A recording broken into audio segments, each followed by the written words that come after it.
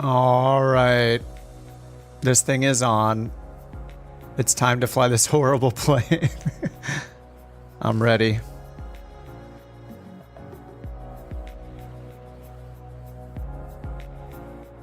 Sorry, a little delayed. We had the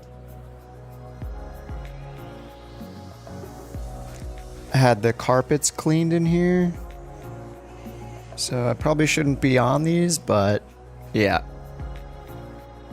What's up, Chase? What's up, Rover?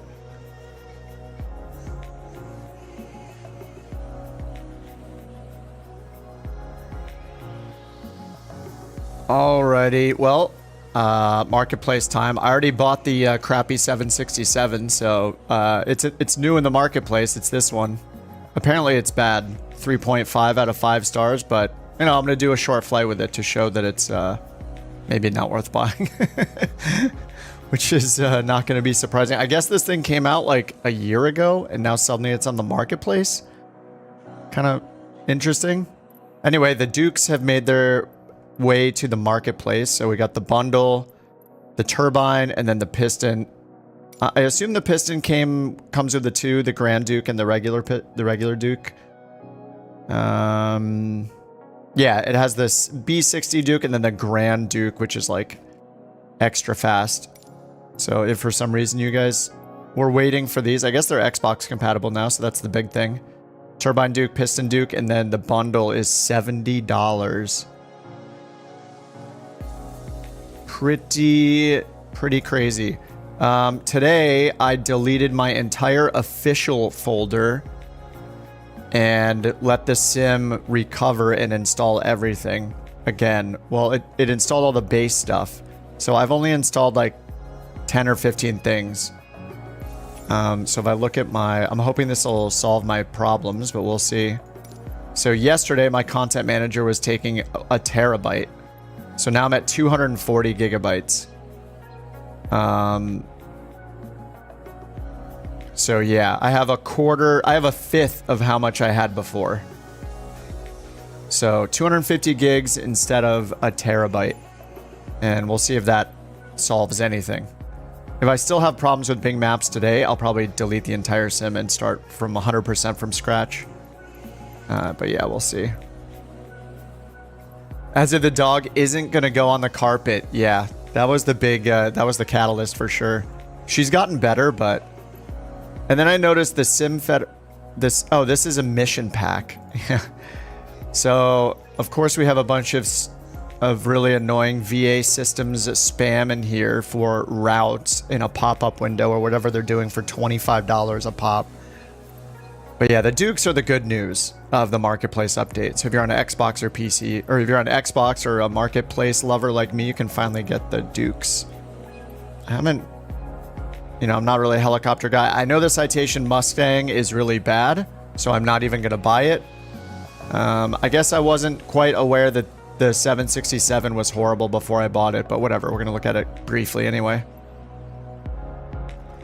And then there's this Globe Swift. Maybe I should just not even try the 767. I did load it up yesterday, briefly. I think didn't this aeroplane heaven... I think this developer made a Technum that I got, which wasn't too bad. Aeroplane heaven. Oh, they've worked with Microsoft. Okay. Wait, no. It might be a different company. Oh, DC3 Enhanced. Okay, so they've worked with Microsoft on a bunch of planes. The Aero, the AERO Aero, the Stratoliner, the Hurricane, and now the Globe Swift. Maybe I should just fly this around instead of the Boeing, instead of the 767. The Swift. Why are there only 2 images? These aren't even good images. What is this? What is this extreme close-up thing we're doing? Well, you can't even see the thing. They just really wanted you to see the grill, I guess.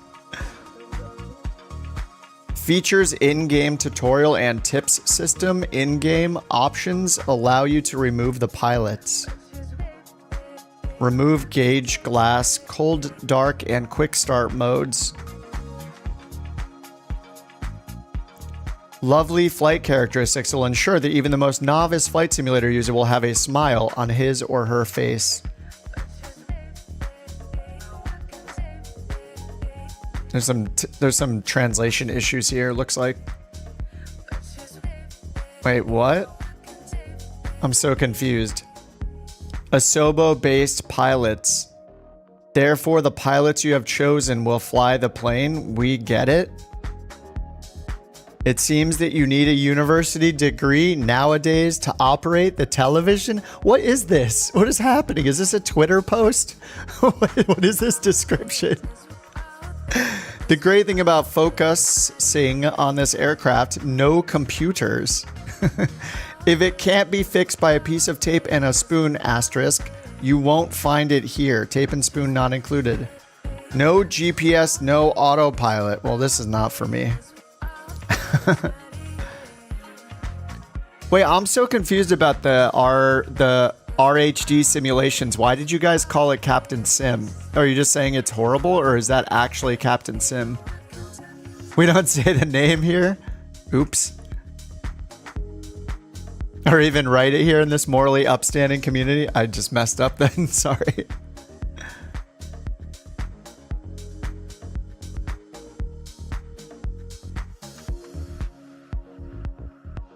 The 767's by RHD Simulations, which from what I can tell made a plane for X-Plane 11, one plane for X-Plane 12, and then this. And then the 767. Anyway, if you guys want to see it, I'm willing to show it. This is pretty funny looking. Looks like it's a reskinned Asobo 747. This is cool. It's got retractable gear, I guess. Oh, I don't know. I remember like probably a couple months ago, there was a product that came out in the marketplace that looked like a Captain Sim plane, but it wasn't called Captain Sim. It was called another developer name. And then when I looked into the details, it's totally from them. They just renamed their development team. It was called something different. So I thought maybe they did that again and made another developer name, even though it's still them. But maybe that's not the case. So this has a little EFB, I guess. Swift options, cold start, quick start, engine start tutorial. Pilot enabled. Ooh, co-pilot enabled. That's good. That means it has a dog. Fuel selector valve to open, throttle. Okay, fuel pump on.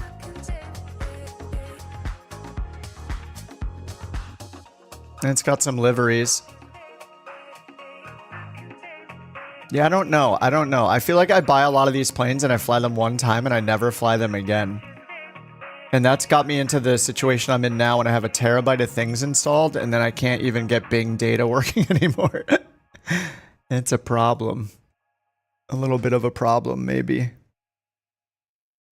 I don't know. Maybe I need to change my marketplace strategy or just not force myself to buy stuff anymore. I don't know.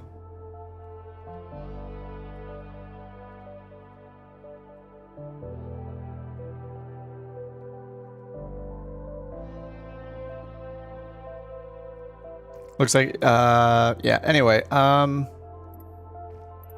let's go back to what's new.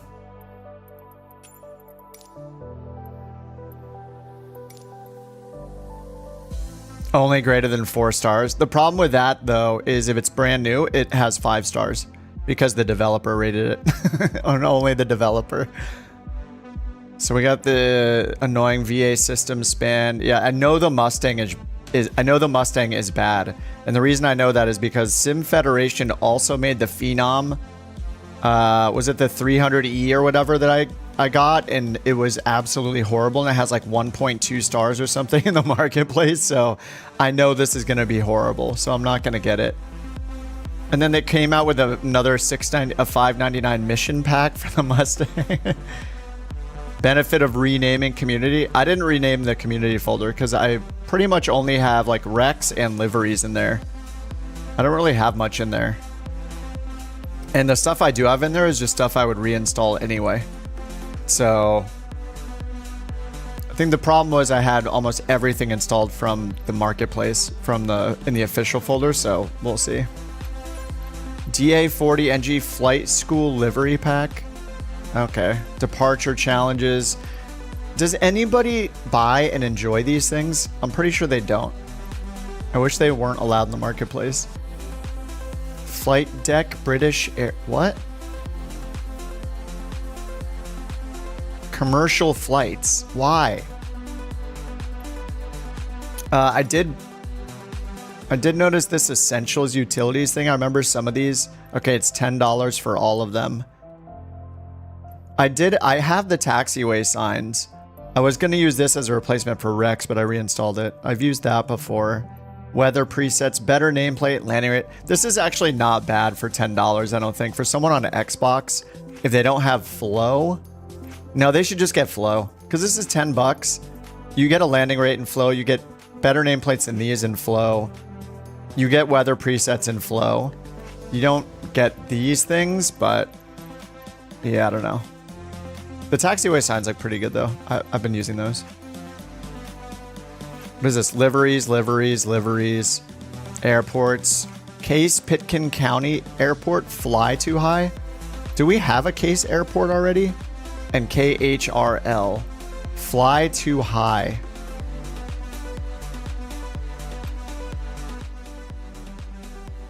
Fly the 767 from Toronto to Edmonton. Run out of fuel and have to land it like a glider. That happened? What's up, Noah? So I guess they've made a bunch here. They just don't get a lot of downloads. And when they do get downloads, they're 3 stars. 3 stars. Yeah, look, when they have a couple reviews from their staff or whatever, they're high. And then as soon as they get over, look, this one has 9, 13, 3 stars, 13, 3 stars, 12, 4.6. Maybe they did get it this one. The majority of these have really bad ratings or not enough ratings to say if they're good or not. 27, 4.2, like that's not too bad. What's up, Cyber?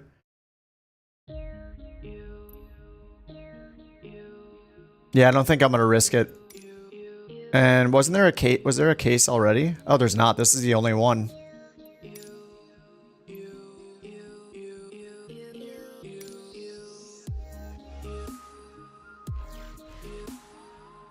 Wait, we have case.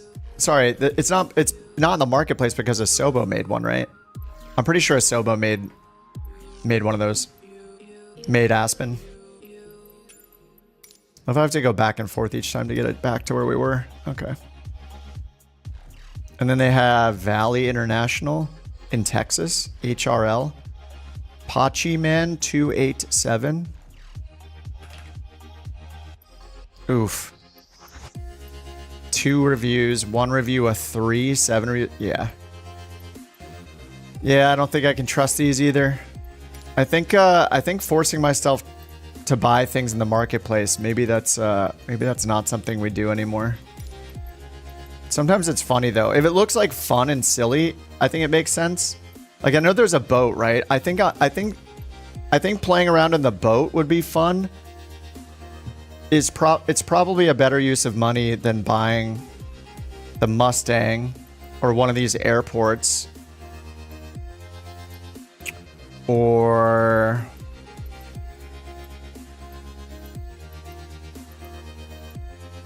$1935. More landing challenges, more liveries, tanker ship. So this guy Rodrigo Mores has made a bunch of these, like, kind of silly things.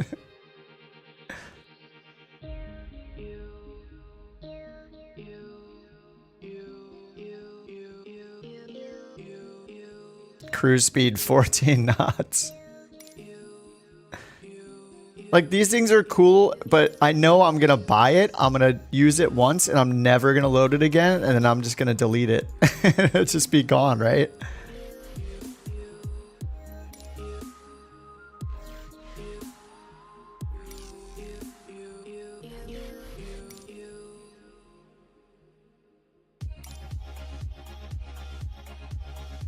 I mean, it looks super detailed.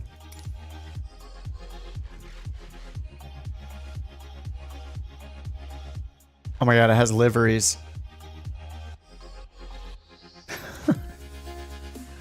It has staff on the boat.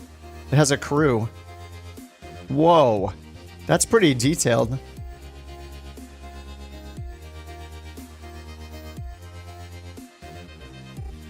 I mean, that looks pretty awesome. And as you can see, I bought the 767. Kip on the boat. And I already have the turbine. I already have the Dukes. Oh, man. Yeah, this has a 3.5 with 19 ratings. A good A350? I don't think there is one yet. Until... People aren't going to say anything is good unless like Fly-by-Wire, Phoenix, or PMDG makes it. So unless there's... Yeah, there isn't a 350 yet, is there?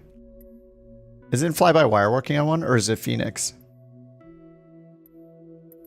I mean, until one of the big developers makes a plane, people are probably not going to say it's good. Oh, it's Aerosoft?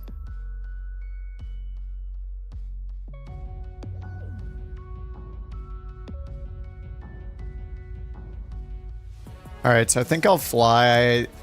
Let's just jump in the crappy 767 so you guys can see it in its glory. Oh, it did come with two... Oh yeah, there's the... I think this is supposed to... Is that supposed to be RB or RR? There's a Rolls Royce and then the GE versions. And I mean, to be fair, it comes with a lot of liveries, so that's nice. There's like this retro Delta livery. Alright, let me find somewhere that 767s fly. Do they fly like a lot of cargo or like cross country? Let's see, B763. Under 4 hours, please, if that's even possible. Yeah, FedEx Express, UPS, Cargo Jet, ABX Air. This is a pretty short flight. Vomit 767. You'd switch to Boeing for a good 757. Oh, the Bluebird 757. Phoenix saw the 319, 321. You took a 767 300 from LAX to JFK. Nice. Yeah, well, let's take a... I probably won't even finish this flight. We'll see. Let's just do... CVG to PHL. I feel like I've been there a lot. Miami. These are 1,000 miles.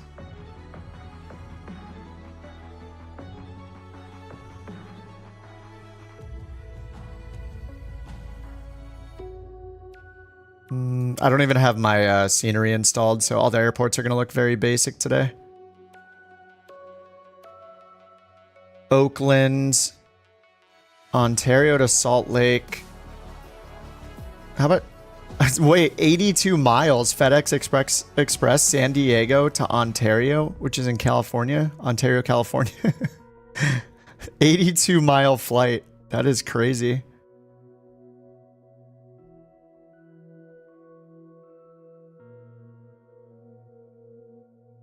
No.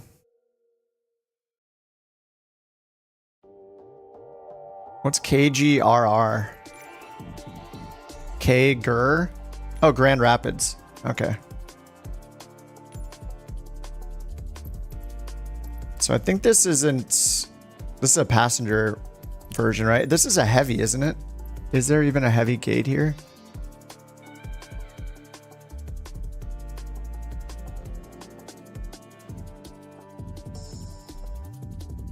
I guess I could do ramp GA large.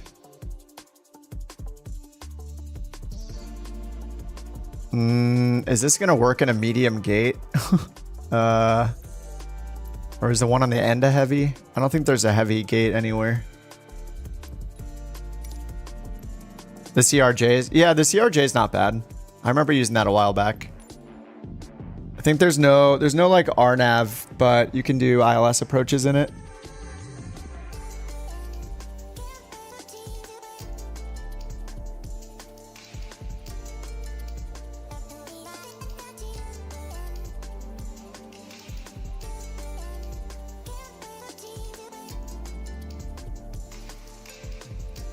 The puppy's in here like walking along the wall. She's like walking against it and just like rubbing her whole body against the wall as she's pushing along it. She's ready to mess up the carpet. Okay, I guess I'll go to a G or to a medium gate and just see if it works. I don't think it's gonna work. But there's mostly, oh no, there's ramp. There's not even a, all right, we're just gonna go to ramp GA large. Your dog does that? Yeah. I don't know if she's itchy or what exactly. Oh, my girlfriend says it's a calming behavior that she does. You didn't eat any real food today? Hey, Lior and SB, what's up? All right, we're gonna check out this crappy plane and then we'll fly something that's not crappy. Like the 737.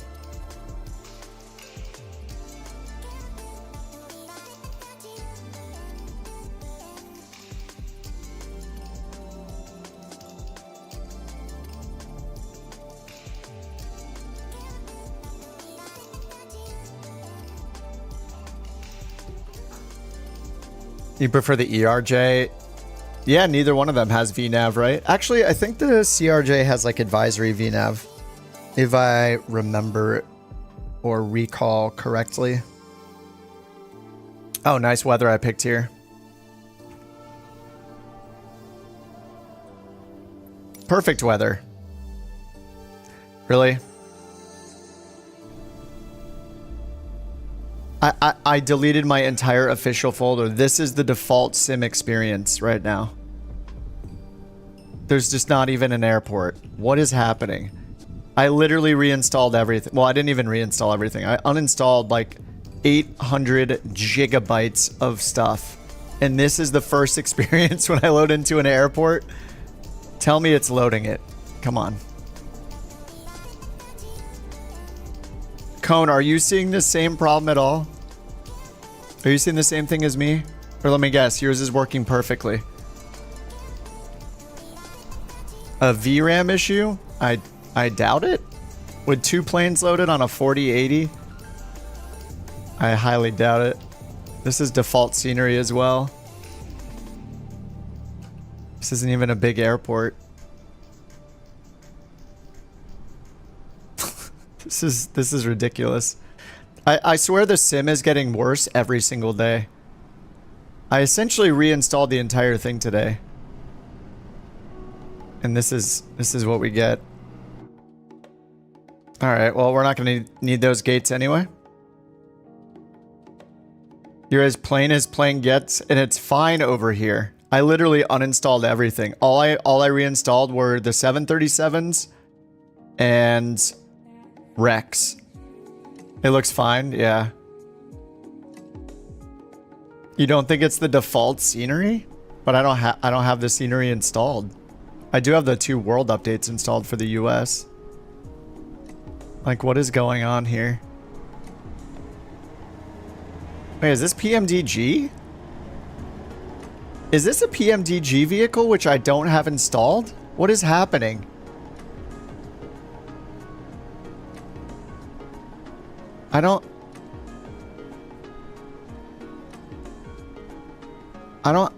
Or it's not PMDG, what am I talking about? GSX. Getting my acronyms all confused. Wait, where? Oh, that is default? Okay, okay. That's default. I just haven't seen the default in so long. Okay. Yeah, nice airport though. Have I ever flown the default 747? Not for a long time. Could be the aircraft. Wait, the aircraft can make the airport disappear? Reload with a Grand Caravan? This is Grand... This is Grand Rapids? KGRR. 767. It's the one that just came out in the marketplace. And apparently it sucks, so... We're gonna do maybe a half a flight with it.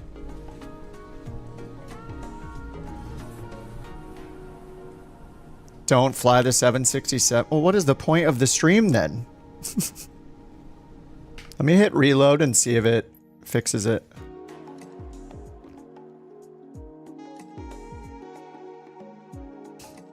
Yeah, I guess this plane came out like over a year ago. Nah, no 777 for me. I like the 737s.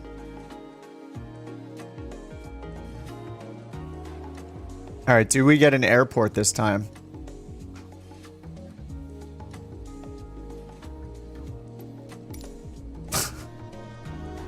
Oh, why is it in... Why did it start in third-person camera mode? What is happening?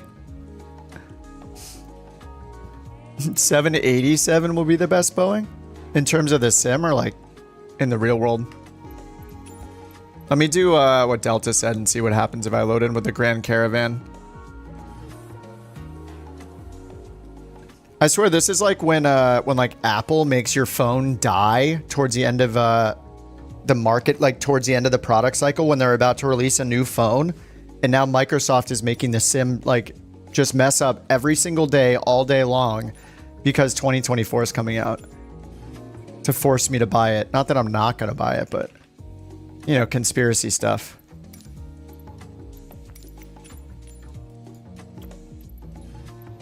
All right, let's load in with a Grand Caravan and see if Delta's theory works.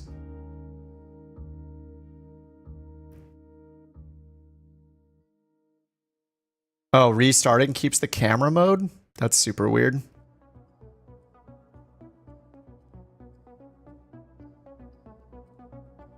Wait, what? The 787, every time you get below 2,000 feet, both engines die?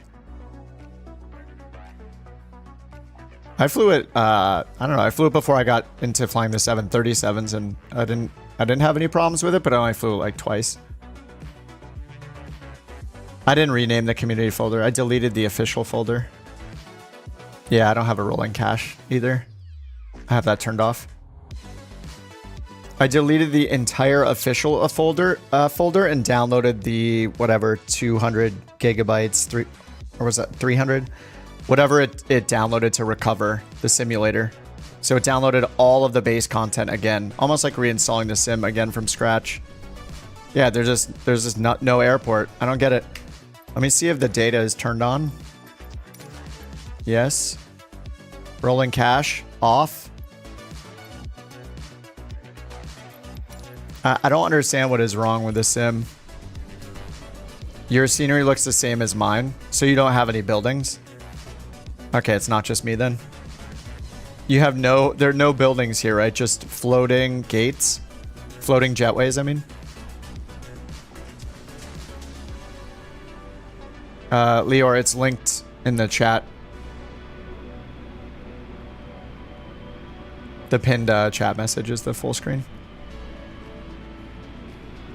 Exactly the same, just jetways and a tower. Me too. Okay, so I'm not the only one. Everybody's having this issue. The content. I just deleted everything from the content manager. It's not a content manager issue. I essentially have a fresh install of the entire simulator. So this is 100% a Microsoft problem. I mean, there should, like, unless I install a mod that is specifically to remove buildings at airports, this should never be a bug. You know, it's insane. Like, this isn't user error. This is not a user problem, you know? Like, the buildings should exist in the sim, in my opinion. Especially at the airports where you're kind of going to spend some time. Maybe not the most popular opinion, but that's my opinion. Okay, let's try this again. I guess I'm going to go GA large because I don't think any of these gates will work. Should have gotten an Xbox, yeah. It would probably be running better on an Xbox than almost the best PC you can buy. I should have kept my old setup.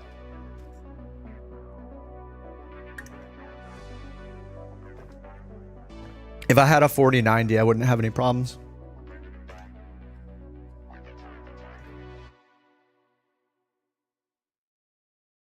All right, so Grand Forks to Memphis, it looks like, is a 500-mile one. I probably won't even get halfway through. We'll try it. We'll just take off and we'll get it started and we'll take off. No, I don't think anybody's going to end up buying this thing here anyway. It'll just be proof that we're all smart for sticking with the high-level planes only.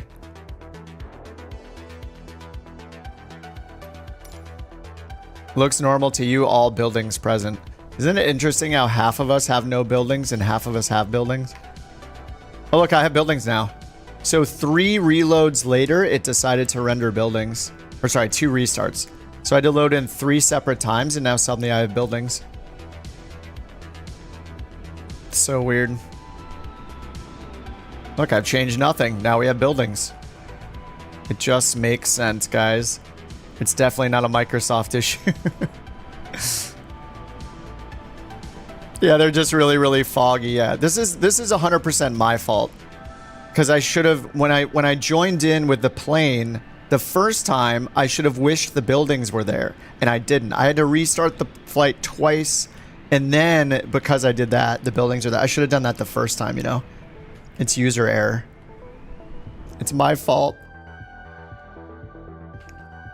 Okay, let's get this this supposed hunk of junk started.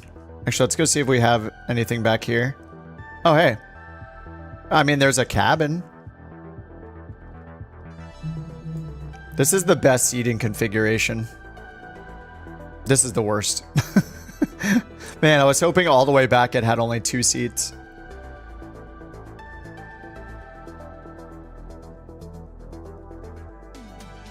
Man, this thing is absolutely massive, though. You almost bought the new Mustang? Yeah, do not buy the new Mustang. Yeah, the Phenom 300, if you remember, I flew that, how bad that thing was. That thing has like 1 point something stars in the marketplace at this point.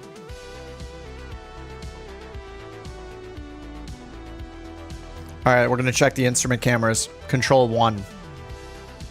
Okay, it's all right. It's kind of a little too far zoomed in, I'd say. Control 2. What a waste. Control 3. Okay, that's fine. 4, that's good. 3 and 4 are fine. Beautiful. 5 is beautiful. What? Wait, is that it? That's it. Those are all the camera. Okay, there's no camera for the MCDU or whatever you call it. There's no camera for this. This is kind of important, but there's no camera for it.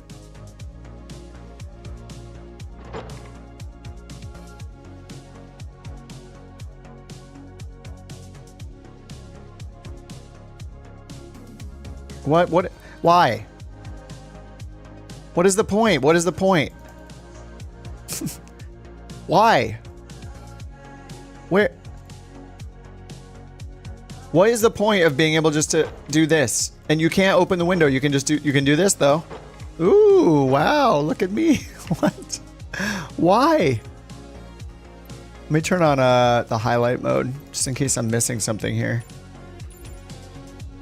So you can open or you can lock and unlock it. But that's it. Okay. Nice, I guess. We got a checklist here. It's what? It starts with a taxi checklist? I guess. Okay. Batteries. Standby power, auto, battery. Battery on. Nice. Okay, this is better than some planes. It has a checklist. Okay, battery switch on. Standby battery selector, auto. External power on if available. We'll listen to the sounds. Okay, on. APU start, then on. Okay, it auto pulls it back to the on position. APU gen switch on when available is lit. Alright, we should probably get some lights on.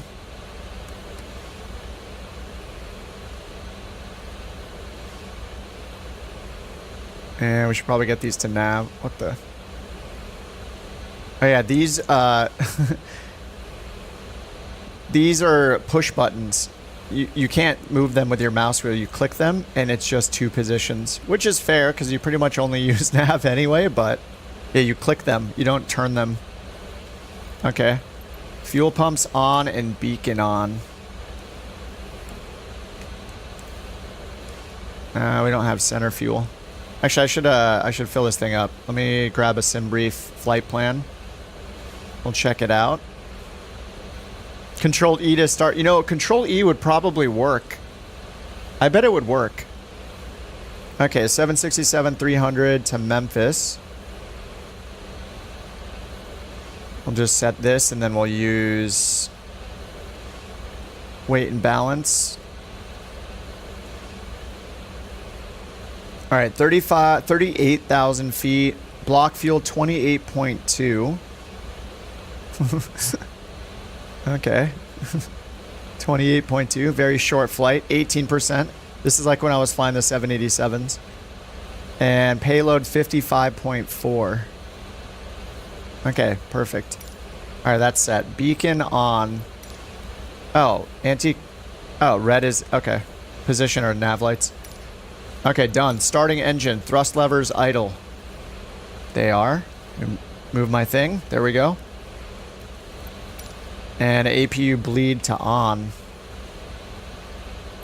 Is that right here? Is that on or off? Does that mean on or off? It looks like it means on. What? I mean, it looks like it's on because it looks like it's connected, right? That must be on, I think.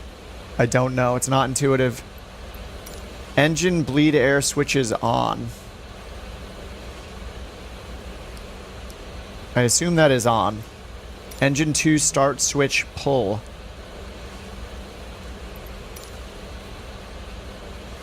Where is it?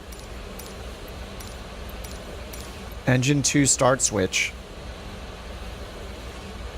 Does it mean to go to ground? It must mean to go to ground. This is another one. You can't turn it to the different levels. All you can do is click it.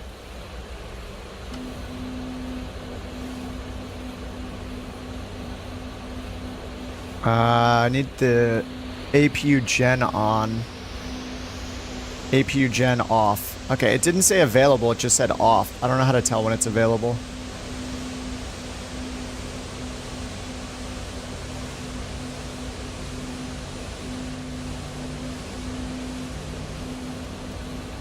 Oh, 25.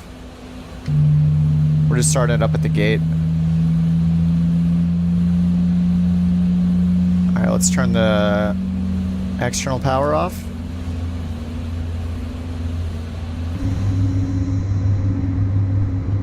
I kind of dig the old school liveries though.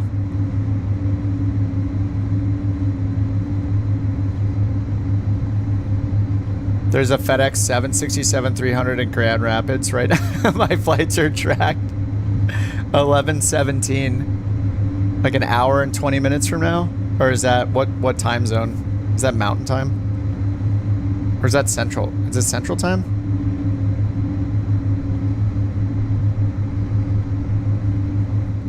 What's up, Abdul? Eastern? You're unable to comment in the main stream? It looks like somebody banned you or something. I don't know what you were saying. And you just got banned in both. I don't know what you said, but Josh isn't going to ban for nothing. I don't know. Engine 2 start switch. Alright, so I guess we're good on engine 1. That was easy. Is my pushback happening? Oh, there we go. Just pushing straight back. Engine 2 start switch. Pull. By pull, I think they mean ground. Alright, 18%. 19.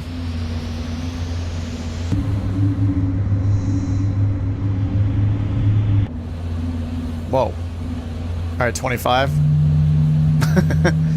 Let's check the fixed cameras. That's a good one. That's not bad.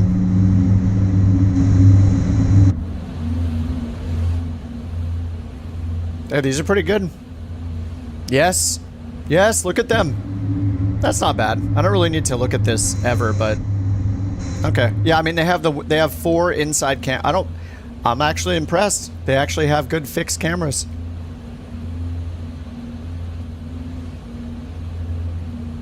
Okay, position init. Whoops. Okay, copy paste. As far as I know, this has no sim brief import, so this is we're just gonna do this the old-fashioned way.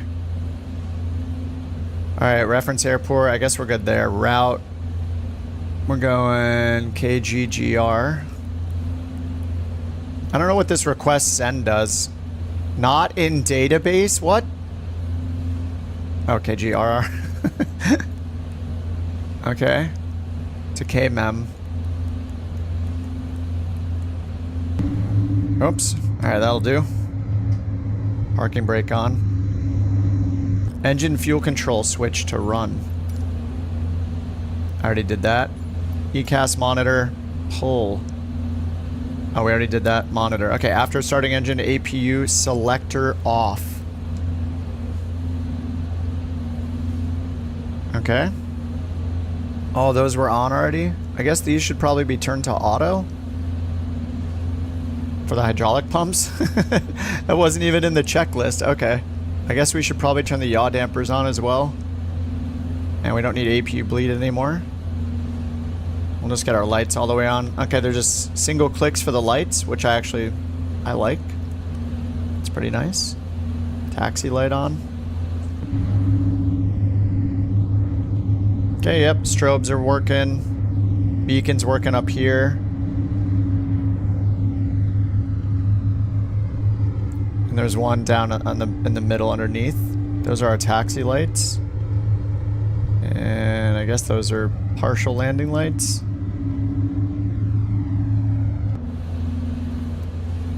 Oh yeah, I do have the landing lights on. Right. Nose gear light.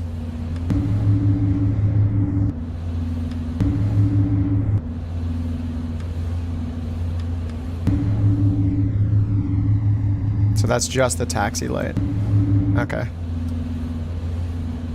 Alright, lights on. That's the end. Those are the end of the checklists. Okay, let's, what's the warning here? Wait, can I recall? No. Whoops. I saw a little piece of red text there. It's gone now. Brightness, auto brakes, RTO. Let's hit B. I kind of like the old school gauges. Yeah, this is it's gonna take 2 hours to program though. Okay, performance init, reserves. Let us check our reserve fuel. Okay, briefing. I'm on the OFP over here. FinRes plus alternate 10.1. Alright, cost index is 60. Cruise altitude is 380. Cruise CG. I don't know. How am I supposed to know that? Execute. Okay, thrust limit. Let's check. Let's see what SimBrief will give us here. If I do the populate, calculate. Okay, assume temp 51, flaps 5, takeoff 2. Alright, 51, cell temp, takeoff 2. Only 76% power. Flaps 5. What?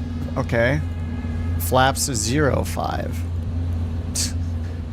What? I can't put in a flap. I can't put in flaps 5. Flaps 10. Okay, there's not even a flaps 10 position. What? What is it talking about?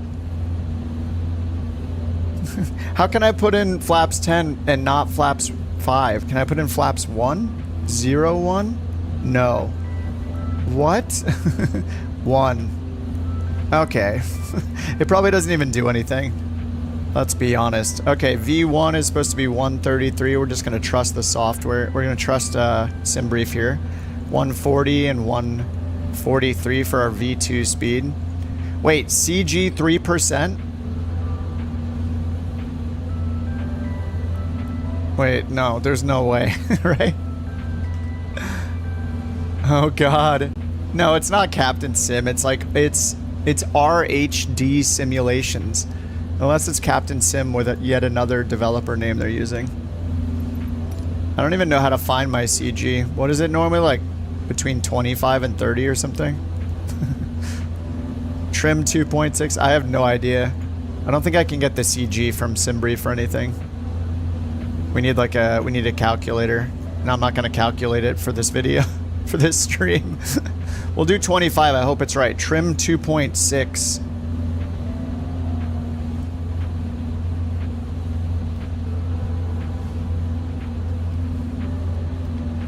Okay. 2.6. What's that? 3? Yeah, that's good enough. Thrust limit. Okay, we got all that. Okay, route. Page 2.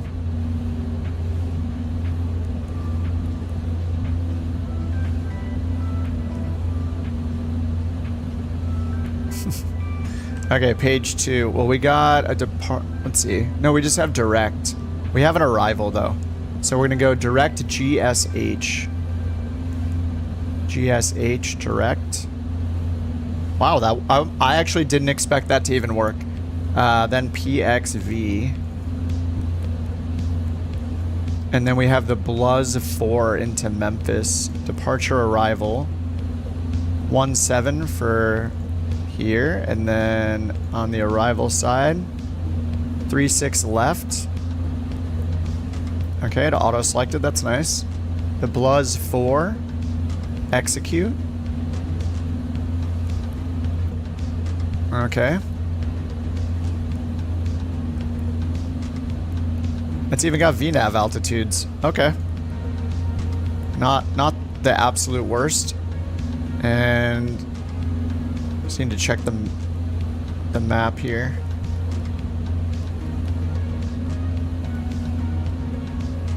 Okay, step. Okay, that works. Alright, that looks fine. I'm surprised the step button works. Okay, yeah, looks good. And legs takes us back to the beginning. Okay. Alright, let's get flaps. 1, 5. We're supposed to do flaps 5. Oh, we have no charts in this. There's no EFB.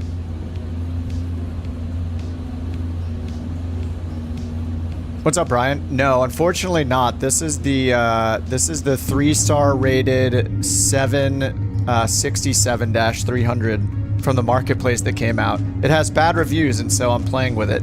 Just, you know, to maybe reinforce the bad reviews. I have no idea. Yeah, it's doing better than I thought it would. Like the fixed cameras are surprisingly just fine. A lot of the buttons don't seem to work. Like I don't get a cursor on many of these buttons. Like, wait. Isn't this the ILS? This is for the ILS. Probably put it in up here, though. Anyway, yeah. We'll see what happens. Selected altitude. We'll just go all the way up to cruise. Let me go import the new flight here to Memphis. Okay. And we're expecting what again? 380.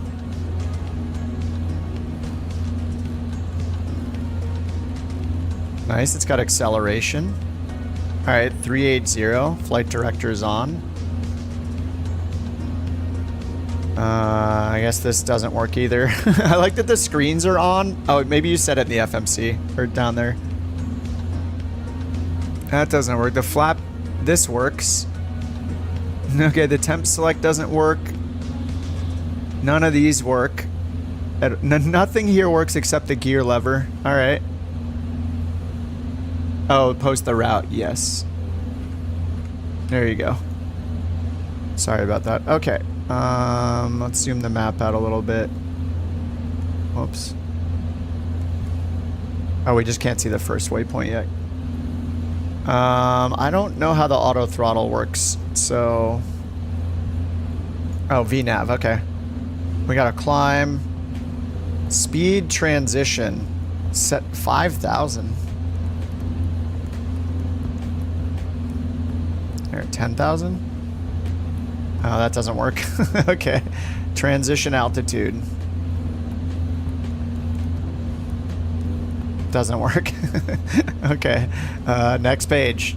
Cruise. Okay, it's got like a cruise setting. Pause at top of descent. It's got pause at top of descent. Oh no, it doesn't work. Okay. Uh, forecast? No, there's no way any of this works. Yeah, okay, none of this works. Yeah, what does work is easier to rattle off. True. Alright, sweet. Let's, what was I gonna look at over here? I don't even remember.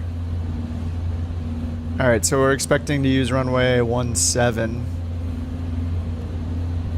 Alright, so we're gonna go up here to 17, 8,500 foot runway. And I don't know what to set the speed at. I guess I'll just set it. Actually, do we have... Our V2's 143, and I'll just leave it at 200 and we'll turn on auto throttle and see what happens. I assume if I hit this...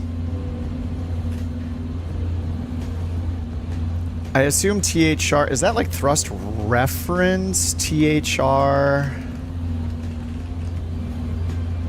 Oh, it's just thrust hold. Thrust hold mode?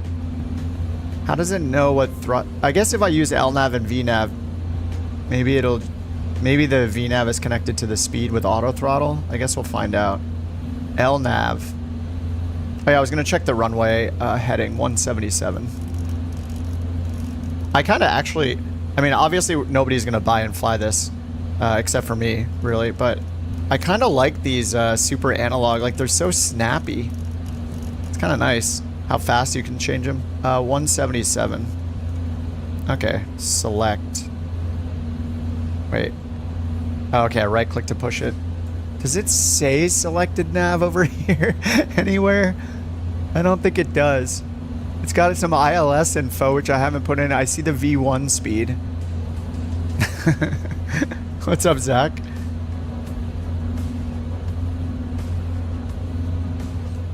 Okay, let's go over to the runway here. I need to go left and then right, left, right to runway 17. Am I using the engines?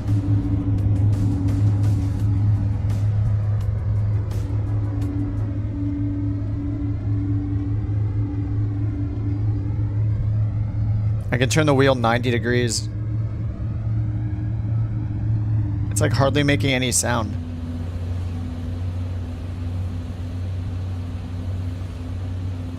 Alright, let's try a faster, I think this is an old plane.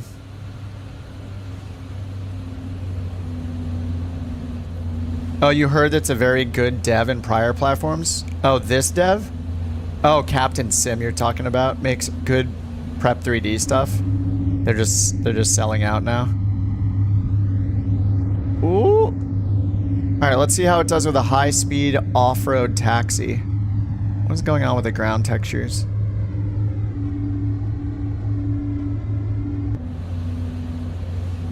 We're going to test the off-road performance. I did install SimFX. Why don't the engines make like any sound when I give it thrust? That's full thrust. Now it's idle. I don't know if we're hearing actual engine sounds or we're just hearing like ambient noise. What's going on with the ground textures? It happens every... Yeah, I like deleted everything. So if you guys are in a plane, I might not have it installed. Yeah, the C700 looks like a fighter jet for some reason. I don't think I... How did I not... No, it's right in front of me. 738? Do I not have the 738 installed? No, I think I do. Alright, well, we're going to try this thing out. Landing lights on, runway turn-off lights off, taxi light off. We got flaps set to 5, and our rotation speed was, what, like 140 or something like that? Why do I delete so much? Yeah, I took the drastic measure of deleting my official folder and then starting the sim, and it took like 2 hours or so for everything to get reinstalled. So, trying to see if that helps my Bing map problems by just like deleting everything. I don't know. I might need to reinstall the entire sim. Basically, I didn't think I had enough time to reinstall the entire sim when I thought about it this afternoon when you guys were messaging me on Discord saying maybe just reinstall. But yeah, I didn't have enough time, so I was like, I'll delete the official folder and restart the sim and see if that does anything. Maybe I'll reinstall tonight. I will not be on tomorrow. Going out to dinner tomorrow. Okay, let's give it full throttle. And then I'm just gonna hit the auto throttle button. Auto throttle disconnected. Okay, I hit it again. It's not doing anything. Auto throttle arm. Whoa. There's like no engine sound. Where is it? Where are the engine sounds? There's V1. Oh, it says V1. Okay, it didn't say rotate though. It said V1, but it didn't say rotate.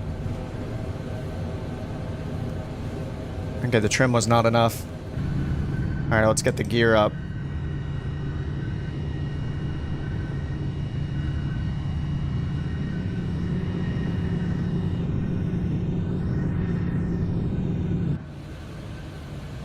Okay, autopilot on. Let me hit VNav. Okay, let's see if it holds that. Okay, it automatically set 240 up there. I don't know why there are so few sounds in this plane. What is going on? Is it my sound settings? Like, normally this is more than enough volume to hear it. Okay, it looks like it's holding the speed. We have VNav on. Let's go LNav. Okay, it's turning us to the right. Flaps 1. I mean, it's got the flap speed markers on the airspeed indicator. It's a big boy.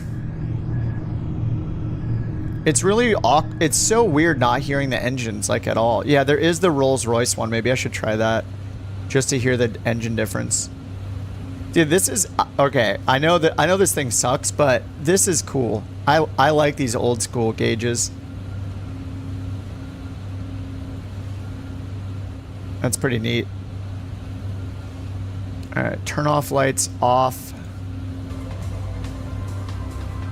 Guess we can get the nose gear light off.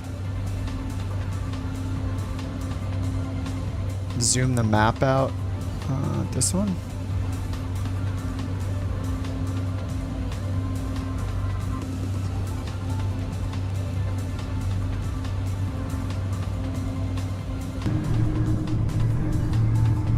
Yeah, it'd be better if the engines were... Maybe the Rolls-Royce engines are way better. Maybe there's actually sounds. I feel like I don't hear anything. But we got wing views, which is surprising.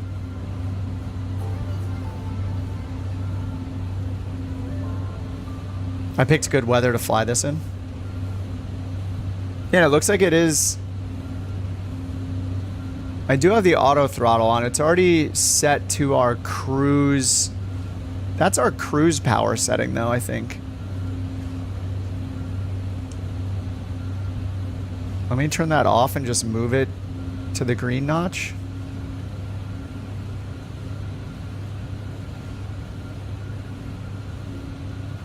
I thought that 70 something was our cruise speed. Or our cruise power setting.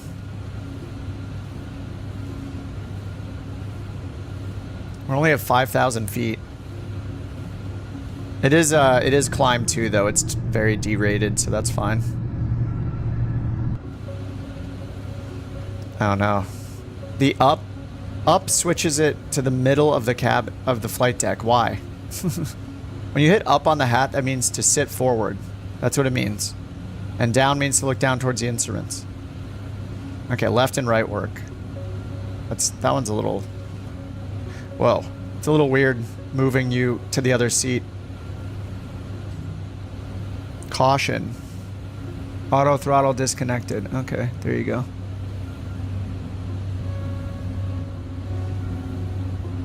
This weather is awesome.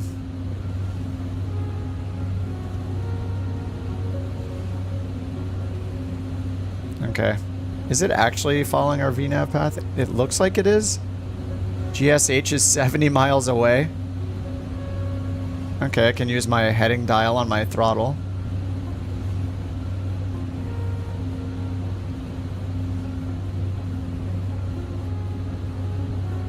How much was this plane? This plane was $25. I feel like if this plane was $10, it would be fair. I don't know. Is this $25 worth for an airliner? I don't know. It's hard to beat fly-by-wire $0 with a tablet and everything, so it's hard to say how much this should cost, but if this was like $10, maybe it would be worth it to some people that love this 767, but I mean, the vast majority of this stuff I don't think works at all. There's no SimBrief import. I mean, whatever. There's a lot of planes that don't have SimBrief import. The sounds are horrible. $10 maybe? Yeah, scammed. Yeah, a lot of this doesn't work either, like cruise, descent. Okay, just got some simple speed restrictions, that's fine.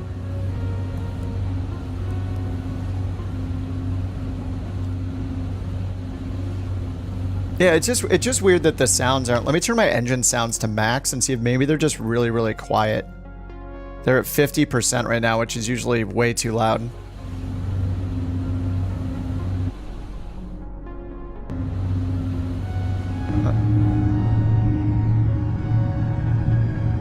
Is it just like they're just, I don't know. Sorry, Nick, I have to install the 117 again.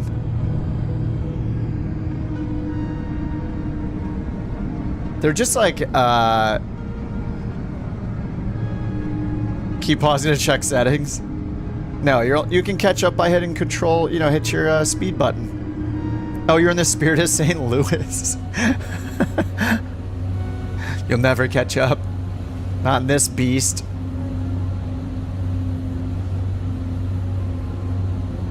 Yeah, I don't know. If this was like a $5 bargain plane, I could see somebody getting it just because they want to look like, they just want to pretend like they're in a 767. I don't know. We'll see if the ILS works. That's the major part. Nav, rad. Okay. Course, radial, ILS. Okay, it did put it in automatically, so that's nice.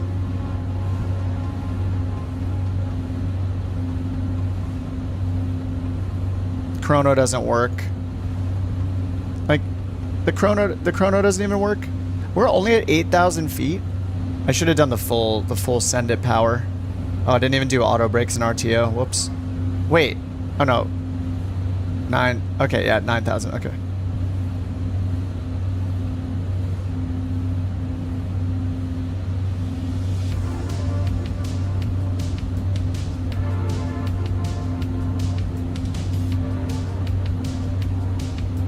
Yeah, if you like to fly from the chase cam, yeah. I think that's the market for most of these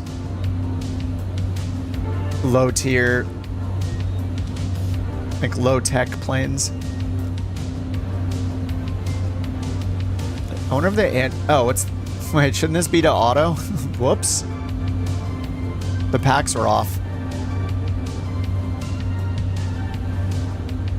Trim air, oh, the recirc fans are off too. Okay. Oh, the emergency lights aren't armed. Whoops. That wasn't even in the checklist, was it? Not that we really had much of a checklist. Okay, anti-ice can go on, off, or auto. We got wing and engine left and right. Do the wipers work? Wait a second. The wipers are on. Hi. Oh no, the wiper switch works, but there are no wipers. There are physically wipers right there. I mean, we see them. Do I? Low, high. Nope. Rip wipers.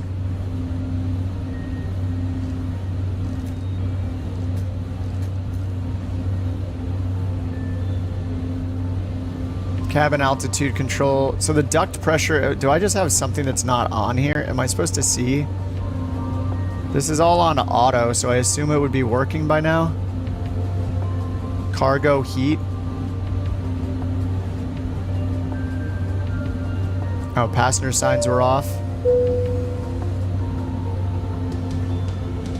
Maybe this just never works? Or there's something I'm missing here. The fuel quantity thing is fine, I guess. You know, it exists. Oh, wait, did we stop climbing? What's happening?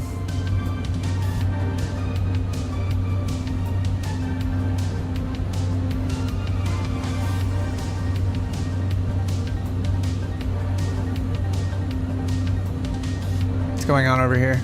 Do we have a restriction, maybe? Maybe we have a restriction. No. No restriction. Oh, now it's climbing again. A little bit. FL on?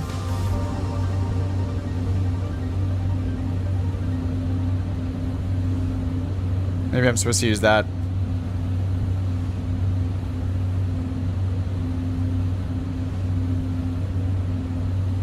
Yeah, no, we were not coming into this thinking this would be worth the money.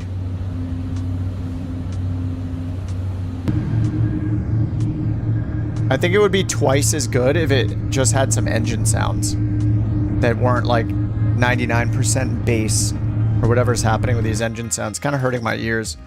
It's almost like somebody turned the treble and the mids to 0 or to negative 200. And now all we have is just this low rumbling the whole time. But maybe that's the GE engines. You were gonna buy this plane? No, no, no.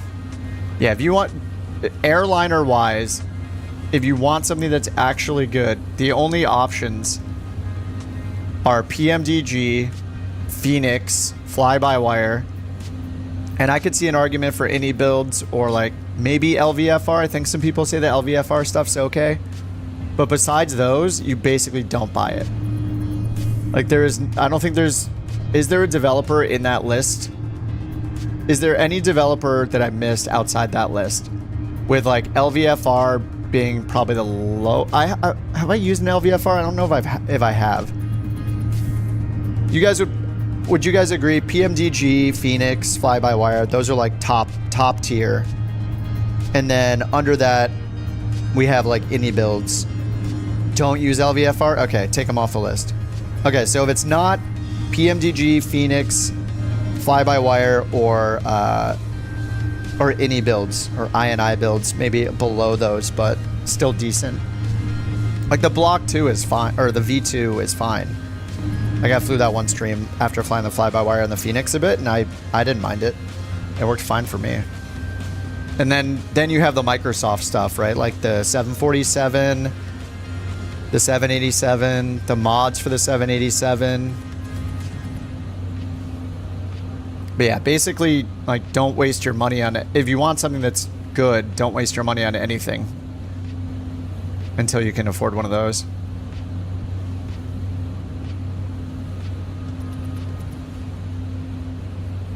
All right, how far, I don't even know. How far out are we here? Can I get does it show my top of descent under VNav?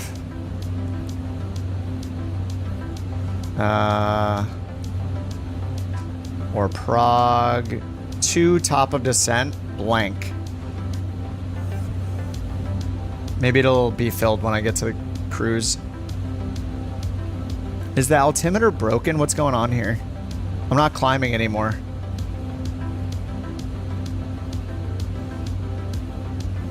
Do I need to climb in vertical speed mode?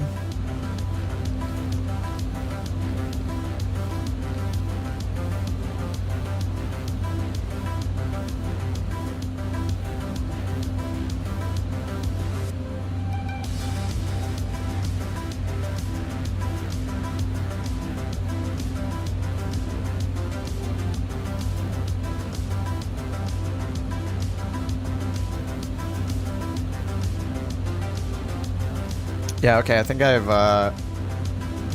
broke it. What does speed mode do? I assume it's just speed hold.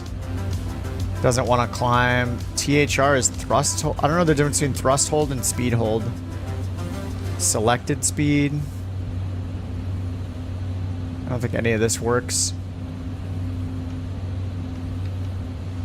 Vertical speed. I'm guessing we wouldn't normally fly this with vertical speed mode, but...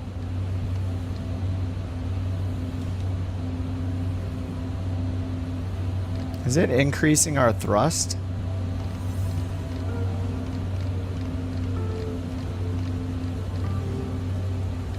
I don't think it is.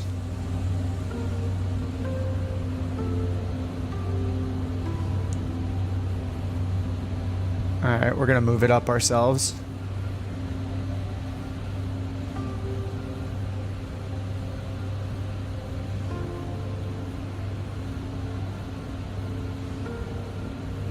Vertical speed in a 767.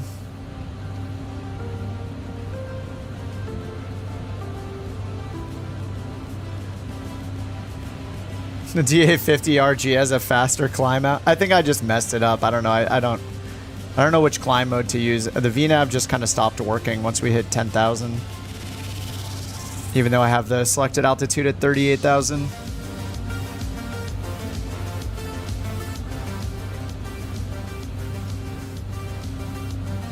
Doors only come off on the max. I will happily fly the max. I have no problem flying that in the sim.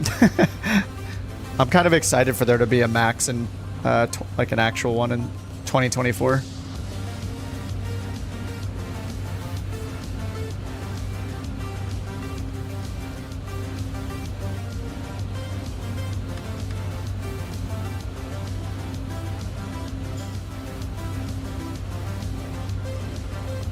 All right, we can't climb this fast.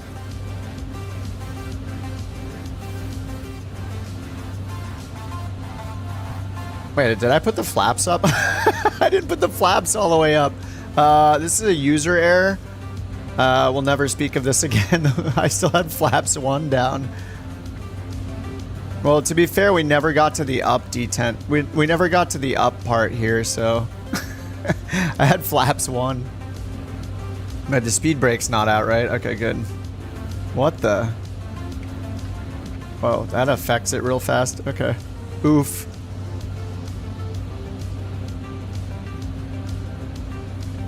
I don't think that was really affecting our climb that much anyway.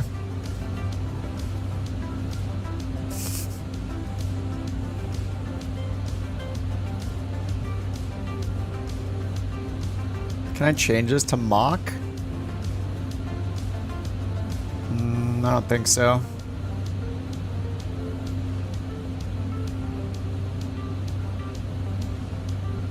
Alright, I'll just give it full power. Full toga power. Can we climb faster? We're only at 17,000. I don't know. The climb feels really slow. Yeah, with engine sounds, this wouldn't be that bad. I wouldn't feel so crappy about this experience if there were some decent engine sounds. But I don't know if I'm motivated enough to do a second flight with the Rolls-Royce.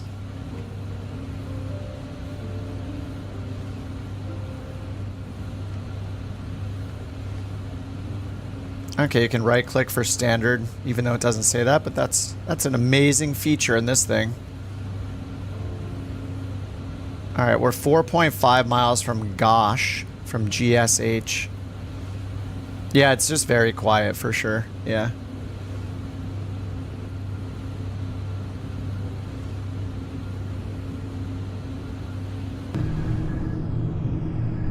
I mean, I think this could be fun for someone if it was like $7.99.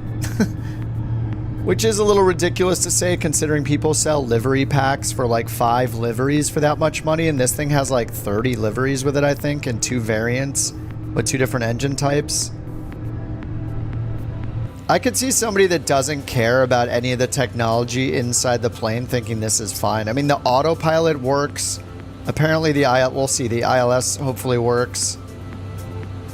I don't know if it uses like the guts of working title software or what. Hopefully, I don't like every dev should be using that stuff, especially if they're gonna just make a really basic plane. All right, we're at 20,000 feet.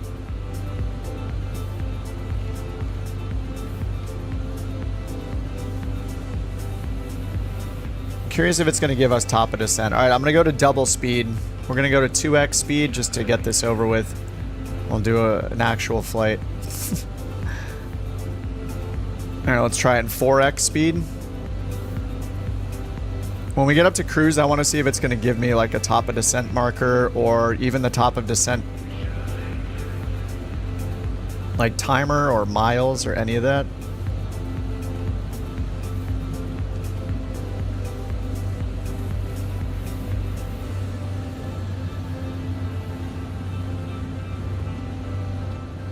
We'll see if the selected altitude even works. What is this thing even for here? Oh. Okay. It's got our N1 EGTs, N2, and I don't know what EPR is. Engine performance rating. What does that mean? Engine pressure ratio. That's new to me. Engine pressure ratio. I did not expect that to actually turn on. So why is there an auto mode then? What is auto? Auto just means off, I guess.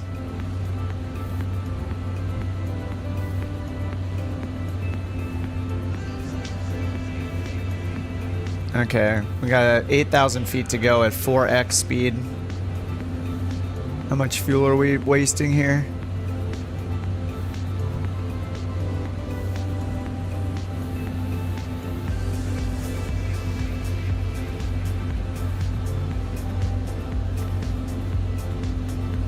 Surprised it even turned on, yeah.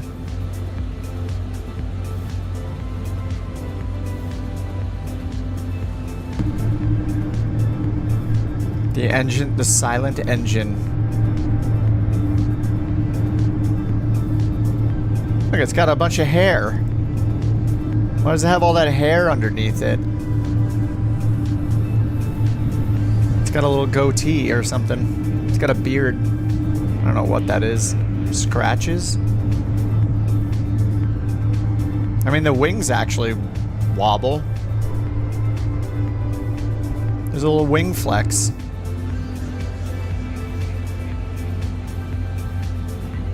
I guess just not from this camera mode for some reason. That's weird. Why isn't there wing flex in here, but there's wing flex out here? Is it just too subtle, maybe?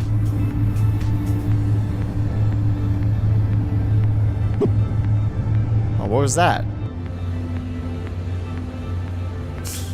Okay, here comes 38,000. Let's see if it levels off here. It does say hold. Nice, vertical speed mode went off. Okay, it's holding. Let's turn on auto throttle again.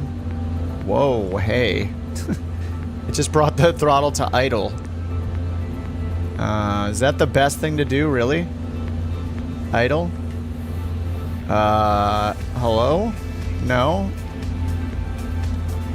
Okay, VNAV, I guess. What the? Alright, crisis averted, I think. And it's not at... Wait, what's going on here? Okay, altitude hold. Okay, acquiring. I think. 207 knots. What? Are we really at Mach 0.816? What does this say? Oh, is this 253? Okay. It's like a Mach thing. I don't know. Oh, this says 253, but our IAS is 205. Okay, whatever. Alright, do we have top of descent? We do not. Okay, no top of descent.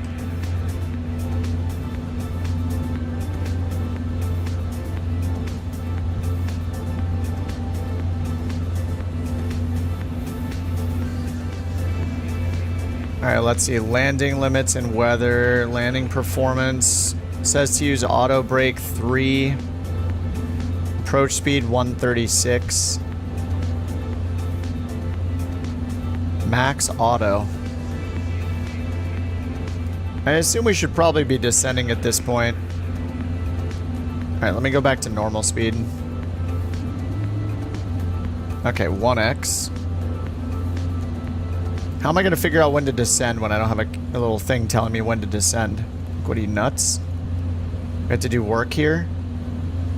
Distance to go. Oh, 544 miles.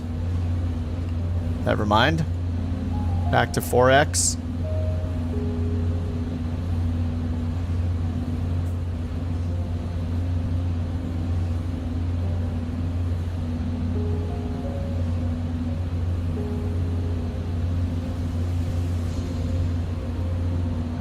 Yeah, okay, it says flap 30, auto brake 3 is what SimBrief is recommending over here.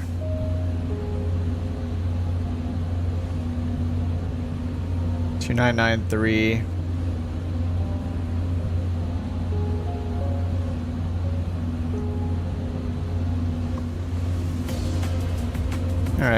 3, 330, auto brake 3, 136. All right, so what's the rule again? We need to lose. Well, let's check the approach real quick. Approach is available. It says to land what, 36 left? Is that what I programmed in?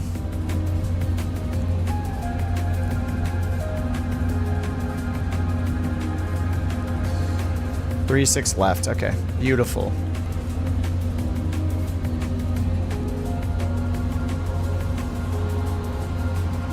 All right, ILS 36 left via Weston, I guess. Oh, there's a Cat 3. Is this thing gonna auto land? So our altitude, okay, 108.9, 360. Let's go down here, rad nav. 108.9. I guess I just put in the course. ILS 36. And it's 360. Oh, which is 0. Okay, so it has that in automatically. Invalid entry. Okay, it uses 0 instead of 360. That's fine. Okay. I guess that was maybe automatic. This was automatic.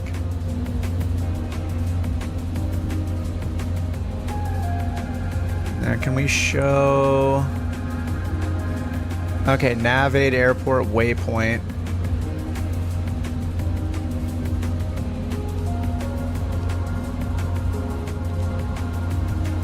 It looks like VNav data.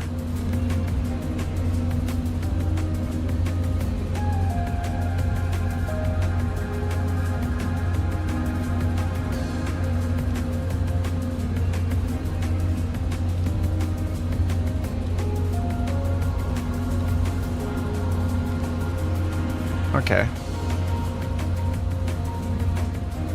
And then 1-1, let's see, do we have DME on this? We do. Okay, maybe we need some anti-ice. Auto, auto, auto. You love when it's just got an auto setting. Okay, 2,000 feet is what we want, so... I'll put in 2,000 feet. Let's go all the way down.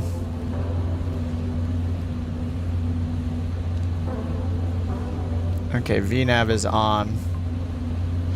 It's starting our descent already. Okay, so the VNav doesn't follow like a top of descent, I guess. It's just going to start descending right away. It's going like 200 feet per minute. 200 feet per minute down. Still freezing. I haven't froze yet. There's plenty of time to freeze. Oh yeah, I guess the ground looks okay right now too. I just went in, I deleted my entire official folder, which is the it's like, instead of deleting my community folder, I deleted my official folder. And then started the sim and let it reinstall all its base crap again. And then installed like 10 or 15 things from my content manager.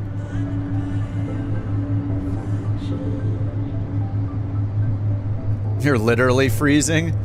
How high did you get? 26,000 feet? I don't even have it installed, the Spirit of St. Louis. Yeah, so I guess when you're ready for descent, you can just... I don't know if it's going to follow constraints or not on the way down.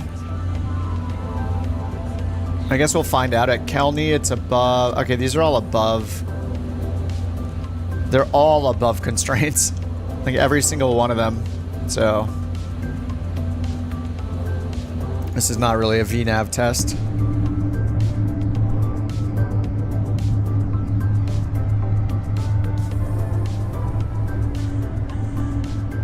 It's hard to say that this plane should be like $5 or $10 because of how expensive liveries are. And it has like it has a bunch of liveries. So it's like... Oh, I guess it works with SimFX. I mean, we have contrails. How supported is it?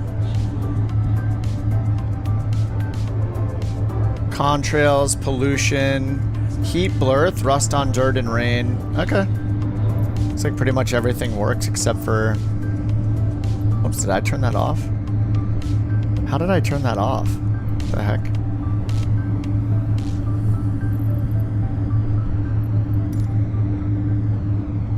Yeah, I think I'll hop in the Rolls-Royce engine variant. Uh-oh, blurry. Oh, look, it's happening. I mean, I'm going 4x speed, so I could forgive it, maybe. Okay, it's loading in. Okay. It loaded in a little bit. Is it going to load in any better than that, though? I am going 4x speed, so I get it. Okay, this is sharp up ahead. Is that just the engine blur, actually? Oh, that's just the engine blur. Okay, yeah, my bad.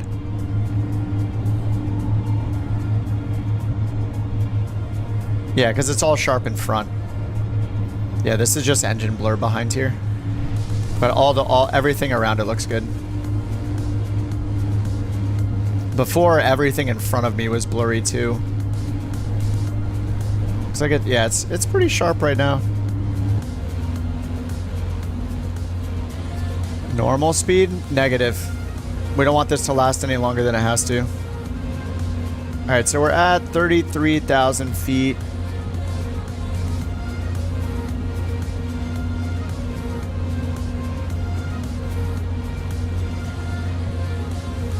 Where's Sitan? Copen, L-Town. BNA, Sitan, Kelney. PXV.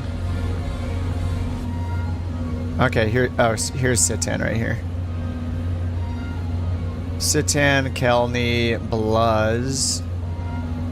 So at the end of this, we should be at 3,000. What did I put in? 2? All right, we'll put in 3,000.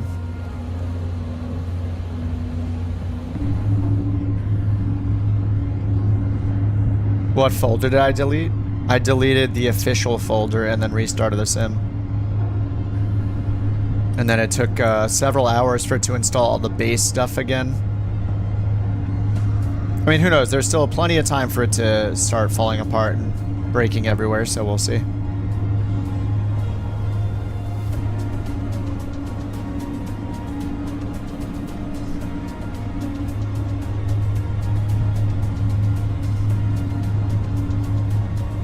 mean, it could also be a level of detail thing, but yeah, see how it's like blurry here right now? It's weird, like behind me it's clear. It's probably just a 4x thing right now. Over here is clear. But then this whole segment right here is all blurry. Now this is clear. So it's just like it's weird. It seems to like not want to load the area under me. Right? Like why is it every area that's clear except, and it's not the heat blur because that's behind the engine. Unless it's messing with me around the engine too?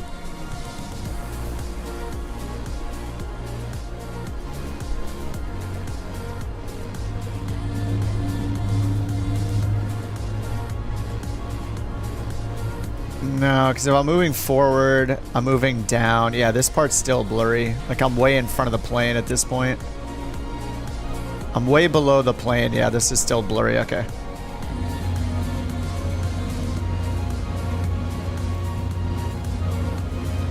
All right, we have like a 90-degree turn coming up here. This will be fun. Let's see how it handles this. Nice.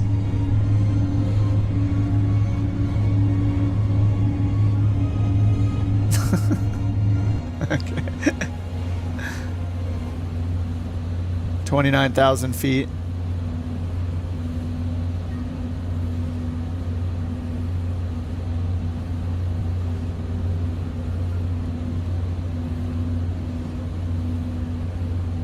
All right, so we have the ILS frequency all dialed in. So in theory, when we hit loc, it should switch over to use that. I guess this doesn't do anything. Oh, I guess maybe if I dial in a VOR, but yeah, okay. Maybe it would work if I dialed in some VOR information. Actually, I guess we could try it. There's a VOR near the field, I think.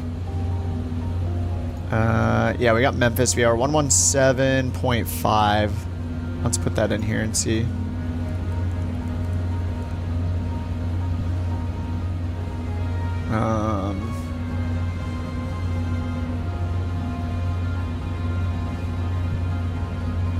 Does it want me to put in a course or something?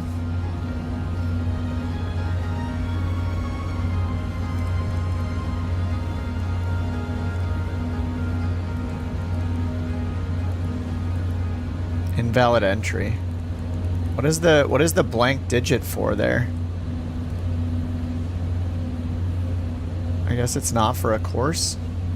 But it didn't change the number up here. Anyway.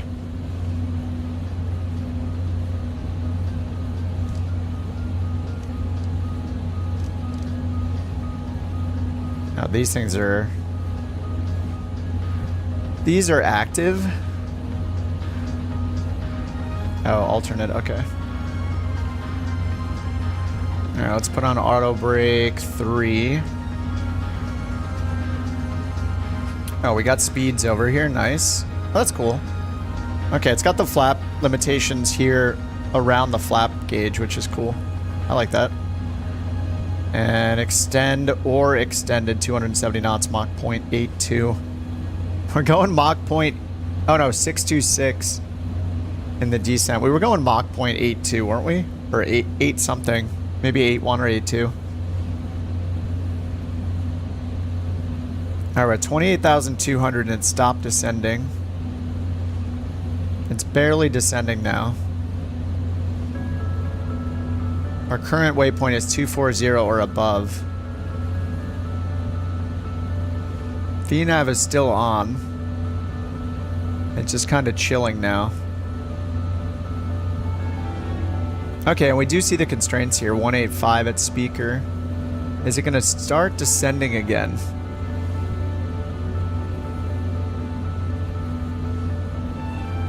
I don't know if we can trust it for VNav. It's going like 50 feet per minute down.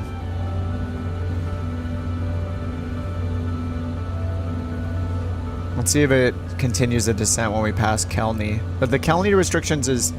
The Kelney restriction's 240. We're at 280. 290. Alright, 4 miles till Kelney. Or Keln.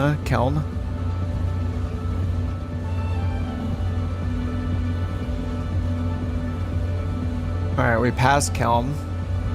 And it's still not descending. Let me just click VNav again. Now it's climbing. What? What is going on here? Let's hit FL on. Alright. Oh, now it's descending. Whoa. What? 2,000 feet per minute. FL on. I don't even know what that means. Flight level on. Is that supposed to be flight level change? Probably not. FL on.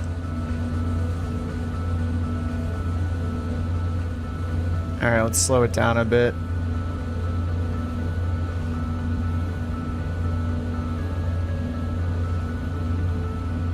We're still at the end of the arrival, so...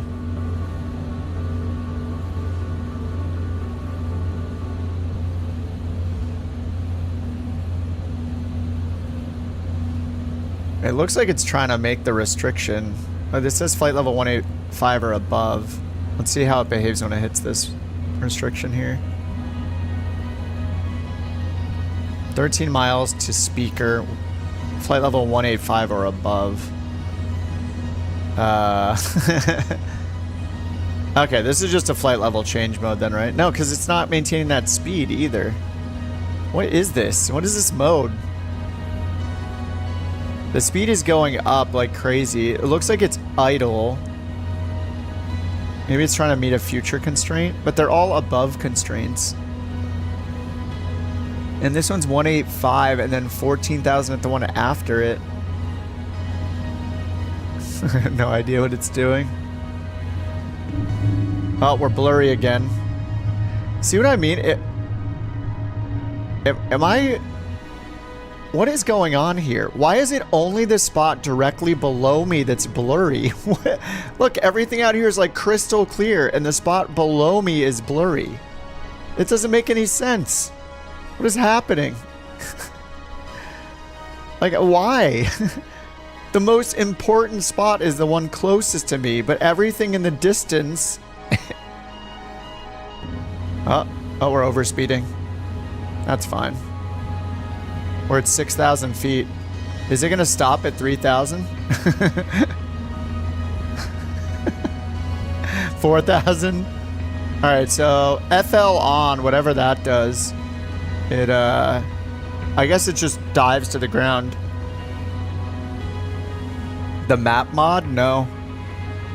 I doubt it because there's nothing in the host file. It's uninstalled. It's not running. I've deleted the rolling cache. I've turned off the rolling cache. I've turned on the rolling cache. I've cycled photogrammetry and Bing data on and off. Unless Bing servers banned me from only seeing the spot under my plane. Like, look, it's clear over here, right? Like, it's only the spot closest to me that's messed up. And this started happening when the 777 came out. I swear, the day the 777 came out, why are we at 11,000 feet now? What is happening, VNav? Okay, can't use VNav. It was climbing at 4,000 feet per minute. I don't know what's happening here.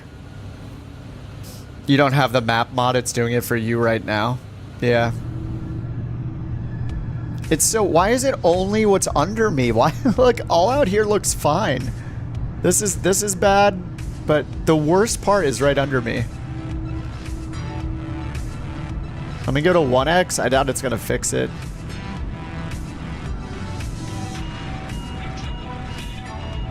Well, what doesn't make sense is that I can, like, there is no way that it takes tons of bandwidth to download these images. Like, if I just go and use Bing Maps in the web browser, I'm gonna get more detail than this shows, and it's gonna load in a millisecond every single image while I'm scrolling. Like, there is no delay or anything. How do you change your Bing server? There's no way to change the Bing server. You can only change your multiplayer server as far as I know. This is probably an argument to use the map enhancement mod because the Bing servers are so crap, or whatever's been happening.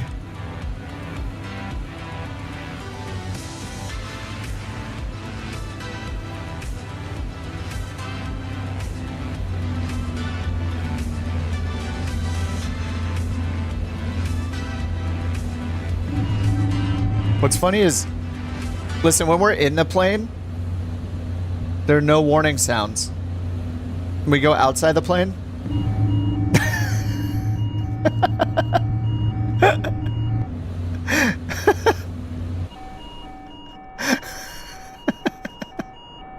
Wow, very useful. In here, nothing. Nothing. Oh, it went away.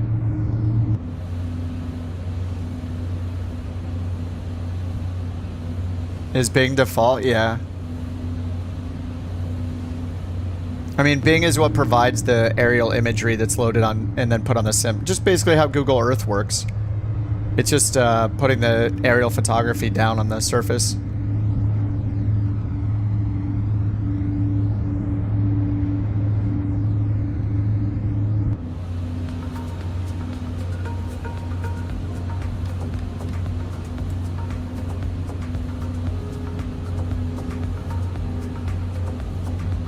Alright, we're going to see if the ILS works in this thing.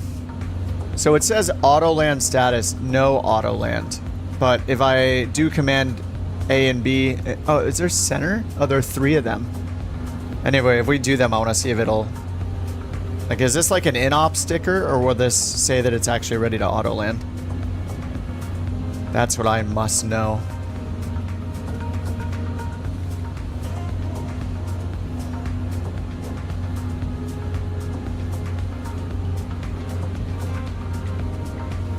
Is this not to scale?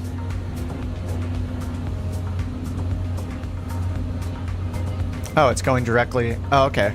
Huh. I guess it doesn't... Does it not have any discontinuities or vectors? Because the star should lead me off on a vector, but it's just connected it to the...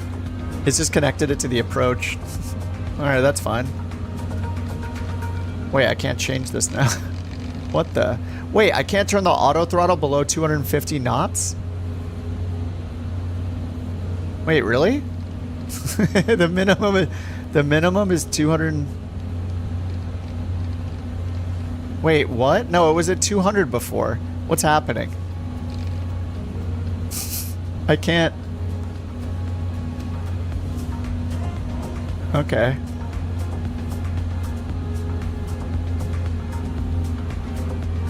Oh, your ground looks messed up too?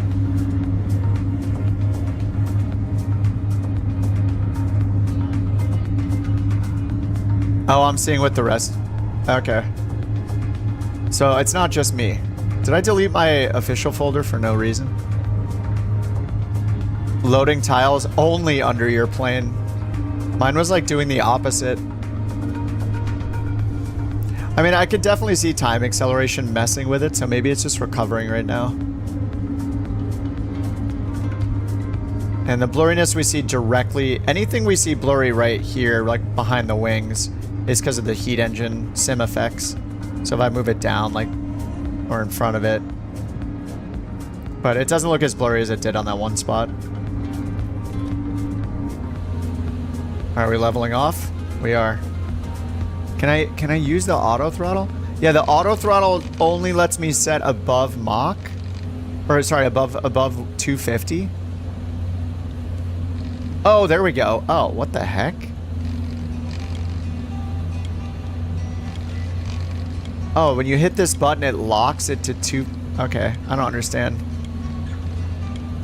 I think I'm supposed to choose between IAS and Mach, but the digits show IAS only. So, okay. I have no idea. Alright, localizer? Oh. Okay, no. Is it on standby? Okay, hopefully it's on standby. We're at 3,000 feet. We will get down to 2,000 at one point. Okay, just holding it 3,000 for now.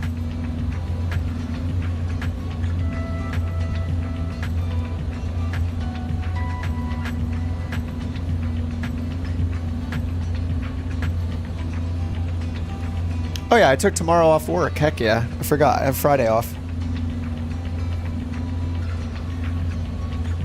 I got like 2 birthday dinners happening tomorrow. Or I got birthday during the day. I'm gonna go see a movie. I'm gonna go see the new Aliens movie with my buddy whose birthday is this weekend. He wants to go see a movie. So I took the day off and we're just gonna hang out, and then gonna go to a birthday dinner at night. What's up, Raccoon? I mean, it's kind of loading in. Why does it like almost not look 3D down there? It's very strange. Yeah, wait, does this look really weird? I don't think I'm getting any 3D trees. 2,500. Yeah. There are no trees. What the heck? It's just flat with no trees rendering in. I don't think photogrammetry is off. I checked it earlier. I'll turn it off and back on. This is not going to take 20 minutes. I deleted so much stuff. Oh no, I hope it doesn't. Maybe I shouldn't have done this. What's up, Raccoon? Yeah, I'm in a horrible 767. We're going to see if it can do an auto land though. No vegetation being rendered for you either. Okay, photogrammetry on. Nothing I can do until they patch. That is crazy. Did this stuff get broken when the 777 came out? I swear, when the 777 was released to the marketplace, they started having problems that day.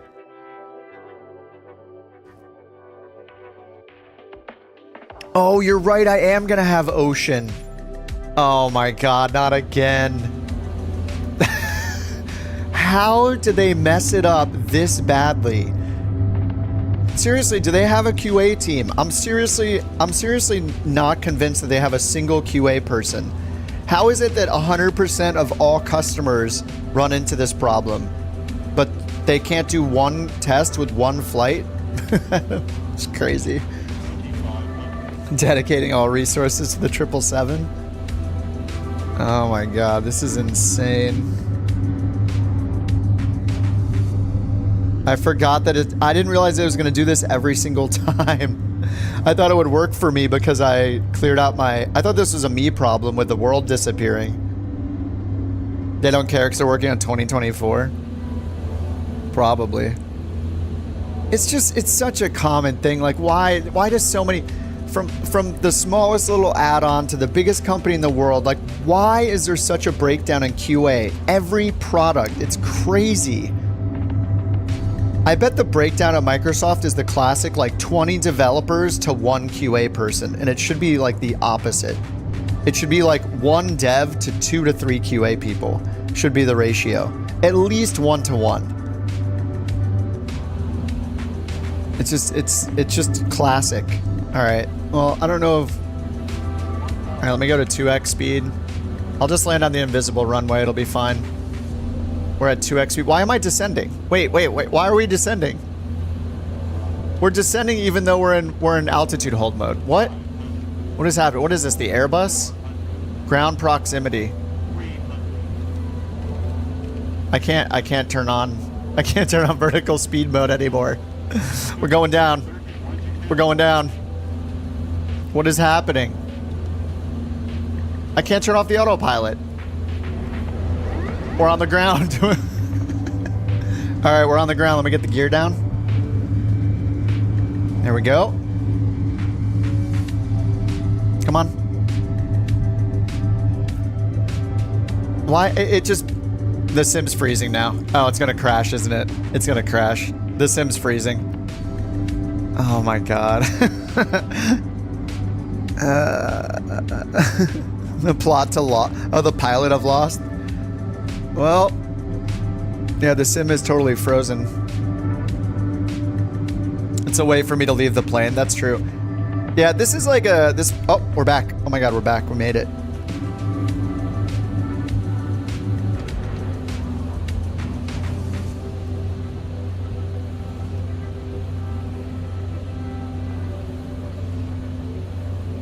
All right, we're back. We're good.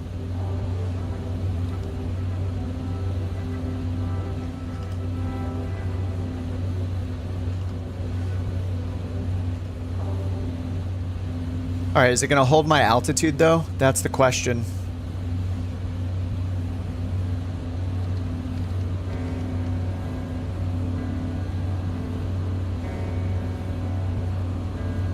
Why am I speeding up when the auto throttle is set to 160? And we're at vertical speed 0. Okay, GG. All right. That was fun. That was fun. Don't buy the plane unless you want something bad. Unless you want something that, It's not the worst plane I've ever flown. It's better than the Phenom. It's better than the Phenom. I'll give it that. It's no Sim Federation plane. I'm guessing people will compare it to Captain Sim quality.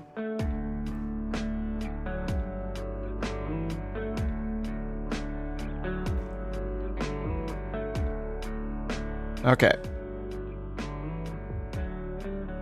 I don't know. I'm going to have to load in. I'm going to load in with the same plane again just to hear the other engines. Just to see if there's anything different with the sound. And I'm also going to test to see if the world exists. Sim's freezing again. Microsoft. Why? There are many fewer liveries for this one. All right, let's see if the ground exists, and I'll just do a quick start and see if this actually has engine sounds.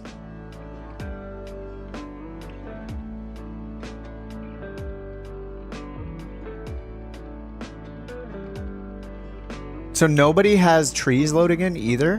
What's weird is I have Rex installed, and I still don't have trees either. I guess it's just replacing them, right? So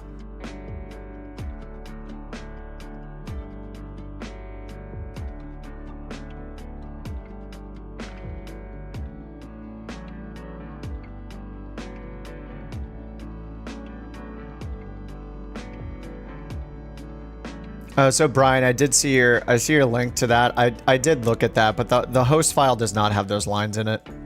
And when you use their uninstaller, I reinstalled it and uninstalled map enhancement, and it actually removes those lines from the host file when you do the uninstaller. So that's not the problem. I wish it was that simple though. Default Xbox is running very smooth. No issues.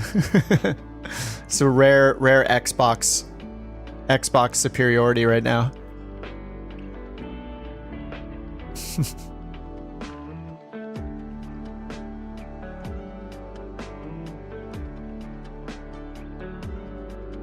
Folder they suggested removing? Oh.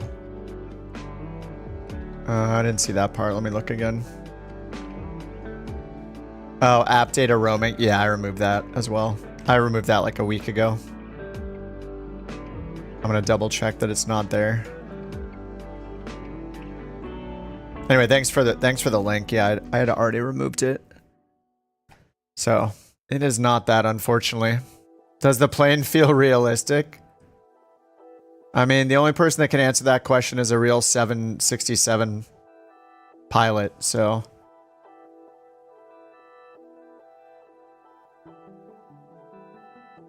And I would guess almost every real pilot would say that the plane doesn't feel realistic in the sim ever because you don't actually feel anything physical, so it's probably very different. I don't think we have any 767 real-world pilots that have flown it in chat. Oh no, it's fine, Brian. I appreciate you trying to help. Yeah, I wish it was as simple as just one thing. Whoa, that was Control E. Alright, do we have any sound here?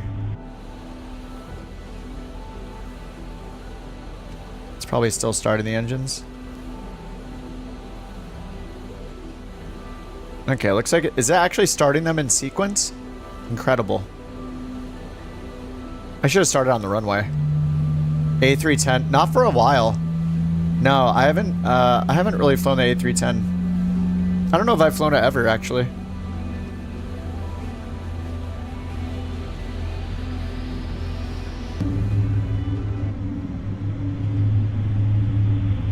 These sound just as bad as the other ones. What the? What? What happened to the sound? Oh, the sounds are horrible.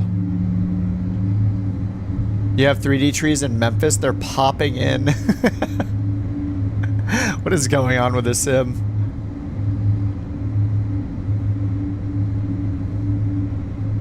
Winglets? I guess it doesn't have any. Is the 767 known for winglets? The liveries are nice. Like, I like the liveries.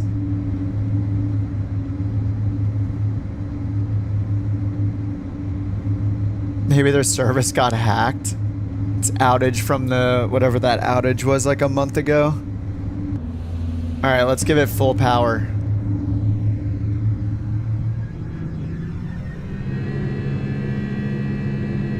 Okay, they're making a little bit of sound, actually.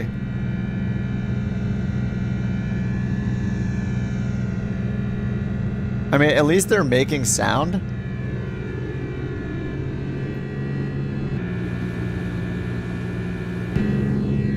I mean, it's really bad.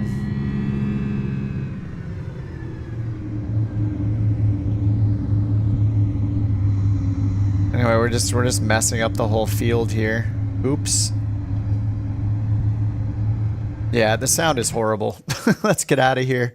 We're done with this thing. All right, let me go in and uninstall it real quick. I'm gonna be very good about deleting stuff now. And when you guys find the 117, I need to install the 117. Okay, all right, let's just take a vote here. Start a poll. Are we gonna do GA? BizJets. Oh, I should fly the Honda Jet. Wait, maybe I'm not gonna do a poll. I should fly the Honda Jet to show off Av's work on the Honda Jet. We got Honda Jet liveries. Oh yeah, you guys should know there's more liveries. Here's the link. Liveries. I made a command for it. Direct Google Drive link. You haven't played The Sims since this morning? Is it actually screwed up? It sounds like it's messed up for a lot of people, yeah. I kind of want to fly the Honda Jet to look at the liveries, and that thing is a rocket. It's been a while. I probably will not use New Sky with it, though. Just because I don't trust myself.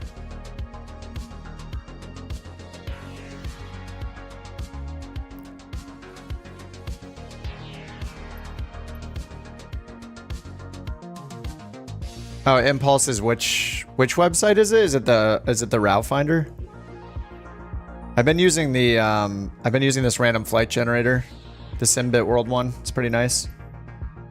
Okay, I'm gonna be a good boy and go here to Content Manager 767. Oh, thank you. My girlfriend just handed me a Firestone Mind Haze Hazy Tropical IPA. Thank you. Okay. The night just got even better. I mean, it could only get better after that 767. It's not the worst plane of all time. It's really not. I don't think that's the worst plane I've flown. The Phenom was way worse than that. I think the like 3-star rating is pretty fair.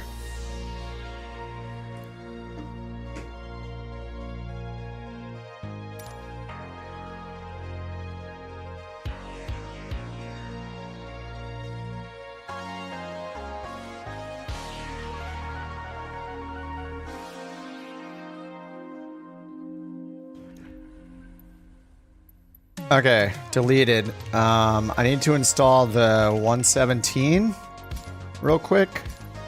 I haven't installed any of my scenery. Fly something from Captain Sim. I just hear so many bad things about it. I knew this was not going to be very good, but I thought it'd be fun to try it. I mean, if I convince one person to save their money, or if I convince one person that that's worth $25 to them, then it's, you know, then it's worth trying it out. It's, you know, it's for fun mostly. No textures at Memphis, auto land on, and we pray. I actually think these outages are like, these are a reason to have the map enhancement mod, right?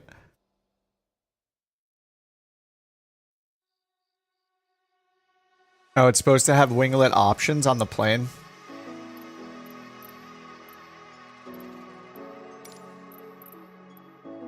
I think I have to install the Honda Jet. Oh no, I do have it installed already. Okay. All right, let me go to the hangar and show off the work that Av did.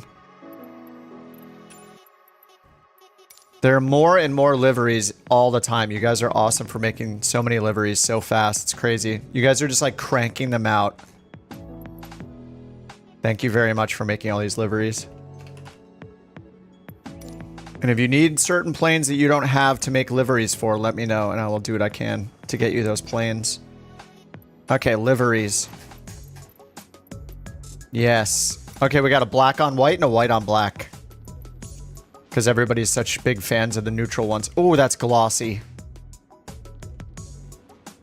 Holy crap, that's so shiny. 747 livery. Couch premium, baby. Fly the Citation. Oh yeah, there's also one for the CJ4. Or there are two of them for the CJ4, right? The beer being cracked open sound with the kick-ass synth music was awesome. I forgot I took the day off tomorrow. I can stay up late tonight if I want to. I mean, I'm an adult. I can stay up late if I want to, but, you know, usually there are consequences. The plane's shinier than your shoes. I don't know why it's so shiny. Maybe some graphics setting got reset. It is super shiny. Okay, and then the other one is the inverse of this. I don't know if they have any different decals on them, but here's the white, the mostly white one. No couch Embraer yet, I don't think. Oh yeah, this was the one with the Type R on the side. Because it's a Honda Jet. Who requested the Type R and then Av added it. On the left engine, it says Type R. Not this side, but the other one. I could pan it around, but the cinematic cameras are nice. Show it. All right, I'll have to pan around. Do I know who flies a Honda jet? This guy? A pilot? Wait, is there a Honda pilot? Type R. Does it have VTEC?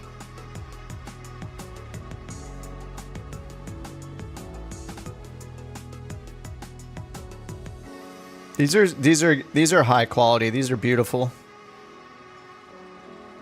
Okay, and then I think, what else was there? Was this CJ4? I know there were some fixes. So if you guys want, when you go to the liveries, like if you've downloaded any of the previous ones, something that's really easy to do is just go into the livery, select the first one, hold shift and select the last one, and that should select all of them. And then when you download the zip file, it'll just be a zip full of livery folders. You can just drag every one of those folders all at once into your community folder and then say yes to overwrite them. So if the livery creators updated them, then it'll just overwrite it. You'll get updates. Like the guys have made updates to like the level of detail on some of them, like the longitude, little tweaks here and there. So you could just download all of them again and overwrite them if you want the latest and greatest versions. Okay, let's see the CJ4 now.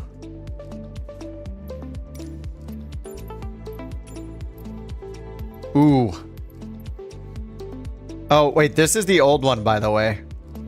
This was the one I made like 2 years ago with the old logo and stuff and the only one emote. I was proud of this, but I think the new ones have just like a level of polish beyond, and it took me way too long. Oh yeah, I forgot. There was the white and red one. This is the first one. Little different color scheme here. Oh yeah, it says Couch Regional. Dude, I love the CJ4 as well.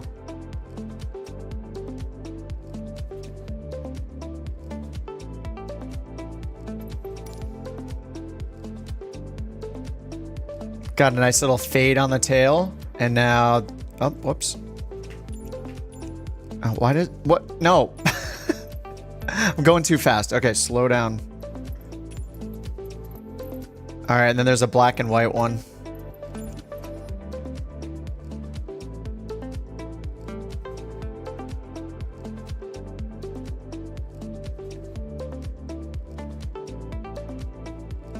Dude, the gold tail looks so good. These preset cameras are weird.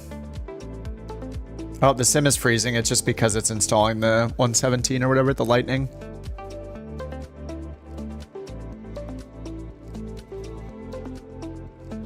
There's a liveries command. Here, I'll do it again. There's the Google Drive link. Couch Premium, baby.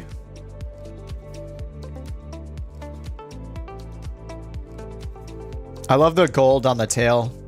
The gold on the tail looks awesome. It's all like shiny. It looks very gold-like. Look at that. Beautiful. What else was there? Are there more? Am I forgetting? What else got updated? Drive Couch Captain liveries. Oh yeah, the A320. Oh yeah, the blue one for the A320 got updated because I complained. Oh, and the 787. Oh yeah, there's a white 787 livery now. Okay, change aircraft. 787-10, I assume.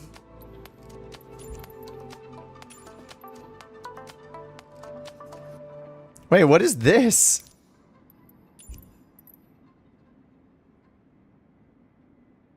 It's multicolor. It's an intercontinental couch. Dude, I didn't even look at this one.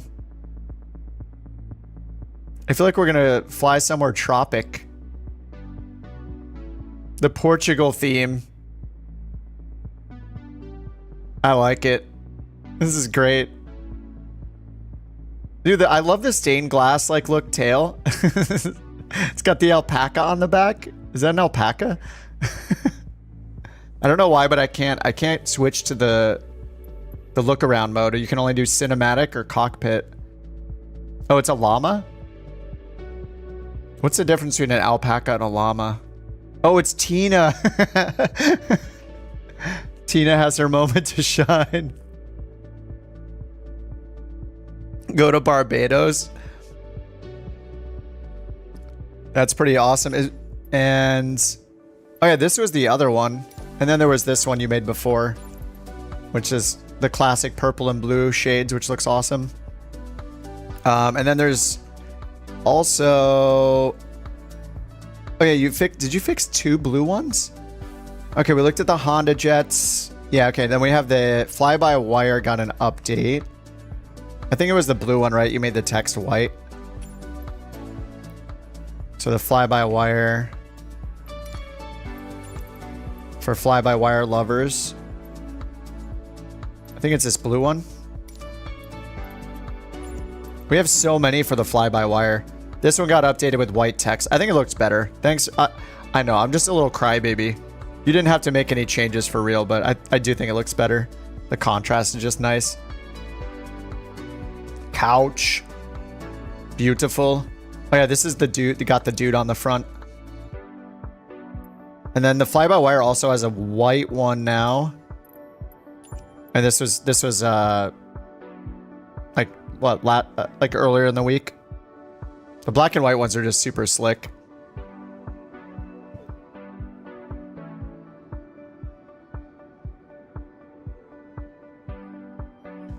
And then you made, I think you made an update to the V2. Change aircraft, V2. A320neo. Oh, it's right there. It's on the thumbnail. It's the new default livery for everyone in the world for the V2. Nice. I love how the wings are all like white silvery looking, and then so are the half of the engines. And then you just got that hint of blue. It looks beautiful. Chef's kiss. Favorite liveries, Air Canada. How dare you? What's up, Blue Ninja? Which plane? I don't know how long ago you asked that, Ninja, but this one is this is the V2. The Innie builds one. Before that was the fly-by-wire. You'd pay money to have that on Xbox. Well, I think we had talked about it a little bit. Or somebody said that we could make them free if we package them up and made a Couch Captain's livery pack. But I don't know if I've ever seen other virtual airlines with their couch liveries, right? Or with their couch liveries. With their custom liveries. I don't think I've seen a virtual airline with liveries available on the marketplace. So it might not be an option. Okay. Man, where are we going? I think I should fly the CJ4. It's been a bit, and I want to use one of those liveries. C25B? C700? None of those appear here. Okay. Big boys? How do you import the liveries? Are you on PC, Blue Ninja? If you're on PC, you just need to put them in your community folder. Marketplace minimums $4.95. Yeah. You'd have to sell it as a bundle, obligated to keep it updated. And actually, not only that, I'd have to contact Sushi, who made the artwork, and I'd have to pay for a commercial license from her for the rights to sell, to make money off of her artwork, which are all the emotes. It might also be a little more complicated than that too, because the fonts, mattering which fonts you're using, those also may need to be licensed for commercial use. So yeah, it gets complicated. File taxes. Yeah. Yeah, maybe someday people will be able to update theirs on Xbox and install their own somehow through the clouds or something. Okay, I guess I could put in like the ATR maybe for an idea for a route. No, I can just fly what the big boys fly, right? All right. Make it a real airline. Ah, yes. That is within my reach. Yeah, for 4,000 you can update to a PC. That's a good idea. That's true. That is true.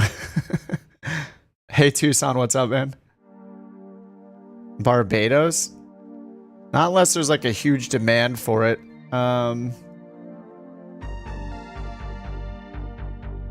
Let me check what's on New Sky. I can fly the CJ4. I kind of want to, I know it's boring watching me fly the same plane every time, but I kind of want to fly the 737s because I'm getting closer and closer to a type rating. I mean, there's so many liveries to install for all the planes. I mean, we even now have a Couch Captain's cargo livery with the smokes on it. How many flights left? I mean, I split my time between this plane and the A320s. So, see, I did 19 flights in the Airbus, so I'm only at 29 in the 737. And I still need a 9.5, so I actually have to start doing better. I still need 21 more flights in the 737.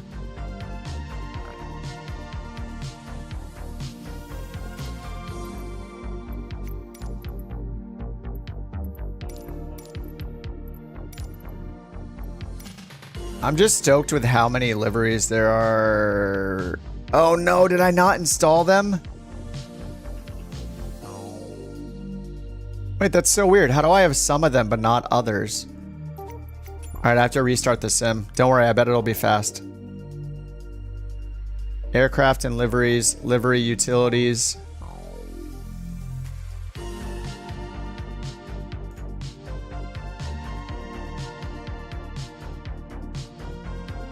PMGG liveries. Download.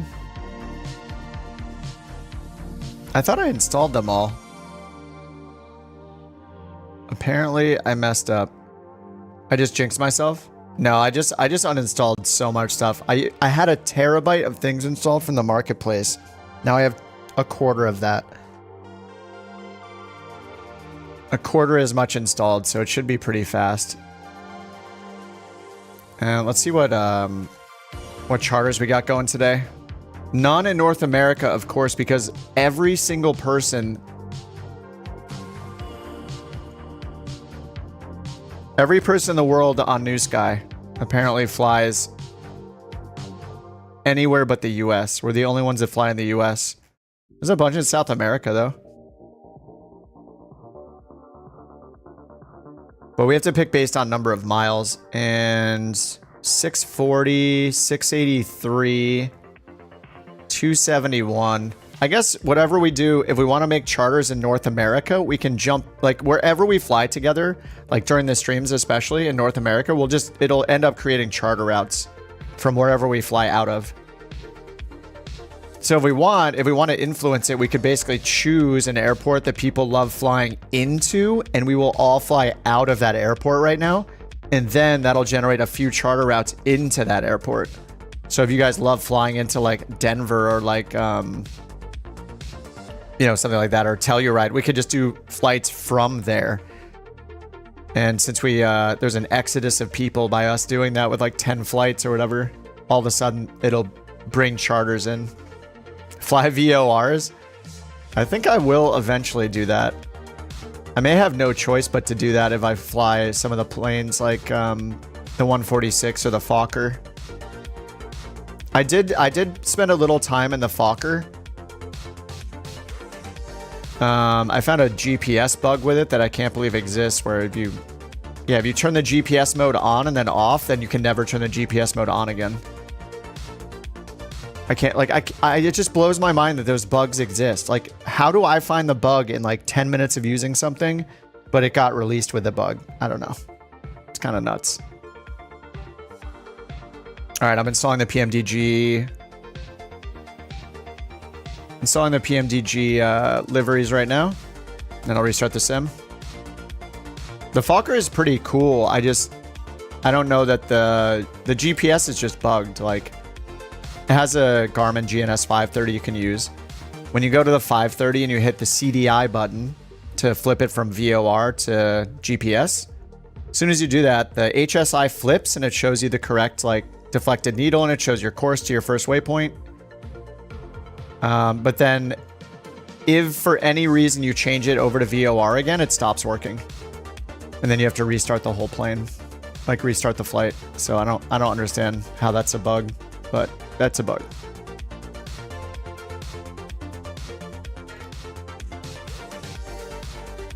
All right, restarting the sim. Let's see how long this takes. Here, I'll put up the AFK thing and we'll see how long it takes now. I think the last time I did the timer, it took like 6 or 7 minutes.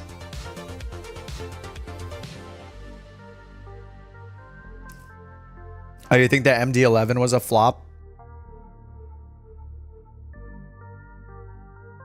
I think the ERJs will be cool if they can fix the performance. Once they add VNav and fix some of the like frame rate issues that I was seeing in the flickering screens, then I think it'll be good.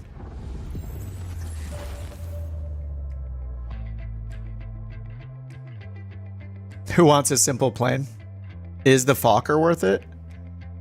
Yeah, it's not simple. I remember flying it like once. I think if you fly the Fokker, it's best to assume that you're going to be flying VOR to VOR using it. I mean, I think that sounds like a really fun challenge.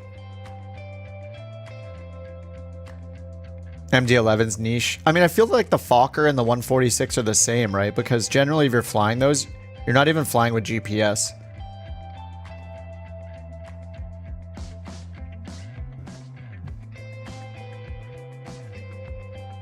Had a lot of hype, yeah.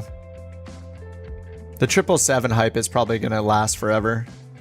People just love their 777s. You love looking at it, but don't want to fly it. Yeah. Yeah, there's something like... I understand the, like, desire to fly something that's got an old school configuration with VOR and stuff. To just, like, see what it's like to only fly with VOR or whatever, but I don't know. It's just... I mean, if you actually want realism... The same people that'll complain that, like, you only need to fly with VORs are the same people that complain that other things in the sim aren't realistic. But you flying an airliner in 2024 just with VOR and no, like, retrofit GPS is BS. Like, that's just, it's completely unrealistic. There's always a contradiction with the realism stuff. Look at that, it's like 2 minutes, I'm in. I mean, it's like a quarter of the time. It's totally just how much you have. How much you have downloaded.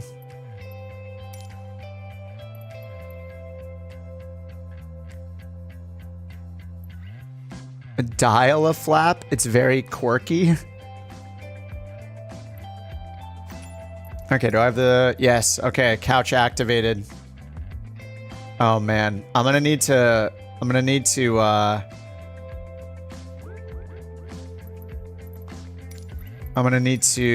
incentivize people, I guess, Chase, to make the white one and like a pink one or a purple one for this. These were the first though. I'm gonna go with a green tail. 737 type rating. Is that lame? I mean, do you guys want to fly slower? Fly the CJ4? I love the CJ4. Something in Delaware or Montana. What is it? I need an airport code. Next month's update of the ATR is going to make the plane amazing. Oh, we could do ATR too, right? We have a couple ATR. I haven't learned the ATR yet. I think off stream. Oh, I haven't even installed it actually. Well, I haven't installed really anything.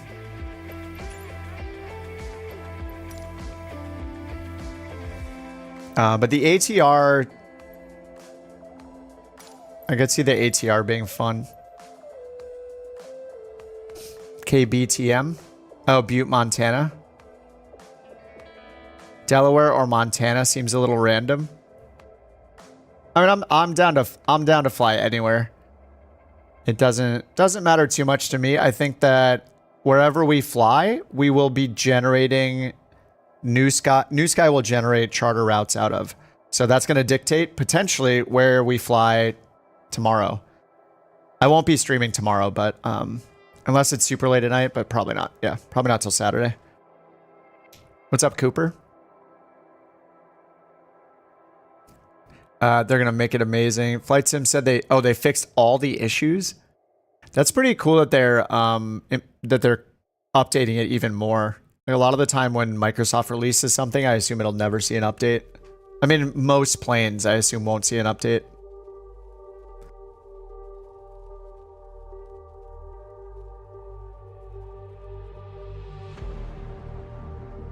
All right, I'm just going to install the ATR in case somebody's flying it. Planes we need.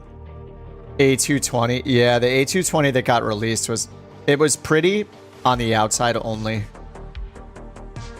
A350, A380. Yeah, I want the Max as well. I think it'd be cool to learn. I'm very, very surprised myself that I like flying the 737.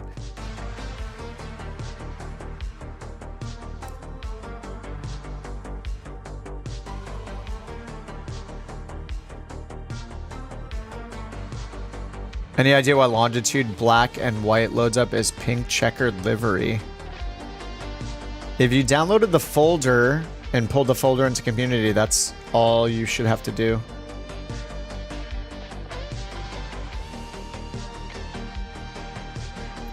All right, once this is installed, I'm gonna hop in the 737 somewhere.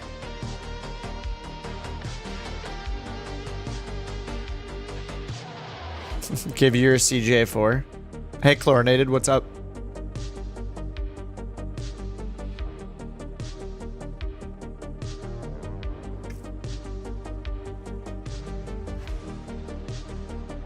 Oh, Victorville mod?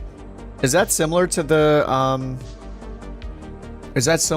Oshkosh mod I had that put a ton of planes on the ground?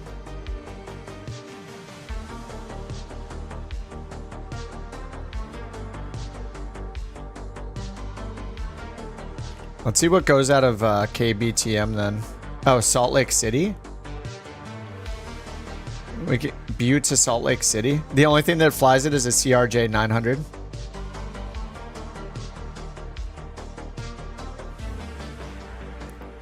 When do we drop to 8.8? I got a 0 yesterday. I deleted it though. Oh my god, we're only 2 away? I can't believe we're that high on the list. That's insane. We're coming for Lufthansa and for British AvGeek. Absolutely insane. Look at the number of, we only have 80 people. You know what, this is probably, to be fair, this is probably how it started with them when they first started. Because look, we have 79% of pilots active. Like over time, it's gonna drop to like theirs, you know, like 36, 21% of people being active.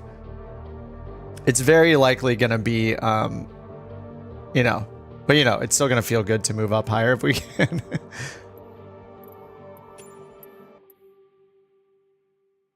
All right. I don't know. Only the CRJ flies out of there. What's KILG? Let's check. KILG.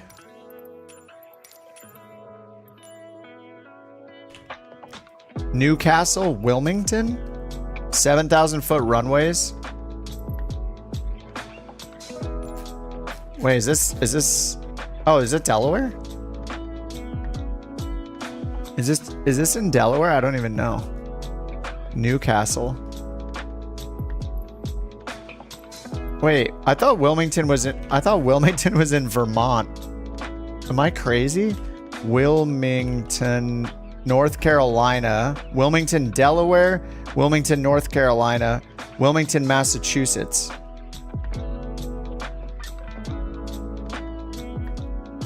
Oh, it's the capital of Delaware. I'm an intelligent person. Mill Cargo. Ramp. All ramps. I don't know if we can fit here. We can do medium ramps, I guess. So if we fly from Wilmington, we could go to, what is that, Tampa? What's MYR? Myrtle Beach. That could be fun. Fort Lauderdale. KILM. Wilmington to Wilmington. Oh my god, we have to do Wilmington to Wilmington. It's 362 miles though. Wilmington to Wilmington. Yeah, it looks like a Velo flies a 737-800 out of there. Do it for the gram, Wilmington to Wilmington. All right, we gotta fly somewhere.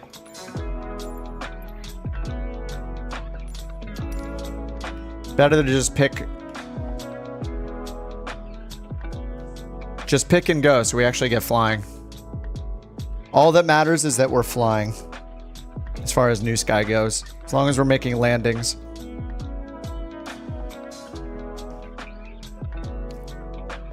This is a delicious beverage. Good job, Firestone.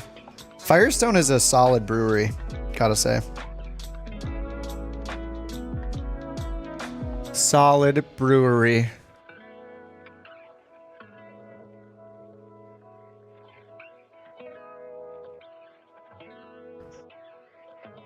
Oh, Dover's the capital. I just believe anything Delta Tango says.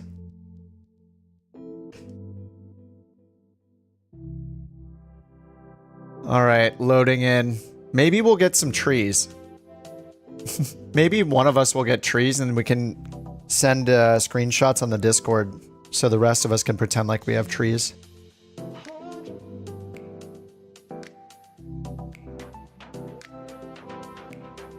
Yeah, the trees were moved to 2024.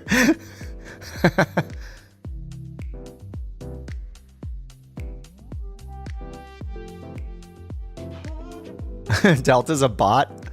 He uses good grammar. He uses periods. It is rare to use punctuation. That is true. Yes, I'm also hoping for trees. Trees, please. Trees, please.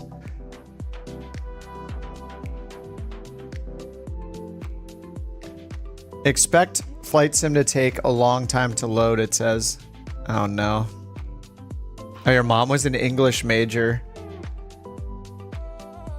I was such a slacker in school and I can't, but I feel like my grammar is decent when I want it to be, especially with writing and stuff.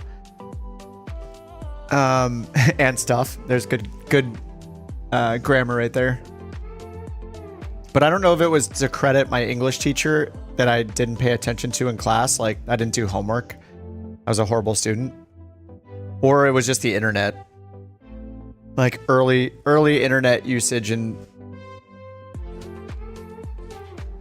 I feel like people used to use periods back in the day, but not as much anymore.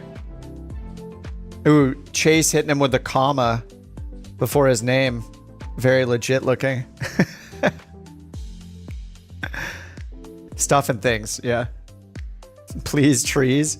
Yeah, we need somebody to virtually plant a bunch of trees for us this flight, or it's going to be very boring. All right, I guess I could be going and... Wait, where are we going? Is it MYR? No, it's KILM, right? Let's get this set up over in New Sky while the 737's loading for the first time. All right, flights, passengers. All right, I'm gonna regret this, but I'm gonna risk saying tensions again. We'll see how it goes. I just have not been the happiest customer recently. They added even more they added even more cabin crew. You can now one of the cabin crew is called your mom. Yeah, there's your mom. There's also a British lady. There's Madame Piaf or whatever, the like classic French. Was she an opera singer? I only recognize that name because of Saving Private Ryan. Your mom is one of them. Mom? Mommy, are you there? I don't know if she'll reply until we're loaded into the sim. Yeah, she's a singer, yeah.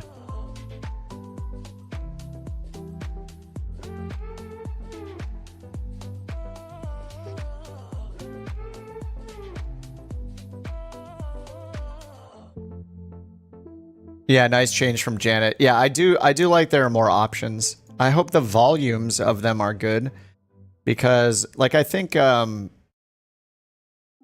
quitting time crew with that guy, is it Jim, is funny, but he was so quiet that it was just annoying to turn it on because I'd have to go in, change the volume. It just, yeah. Okay, let's do KILG. Wait, it's not KI. Yeah, it is KILG. Newcastle. That's in Wilmington. KILM is Wilmington, Wilmington. 737-800. I'm going to do Jackie Treehorn this time. Yeah, Jackie Treehorn also has the couch captain set up. Departure 410. Let's just go for 25 just to be safe. Available passenger cargo at KILG has changed. Oh, okay. Interesting. As we're booking it, fewer passengers can be picked up. Huh, I didn't know that happened. I wonder if that's new. I wonder what kind of passenger counts you guys are going to get then.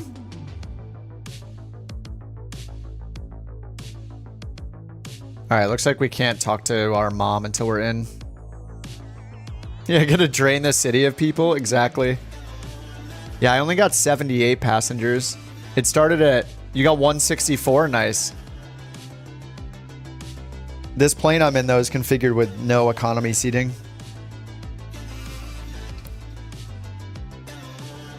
You can see my 0 right here that got deleted. That I deleted. The majority of it was for the overspeed.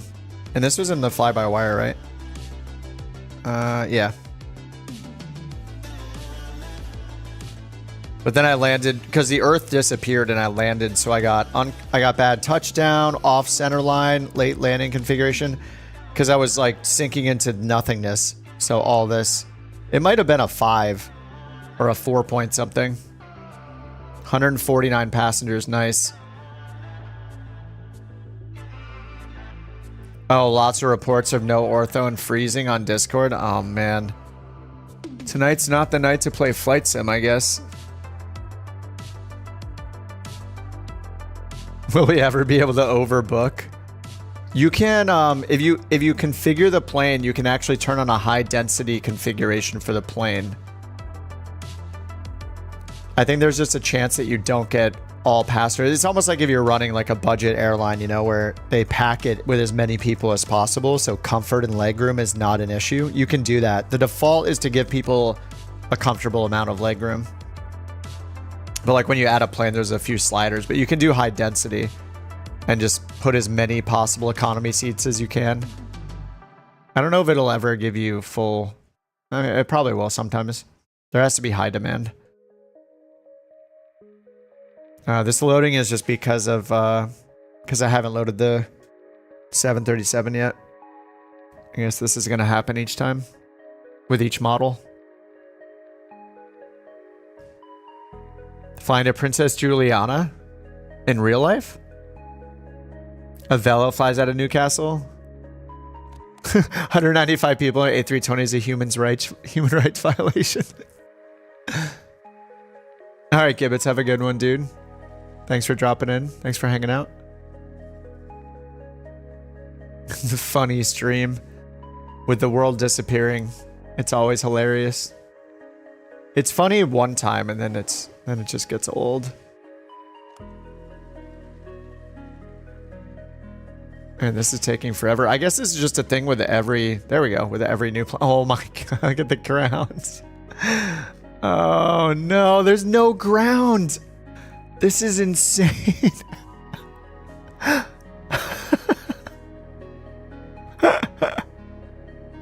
Dude. It's freezing. Look, is it freezing like this for everybody when it loads? This is every time I'm freezing. I know I have no evidence of this, but I keep thinking the problem is network side. It's their fault. Now watch, the names are going to go away. It's got something to do with their network, their servers. Look, now all the names are gone. I think it's related to Bing. I think it's all related to their cloud services. Look, it's X-Plane. No, X-Plane looks so much better. X-Plane looks way better than this, to be fair. You posted a screenshot? I just see Victorville.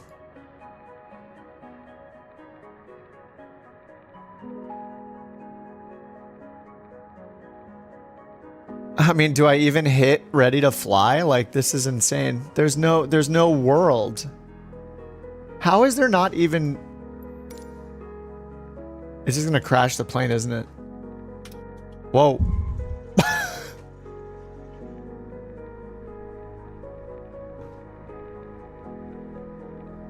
This is... I can't believe they're having this many problems. Oh, it's loading in. Kind of. Oh, trees! Holy crap, I got trees. Mom, do you see all the trees?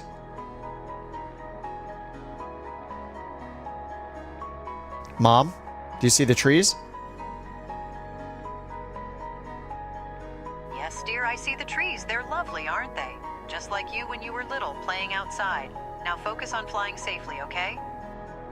Aw, shucks. Thanks, Mom. I'm so pretty. This is, I guess, kind of... The trees went away. They're gone. What is happening? Oh, sweetheart, you know you're always pretty to me. Just remember to keep your focus up there, okay? Mama?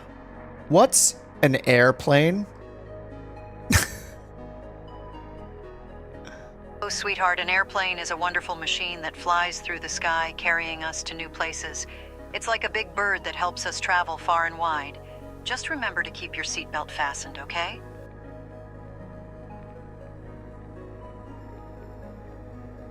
Wow. That's the mother. Alright, we gotta listen to the other ones real quick while everyone's loading in. Oh, nice. Thanks, Raccoon. Raccoon fact of the day incoming. Raccoon, fact of the day.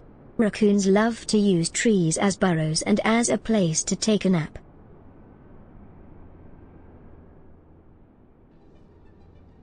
That sounds like it might be true this time. Thanks, Raccoon. Mom stole the trees. So there's the mom. Hold on, let's listen to Victoria, the lady from Britain. Hey, Victoria.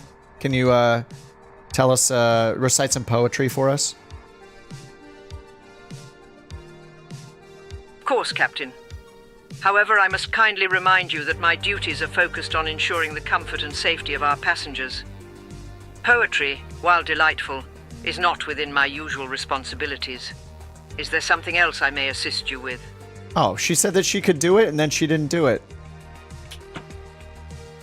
Oh, no, I reinstalled these. I have to go through the setup again. Oh, no, it still has the... Hey, what? It has the startup state. Wait, I don't have GPU available, though. Alright, let's load it again. Oh, there we go. Now it's working.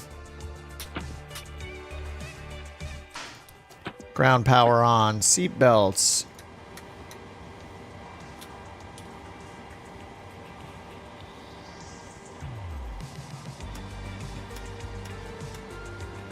I like the Boeing so much. Alright, data from SimBrief. Let's go. Start the flight. Let's check another. I think I'm gonna... Maybe not the mom. Maybe the mom. I don't know. Let's see. There's Victoria. There's Madame Piaf. Madam, you ready to get this thing going? How you feeling about the weather today? Bonjour, Captain. We are ready to take off, and the weather is lovely at Newcastle Airport. Clear skies and a gentle breeze. Let's make this flight a beautiful chanson for our passengers. Beautiful what?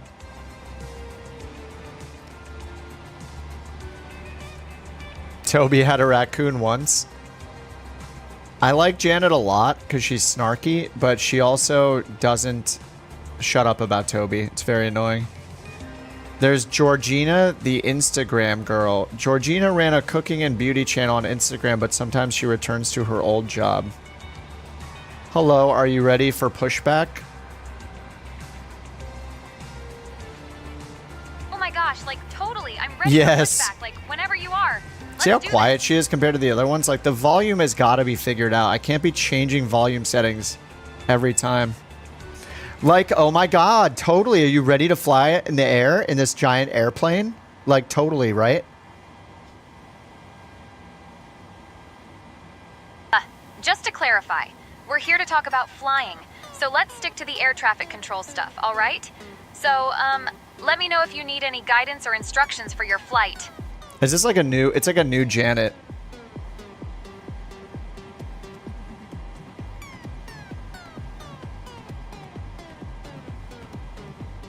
I'm so glad we're on the ground. I haven't put any time into learning the emergency procedures. I need to do a stream where I'm practicing the emergency procedures or something so I can crash land this thing. Hi, puppy. Yes, you're very cute. Yes.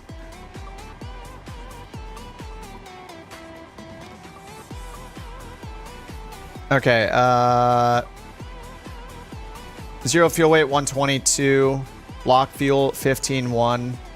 Here is the route. We have no SID, no star. No SID and no star. Let's get the ATIS. Oh, it's 1, 2, 3, 9, or 5. Was this like Newcastle?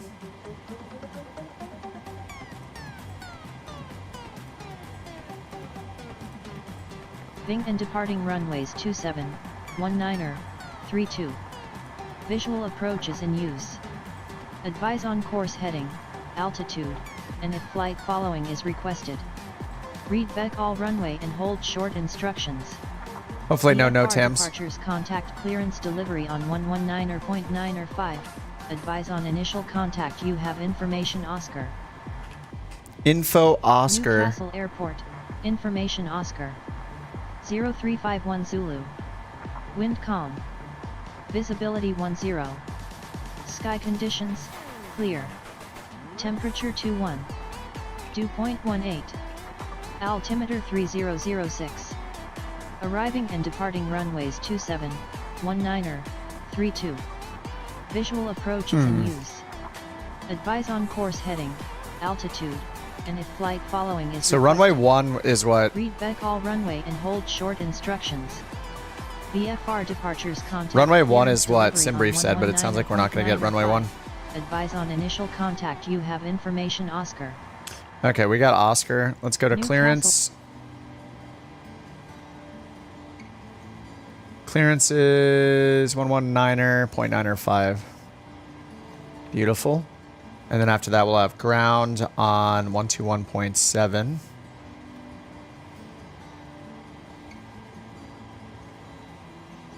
Okay. Oops, over here. Airport info. Newcastle. Oh, it's Wilmington. All right, Wilmington clearance 119er 5. All right, let's get our clearance. Wilmington clearance couch 323 IFR to Wilmington.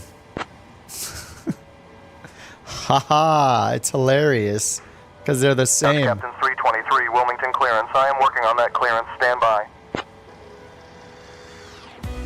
New Newcastle.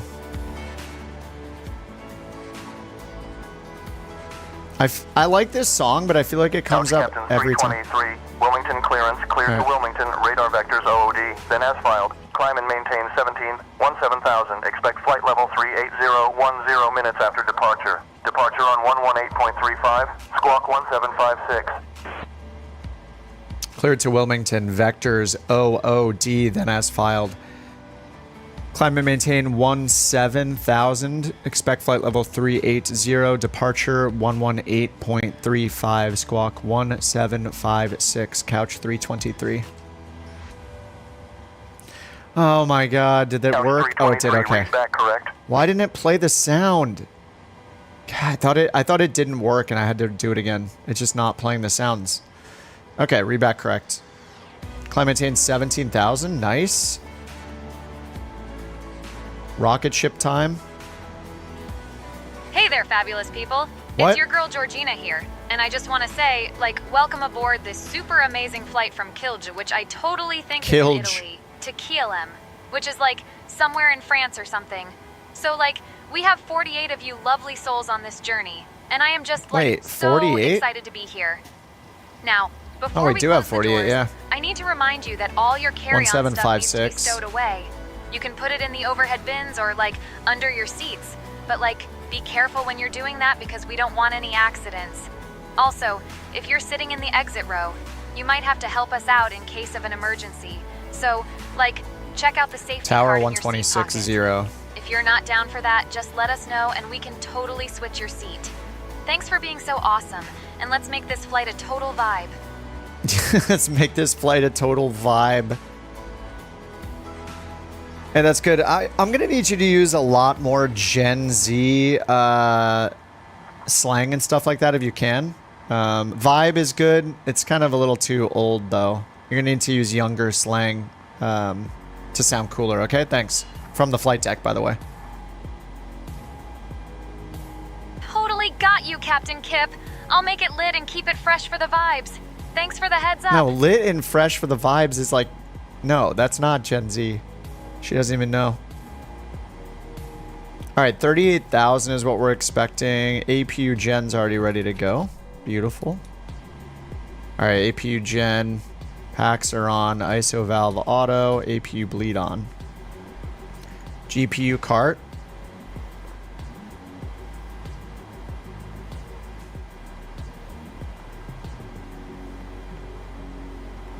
Alright, GPU cart gone.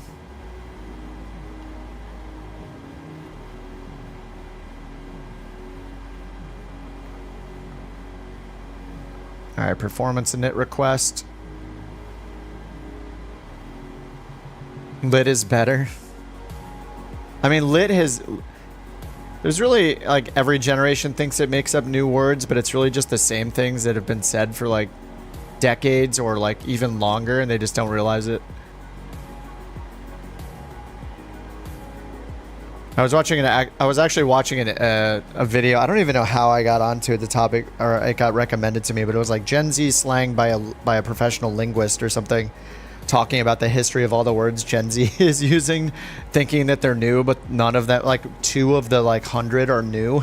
They just think they're making them up, but they've been used, like some of them for over 100 years. It's pretty funny.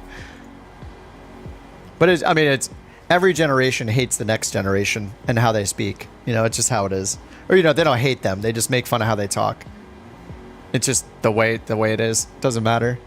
What are the 2 new... I forget the 2 new words. I don't even know what they were. Because I've never heard them before. So, I don't know. I'd have to go find the video again. Cost index 80. Okay, 1224, 6 point... Okay, 380 is what we need to change up here. As you can tell, I'm not interested in learning Gen Z lingo or slang. Just...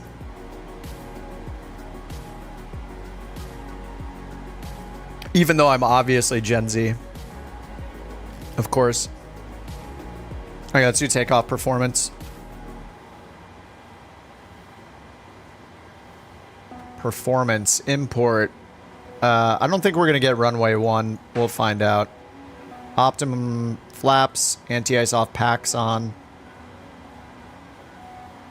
Takeoff 146, 4.8, flaps 5. All right, 46, D-rate 1, flaps 5, auto CG. Departure and arrival, we're expecting 1, but we're probably not going to get it. We'll see what they do. The ATIS did not say that 1 was in use, so...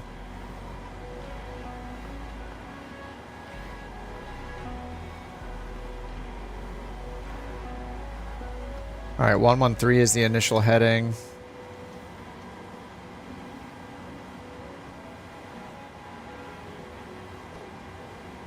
Wilmington ground, do you know what runway we can expect for departure? Couch 323.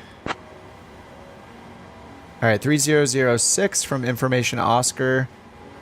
Couch Captain 323, Wilmington ground. Expect runway 01 for departure. Oh, okay. All right, we'll expect 1, Couch 323. Yeah, looks like they'll use 1. The ATIS said the active runways are 27, 19, and 32. Couch So 323, runway 13 is not available. Expect runway 01 for departure. what? What the? Oh, wait, why did the voice change? We'll expect 01, Couch 323. Wait, why did the... Alright. I guess it's the supervisor.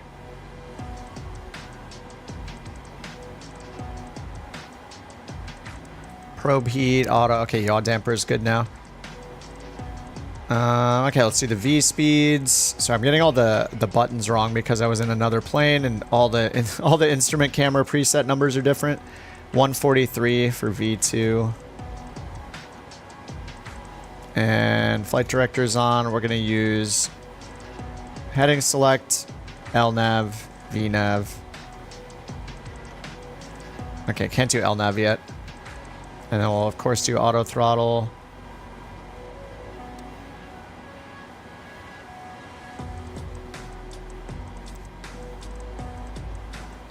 Alright, we don't have a SID, so all we need is the taxiway diagram for now. Oh, I think the dog's doing something bad. Okay, actually 015 is runway heading, and they told us to expect vectors, so we're going to go 015.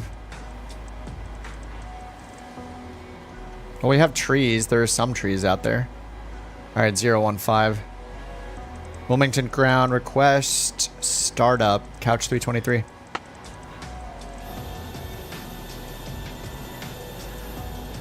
Couch 323, startup approved, report ready to taxi. Alright, startup approved. We'll report when ready to taxi, Couch 323. Antonov, I don't have it installed. Trees are back. You guys are getting trees too? Somebody rebooted the Microsoft server. It just started working. Alright, startup is approved. Let's get these going. Fuel pumps on. We have no center fuel. Let's try this again. There we go. Alright, packs off. And anti-collision light on. Alright, engine 2. 737, best plane ever. I mean, the M500 is still the best, but someday we'll get into it. I should set the trim 4.85.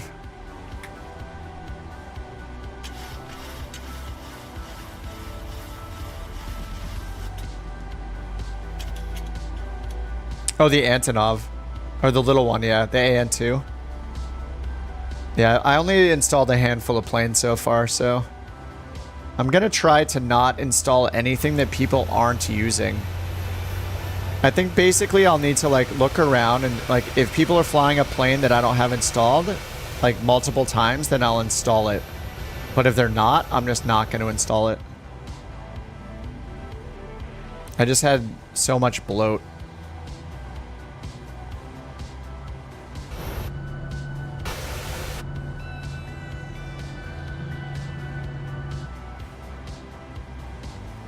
Alright, that's all started. Let's get the other one going.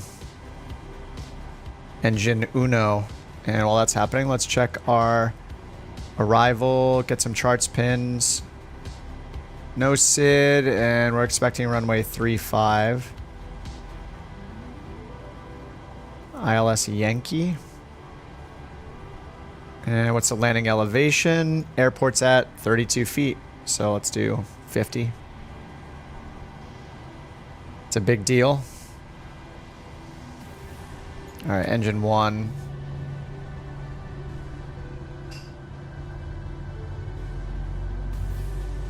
A terabyte's a crap ton? Yeah. It got a little out of hand.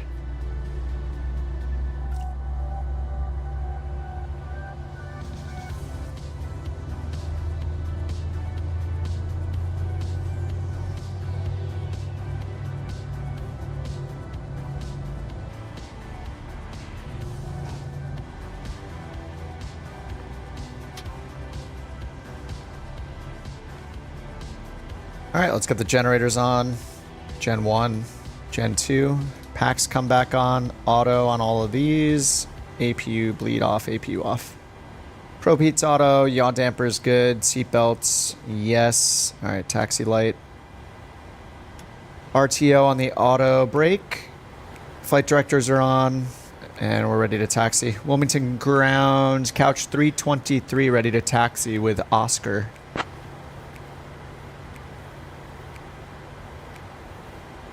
Couch 323, taxi to runway 1 via Alpha 7, Alpha, Bravo, Bravo 5. All right, runway 1 via Alpha, Alpha 7, Bravo, Bravo 5, couch 323.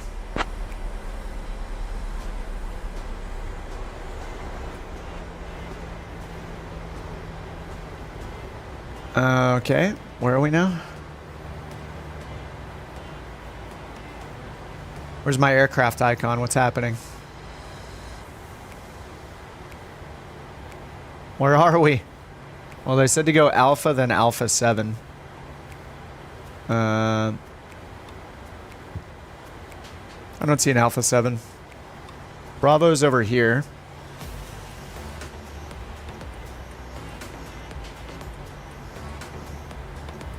Oh, I'm on the wrong. I'm on the wrong. Brilliant. I'm on the wrong airport diagram.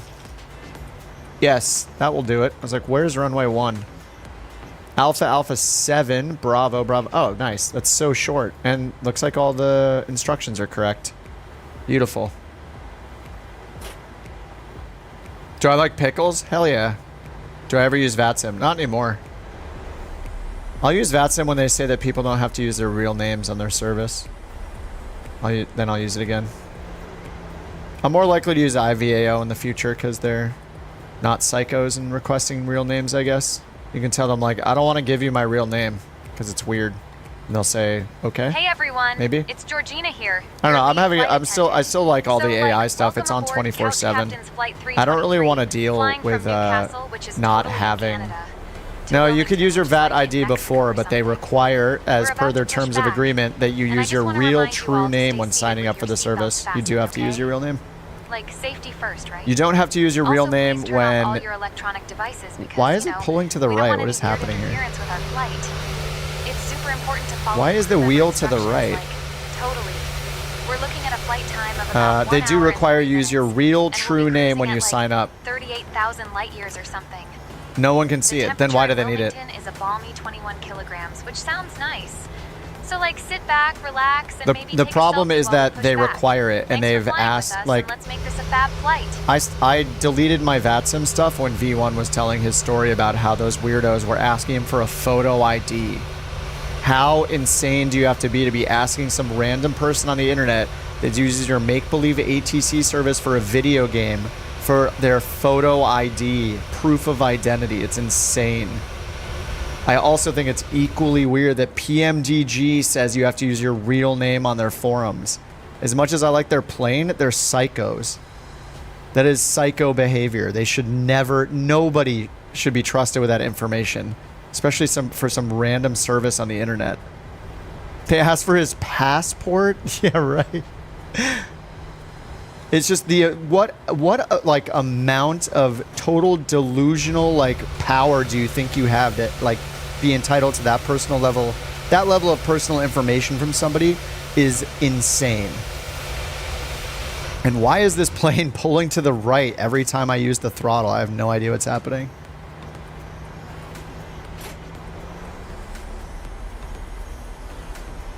Yeah, people shouldn't use their real names. They'll never know if you lie unless they like demand ID for some random reason, but it's the principle of the thing. What is wrong with this tire, dude? Why? What is happening here? I mean, people should not use their real name. There is no reason people need to use their real name except if it's something actually serious.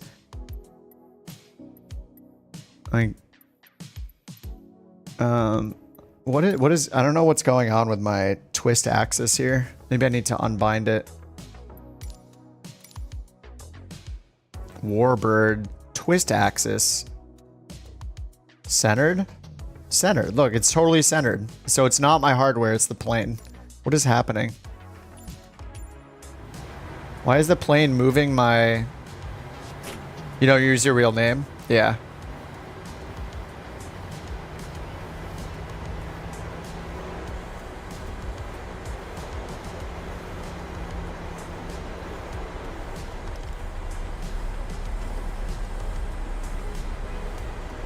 I don't know why the wheel is pulling to the right in this thing. It's super annoying.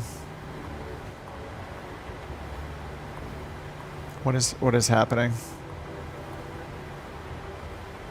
Let me turn off the tiller separation, see if that fixes it.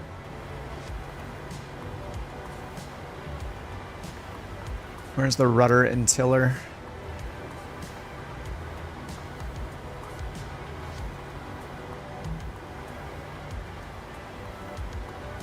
Okay, is that the problem?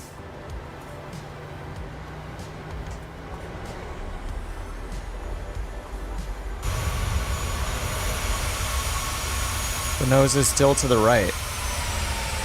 What is happening here? Is it the crosswind pedals? Why is something always breaking?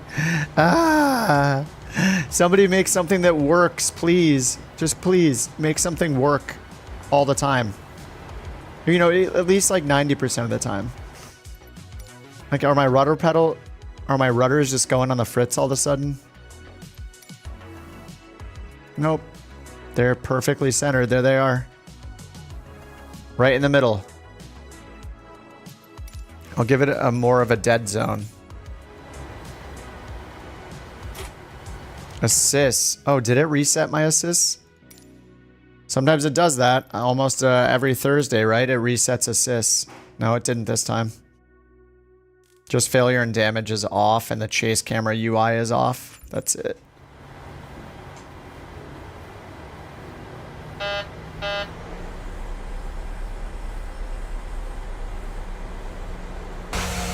Look, the wheel is still pulling to the right. Come on, how is this a problem? All of my controls are perfectly centered, and this is the PMDG wheel. Why? You gotta be kidding me, guys. $70 plane quality right here. I don't understand. What is wrong with it? So is it busted? Hydraulic fluid, replace tires.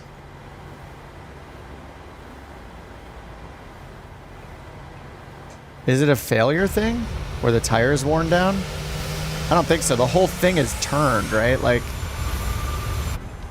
no, it's just pulling to the right. I don't understand this. Taxiway slanted, unless everybody else is rolling to the right.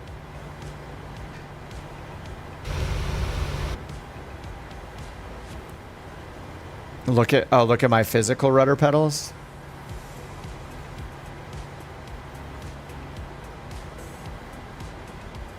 It does look like the right one is pushed, doesn't it? But it's not in my controls. It's not pushed. Should they look exactly like centered? Or is it normal for it to be that way? This one's the same way. Are they linked? It's neutral. I don't get it. I just showed that it's neutral in the sim. So why is it not neutral here? What is going on? Oh, the rudder on the back. I mean, that looks pretty centered to me. Maybe it's a tiny bit to the right. Oh yeah, it is a tiny bit to the right.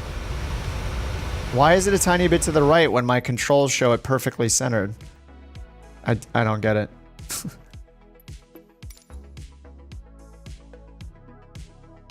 Turn my dead zone higher, maybe?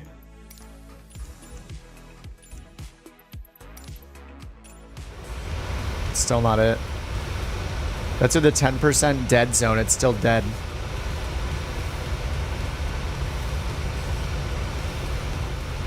It's not the problem. It's just permanent. Is it rudder trim? I've actually never even used the rudder trim in this. Is there rudder trim? Oh my god, is it rudder trim? I've never ever touched the rudder trim. Yep.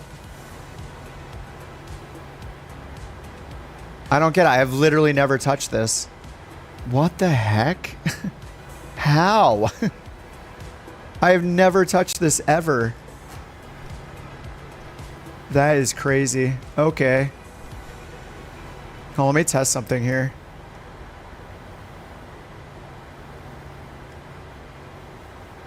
Huh. Okay, I have a shortcut for rudder trim on my stick that I never use, but I also have a reset rudder trim shortcut on that same control, and when I hit it, it doesn't reset the rudder trim.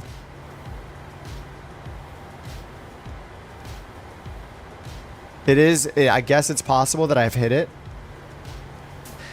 Oh man, that's so frustrating. Okay. Yeah, I don't know that I've ever hit my rudder trim. I should unbind it just to make sure I don't do it anymore. Oh, this is such a pain.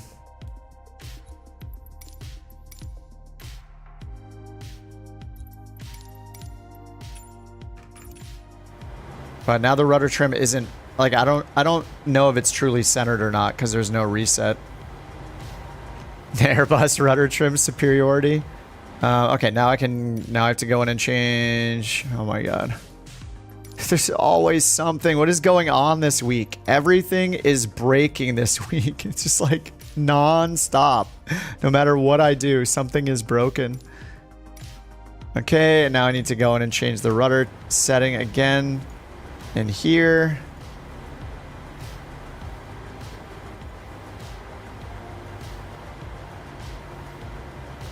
Okay. Yikes. Alright, let's get flaps to 5 before I forget. And onto tower.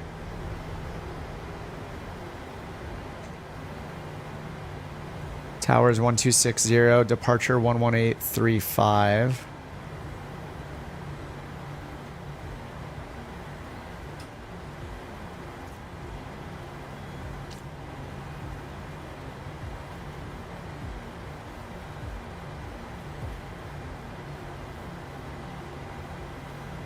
Yikes.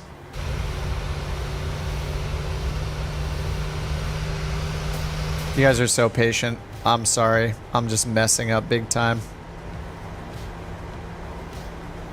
Wilmington Tower, couch 323, holding short runway 01, ready for departure. Alright, fuel flow reset. Clock. Couch Captain 323, Wilmington Tower, runway 01. Winds 340 at 3. Fly heading 010, cleared for takeoff. Whoa. Speedy. Runway 01, clear for takeoff, couch 323. Wow, that was a little too fast. No, does anyone talk that fast? What the heck? Yeah, speedy. Oshkosh ATC. Yeah, let's get auto throttle armed. Flight director's on. VNAV, heading select, 17,000.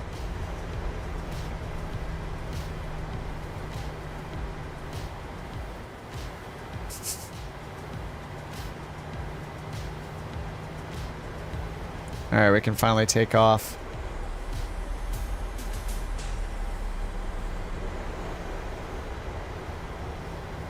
We're all gonna be late. Alright, 40%.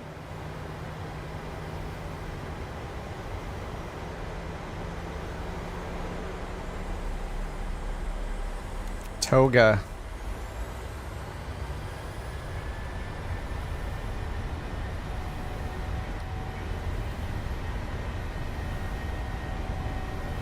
Airspeed alive.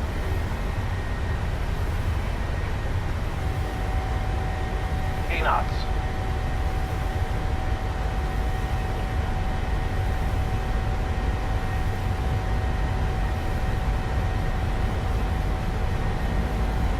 V1. Rotate. Rotate. Positive rate of climb. Gear up. Oh my god, we have trees. Let me try something. I'm gonna turn CWS on. Let's see how this goes. Look how laggy the yoke is when I use CWS. Weird. Alright, we're just flying runway heading for now.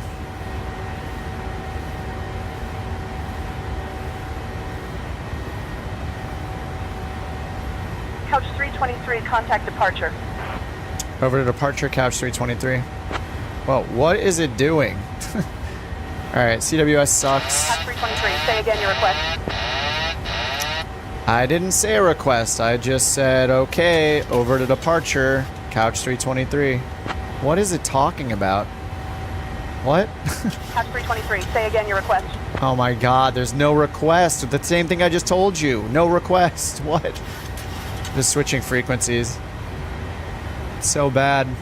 Philadelphia departure, couch 323, 4,000 climbing, 17,000.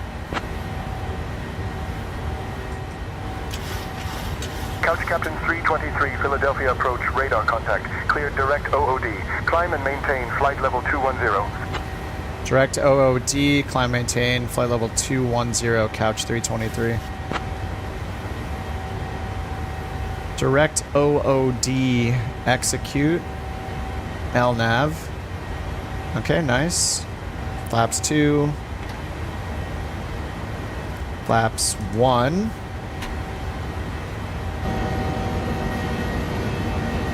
Oh, looks like the ground's loading in now, that's good. Almost flaps up. Alright, flaps up. RTO is off. Gear is off. Runway turn off, lights off. Engines ignition back to off. And pressurization climbing. Alright, we did it.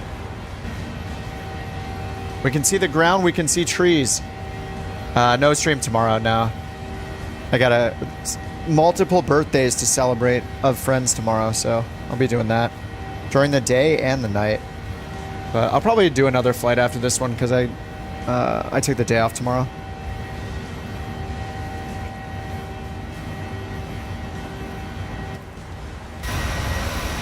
Giving an air show? Wait, where are you? Oh, you're on the... Where are you, Delta? Aren't you... I don't... What are you in?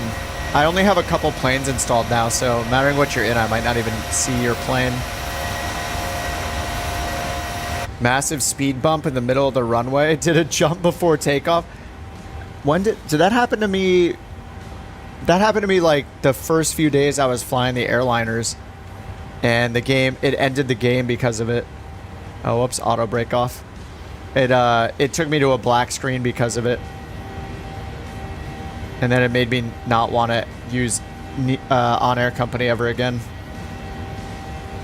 I'm surprised anybody would use on-air company in an airliner because of that, in Microsoft Flight Simulator specifically. Couch 323, climb and maintain flight level 260. Climb maintain flight level 260, couch 323.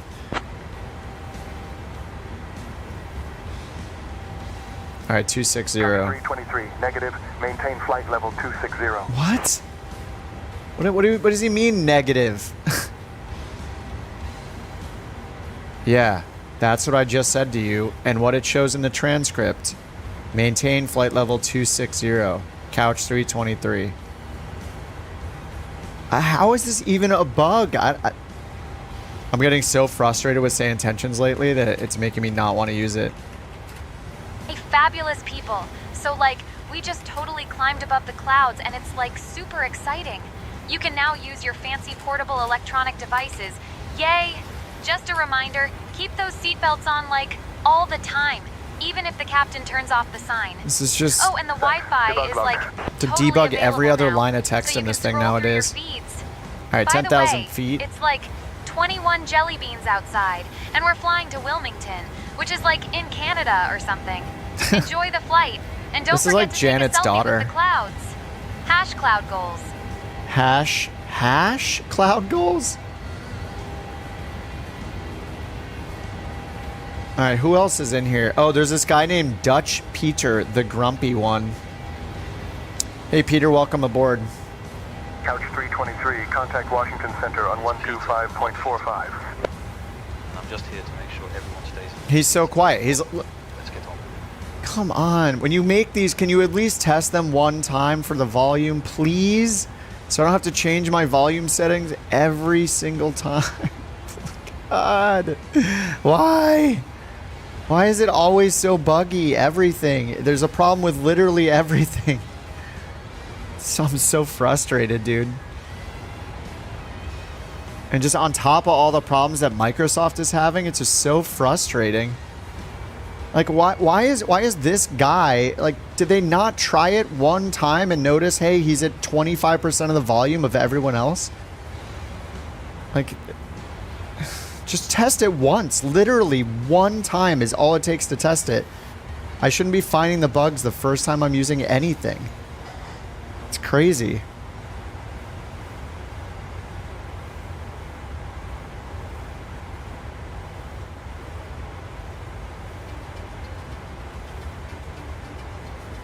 Like, it's just not, it's not that hard to test something one time. Like, that should be the bare minimum.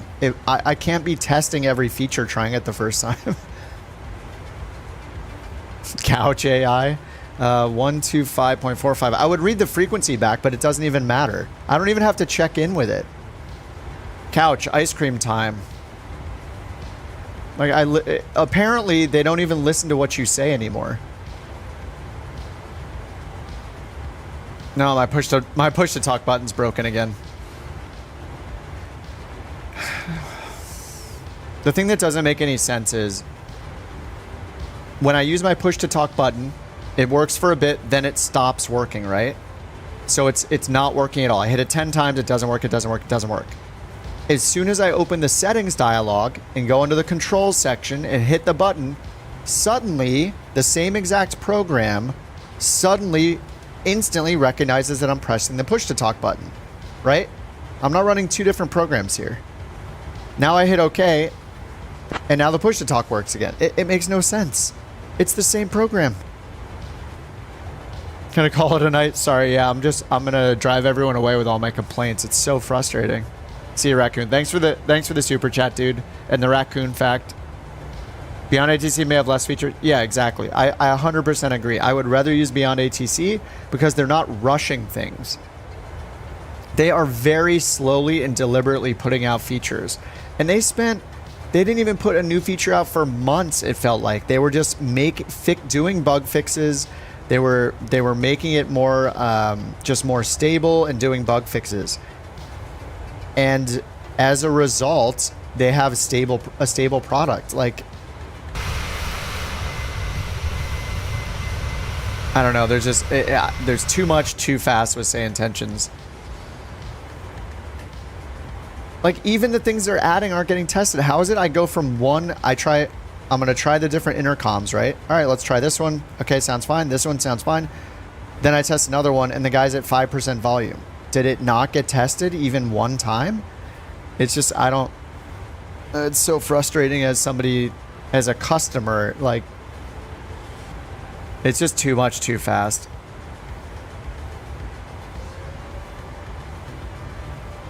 Like, for all Beyond ATC has to do is add in a multiplayer chatter thing, and I would probably just use it. And because that is the really big difference to me, is hearing other people having some kind of chatter thing. It's so much. It adds a lot of realism to it when you hear other real voices. I mean, they're both technically early access. They call themselves early access and beta. Like, neither one is saying that they're a finished product.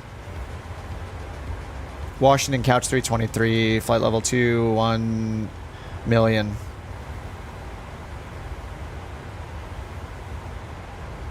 Couch Captains 323, Washington Center, climb flight level 210. Why? We already got an instruction to climb level 260, Couch 323. It has no memory. Like, how... The last instruction we got was 260. Now they're telling me 210. As if I didn't already get an instruction for 260. There's so many bugs.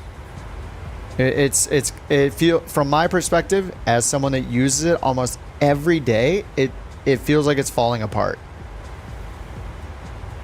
Yeah, I do end up switching. Like, I'll jump on Say Intentions, I'll do one flight with it, I'll try a new feature they've added. Climb, maintain 200 billion, couch captains 999.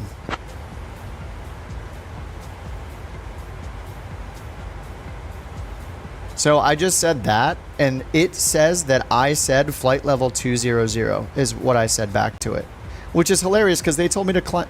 It just makes no sense. They told me to climb to 380. I read back the entire response completely wrong, and then I look at the transcript, and the transcript claims that I said flight level 200. And the worst part about that is flight level 200 is wrong. So it's still not even replying to the thing that it thinks I said, which is not the thing that I said. It said climb maintain 380. It thinks I said flight level 200, and it's still not correcting it. It makes no sense. It's so frustrating. Yeah, it kills my vibe. I know, I'm just complaining about the software every time instead of having fun. And it used to be really fun. Like, I was having a good time with it until the last, I think the last month, whatever happened in the last month, there are so many more bugs. It feels like it doesn't care anything I say. It doesn't matter at all. I could say anything to it. It was getting really good, and then it just suddenly just took a jump off a cliff. I don't know what's going on with it. Like, I can't even recommend it to people anymore because I don't like using it right now. I've always said I think Beyond ATC is an incredible value, and given even just their launch and everything, like, they've done such a good solid job about it. But yeah. Keep the airline going. Oh no, don't worry. Like, I'm gonna keep the airline going. I'm not gonna like quit flight sim or anything. It sucks because there's so much potential there, and they did such a good job when they started, and I think they're trying to like grow too fast or something. Like, it was just like a couple of them making it, and it was great. Now there's like all these different features getting added constantly, and they're just breaking it constantly. I don't understand. It's not the way to do software development. You need to make something stable and introduce features slowly, and if you don't, this is what happens. And Beyond ATC is following a really good discipline of releasing features slowly that are very solid. It's just, I have worked in tech literally my entire life, and I know that this is not the way to create software. To create a product. This is not how you do it. It's too much, too fast, too many bugs.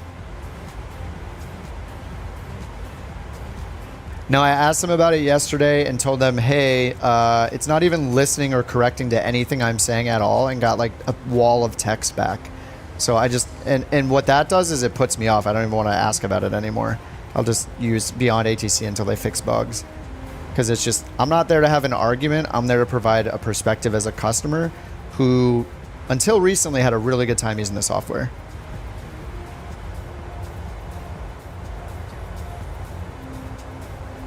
Like, I don't want to hear why it's giving me the response it is. I want to hear that it's going to be fixed and that you know about the bug. Like, that's all any customer wants, really, is, yeah, it's like, yeah, I don't know. It's just, it was so good, and I was having so much fun with it. And now every time I use it, I'm just seeing bug after bug after bug. It's really frustrating.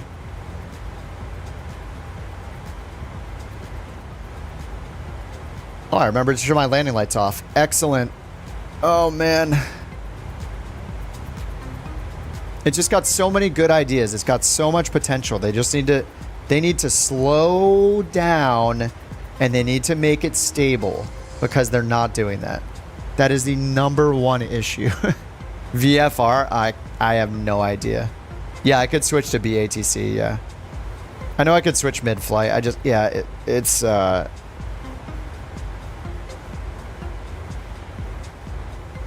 want the stability of Beyond ATC and the speed of Beyond ATC with the features. Like, I think if Beyond ATC added cabin crew, and added a multiplayer chatter function, I think that's all it needs to be. I wouldn't have a reason to use say intentions. The reason I use say intention and beyond ATC, as far as I know, they have no goals to do that. They do not want to do that, as far as I know, right? Like they're not doing multiplayer anything or chat or anything, or cabin crew anything. So that's why I like using say intentions. It feels more real and more fun when you have cabin crew and multiplayer. That's the best thing about it. But if beyond ATC, I basically want the stability of beyond ATC. And you know what? Honestly, I think the more I use it, the more I don't really care about the AI being able to adapt to every situation. Because if beyond ATC adds emergencies, for example, what else are you going to ask ATC? Like there's only a limited number of things you're going to ask to ATC, right? So as soon as they allow you to do a pan call or a mayday call, and they can divert you to a nearby airport, like what then? Like I don't really need to ask it what its favorite coffee flavor is. Like it's cute, but in terms of actually using the ATC, I don't really need that, right? Like I'll do it once and I'll laugh about it and then I'll never do it again. So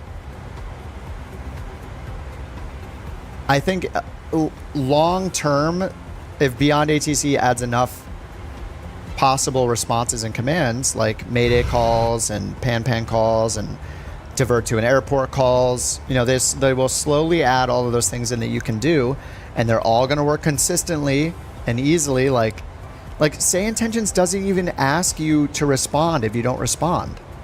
If you ignore it, it never asks you again for every command. Like you can just ignore everything, and they don't come on and say like, "Hey, are you there?" Beyond ATC does that because that's what you expect. Like, it's just the very basics are almost feeling lost with say intentions now. The AI utility wall, yeah, cute in the mimicry, but if it can't do the basic job, exactly, yeah. SI seems rough. Yeah, it's definitely rough. I feel like the last month, like I think it's been 4 or 5 weeks for me, I've been saying that it feels rough. I don't know what major change was made, but it literally doesn't enforce anything, period. That's the most crucial thing of using ATC, especially if you're trying to use it to like get a little like real world type practice in, get up to doing VATSIM. Approach into Wilmington. I'll have your descent ready for you in about 20 minutes, just to give you a heads up. Okay.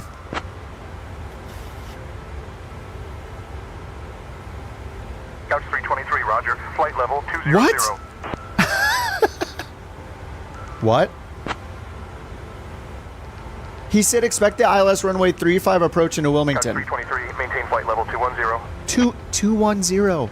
The last instruction they gave us was 380. What is happening? Why? You see what I mean? Every response is a bug. There is something major wrong. I just said why to it, and the transcript says that I said flight level 200. This is insane, dude. This thing is falling apart. They reworked some back-end architecture. Why? It was working fine. I don't know what's happening. Now all of a sudden the UI just changed to like reset all my data somehow. I don't know. Now it suddenly says top of climb for my segment. But that was blank 2 seconds ago. Like, I don't know what's happening. I didn't even read back the ILS approach info. I just said, okay, and it didn't reply to that. It says flight level 200. It's stuck on flight level 200, even though it said flight level 380. Where's the 380? It's not on the transcript.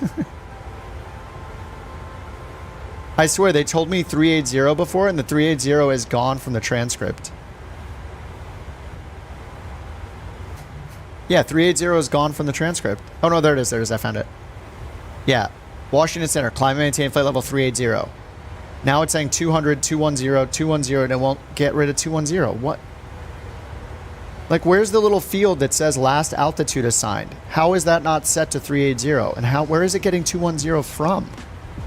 It's nuts.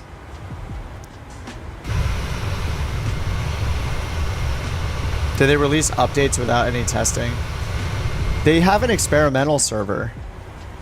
Count 323, contact Washington Center on 120.9 or 75.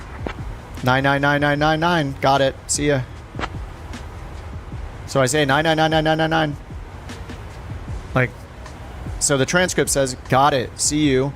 It should reply right now and say 120.9 or 75, like wanting me to read it back, but it's anyway, it clearly doesn't care about anything I say anymore.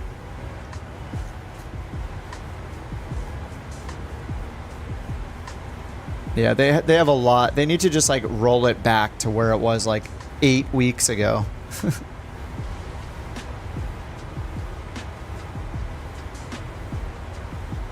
Yeah, it's the most expensive service. Some people are paying $20 a month for this, and we're paying $30 a month for this.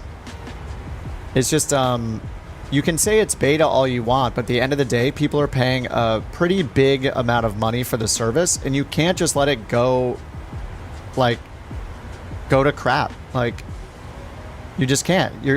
I mean, you can, but you can't be surprised if people start saying it. That's not, that it's sucking. You know, like that you're not liking it anymore. It's yeah, whatever changed like 6 or so weeks ago, it has been the catalyst. Like, I don't know what, if anything changed, but it seems like something changed and it just got worse and worse and worse.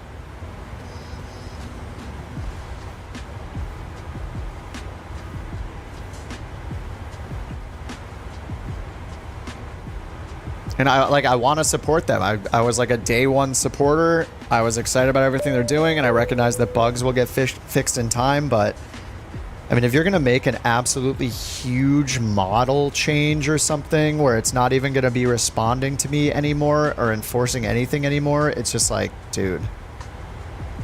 Commercial applications. Yeah, that is a giant it doesn't even enforce me reading back a frequency or an altitude. How is it going to be used commercially? There is no way. If it's not ready for me sitting here late night on a weeknight after work drinking a beer to have me in a totally casual manner not even enforce readback of frequencies or altitudes, how is a serious flight school student going to be using this? Or a flight school going to be paying for it? I don't think so. It is not ready for that. It's not ready for me to use it casually. They did credit those of us. Yeah, no, I'm not saying they're not nice. I'm not saying they're not trying to build a good product. I'm just saying that they're doing too much too fast, and we're seeing the effects of that right now. I've been seeing the effects of that for over a month now. It's getting very unreliable. It's not even enforcing anything anymore. It literally won't even read something back to you if you don't reply to it. Like, that is the absolute basic ATC service, especially on an IFR flight plan, is, I mean, on any, if ATC says something and you don't read it back, they are on your ass. And they're not. They don't say anything. Like, that is a critical level bug that needs to be fixed immediately.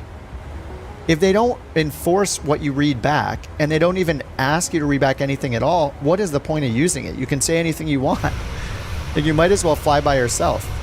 Oh, we're getting a sim freeze. Here it is.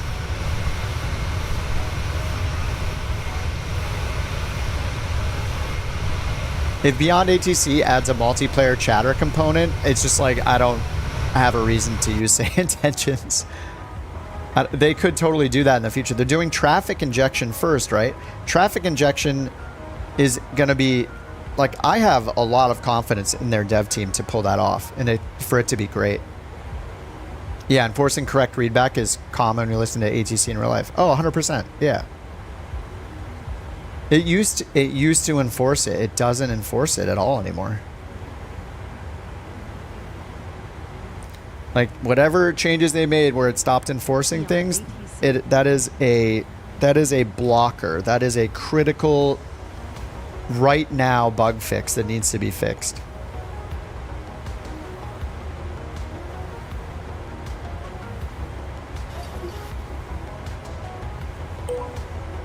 323, radio check. Yes, I loaded beyond ATC. I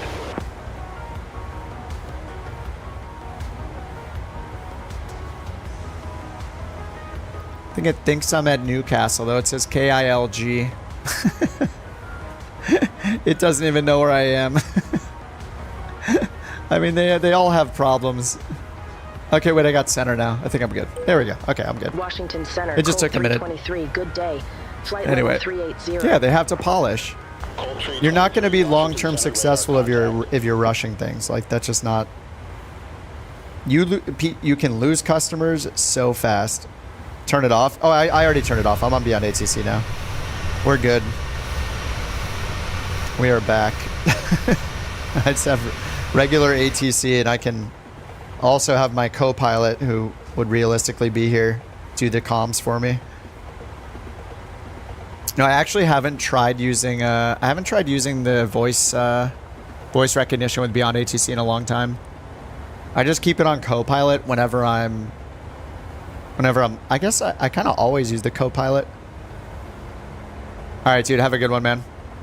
Slip back into having fun. Yeah, I mean, I'm gonna have fun flying the plane. Like, I'm also critical of things when they're bad. And I want people to know, especially because I've been telling people for 3 months now, like, Say Intentions is awesome. And because now it's not suddenly awesome, I need to make sure people know it's not awesome right now. Like, I'm not going to say it's awesome when it's not awesome. They're having tons of problems.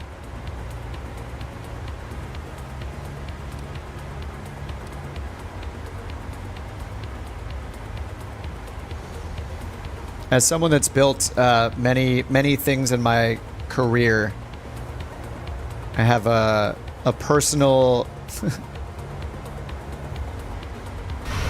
I have a viewpoint on this as somebody that works in the industry.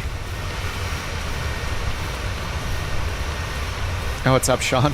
Good morning for you. Good evening to me. Yeah, it's 10 o'clock already, man. I mean, part of the, like, Say Intentions, when it's working, it provides fun. Like, the silly things you can hear on the multiplayer is fun. Like, I like that part of it. And I like when the AI, like, voice glitches out. That can be hilarious, too. 123.85. But it's still got to do all the other stuff, right? Washington Center, Colt 323, good day, flight level 380. All right, 73 miles till our descent. All right, we don't have a star. Runway 35, 1 a.m. East Coast. That's not good morning. That's still good night. Unless do you work at like a night shift? Say Intentions needs to think about making people whole again after they prepaid. I mean, that's the risk. If you, like, I prepaid a year as well. I didn't expect them to give me a refund when they drop the price or a credit. I don't expect a refund. That's just reality, right? They could end the entire thing, you know, and yeah, it's just, yeah. Built $1 million business from scratch, learned my painful lessons over the past 28 years. We still need to have value for money because customers are fickle. Yeah, I mean, we can, especially when you have competitors.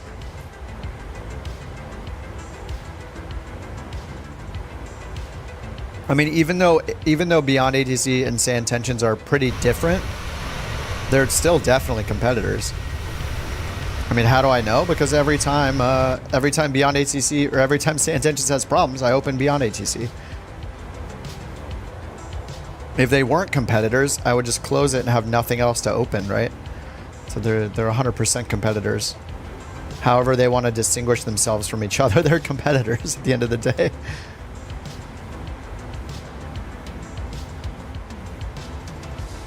Yeah, they're very generous with what they did for people when they got the price drop. It's very nice of them that they did that.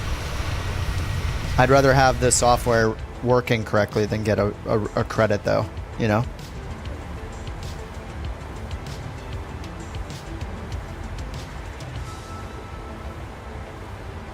I circled back to it again. Well, it's an important topic. There's like, yeah, BATC is the new Navigraph and Volanta. I agree. I think I've pretty much always said that because it's so affordable, and because I mean, once they get traffic injection too, people are going to go nuts. People are going to be so excited for that, especially people flying airliners. When you're getting sequenced in with other planes, it's going to be really cool. I'm pretty excited to try it out. 23, Washington Center, expect radar vectors, runway tree 5. All right, vectors 3-5. We were set up for 3-5. Runway 35, Colt 323. Vectors 3-5. I think I put in ILS. I think we only... Over here it's filtering for ILS Yankee. Yeah, ILS Yankee 3-5.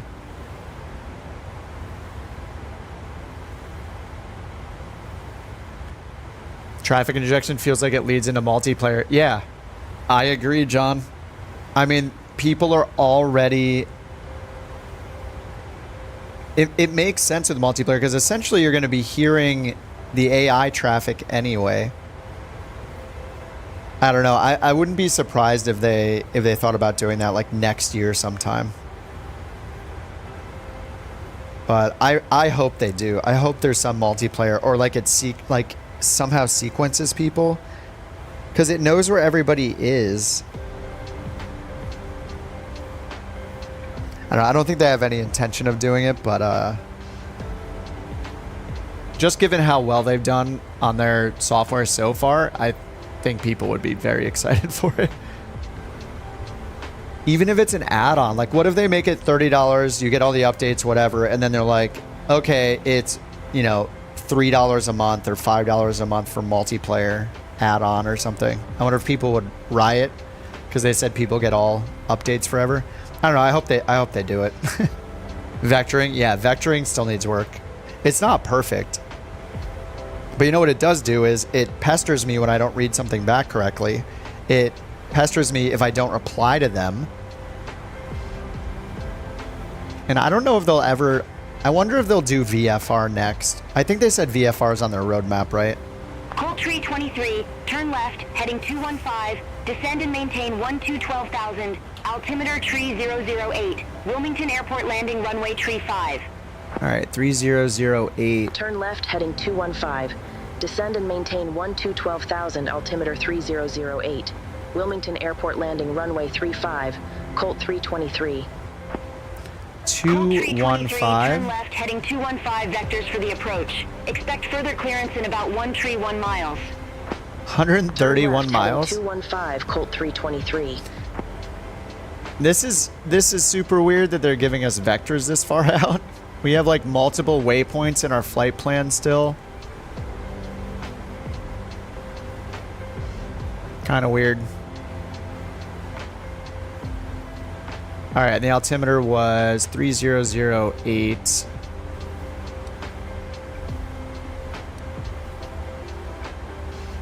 All right, 3008 is set. You're gonna teach a few people you'll know how to flight sim for the first time. It just matters what they want to do. I would just show them a few things like that are totally different. Like show them. See if they're interested in like helicopters, gliders, or just powered flight, regular planes to start, and then you can decide what to show them first. And then if they're interested in regular planes, decide if they're interested in like a trainer or a fighter jet first. And you have to gauge how seriously they might want to take it. But I think the best thing, if it's their very first time, is to just show off how incredibly like pretty things are. Like fly them through clouds in like a glider or a helicopter or a fighter jet at like sunset somewhere cloudy, you know. Fly around like beautiful places because I feel like that's like the wow factor. And then if they're like, holy crap, this sim looks awesome, be like, well, you can learn serious stuff or you can learn fun stuff. I mean, they can still take the fun stuff seriously, I guess, but find out if they're a gamer or they're someone that might be interested in aviation.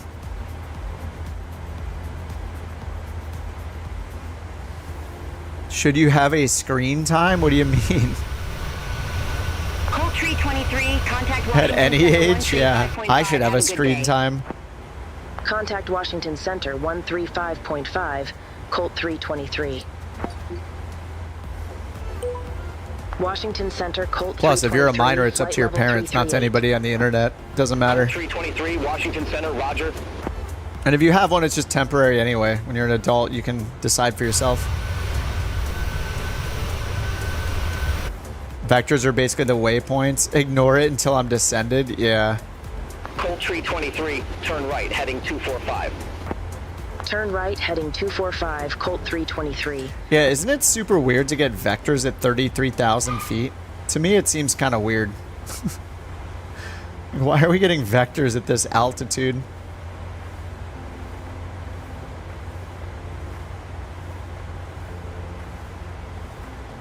Colt 323, turn left, heading 220. Expect further clearance in about 42 miles. Yeah, Beyond ATC does a Turn good left, job heading showing off 220, their Colt technology 323. and their upcoming stuff for sure. Flying out of Bozeman, Beyond ATC was reporting TFR? Wait, it was? Beyond ATC was reporting a TFR? Not say intentions? I didn't know that Beyond ATC did anything with TFRs. You have a feeling their vectors may be tracks? The Apple restriction? I mean, you live in a prison. You're using the internet. Like, what? Yeah. You know, I don't think you're gonna get any sympathy from anybody in this chat.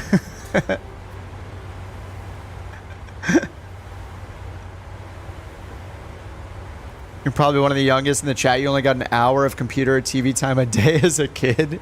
Yeah, I mean... Yeah, I don't know what it's like nowadays to grow up when you're born and the internet exists. It's probably very different. You don't know what the world is without the internet.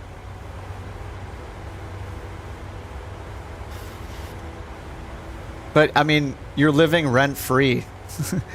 It's one of those things where when you're in it, you think it's the worst thing ever. And when you're out of it, you're like, man, I wish I could just live rent-free as a kid with my parents and never think about anything that's actually... I never have to worry about money or taxes or health problems or, you know, whatever. Like, if assuming you don't, right? If you like that's the best place to be. Turn left, heading 210, Colt 323. You're gonna miss the time when you yeah, exactly. Wish I still had someone cooking me food every day, paying for the roof over my head while I play video. Yeah, 100%. Yeah, you're gonna look back and be like, oh my god, that was so nice. Why do I have to do all this stuff myself now? And the only thing you had to pay for was like putting your phone down a certain time of day, getting some more sleep. Like, yeah. Your parents are locked in a prison with a squatter. Needs attention, doesn't pay bills, and eats all their food. Exactly. A squatter. Yeah, you're basically a squatter.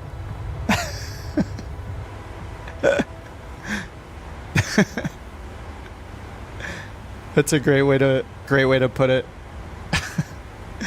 Okay, what are we doing? The ILS Yankee 35. I'll put that in for now with the transition. Oh, I guess I already had that in. Because there's no now there's an execute. IL, hold at IL. We're not going to even end up doing any of that. Bruh, yeah, that says it all right there. Exactly. You said it all with one word. Everybody here now understands by you saying just one word. We all get it now. 146. Legs. All right, 142. ILS 110.3349.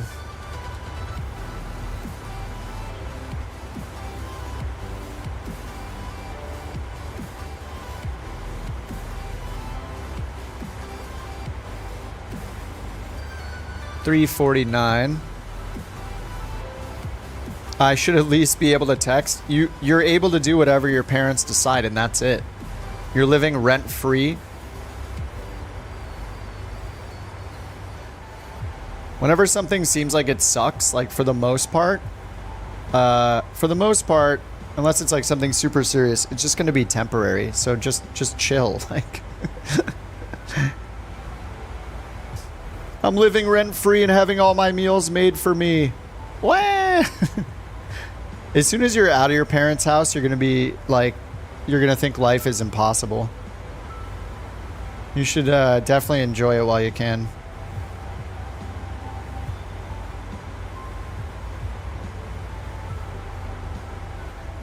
Everyone in the chat that is turn left, heading 200. God, you're so annoying. All right, let me ban this guy from the shorts chat. Spamming the chat. Okay, bye forever. Weird. People are just so strange, dude.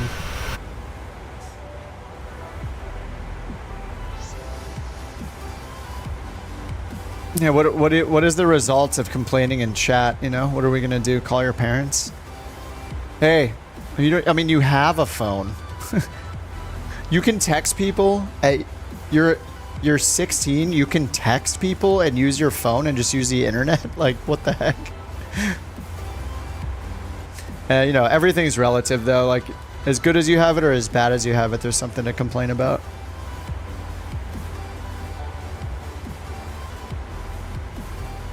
First taste of adult life. Yeah. All of a sudden you're getting a bill for $100+ a month that you have to pay just to have a phone. And you're like, uh-oh, how do I get $100 a month? Just wait until they want $1,500 a month for your studio apartment or something. That's going to be really fun.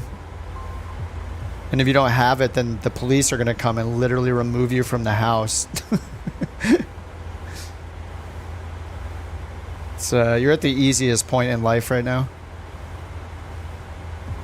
Yeah, $1,500 is cheap. I'm being very, very generous with that. You probably can't afford an apartment for like, I mean, what? I don't, what is, yeah, it's bad.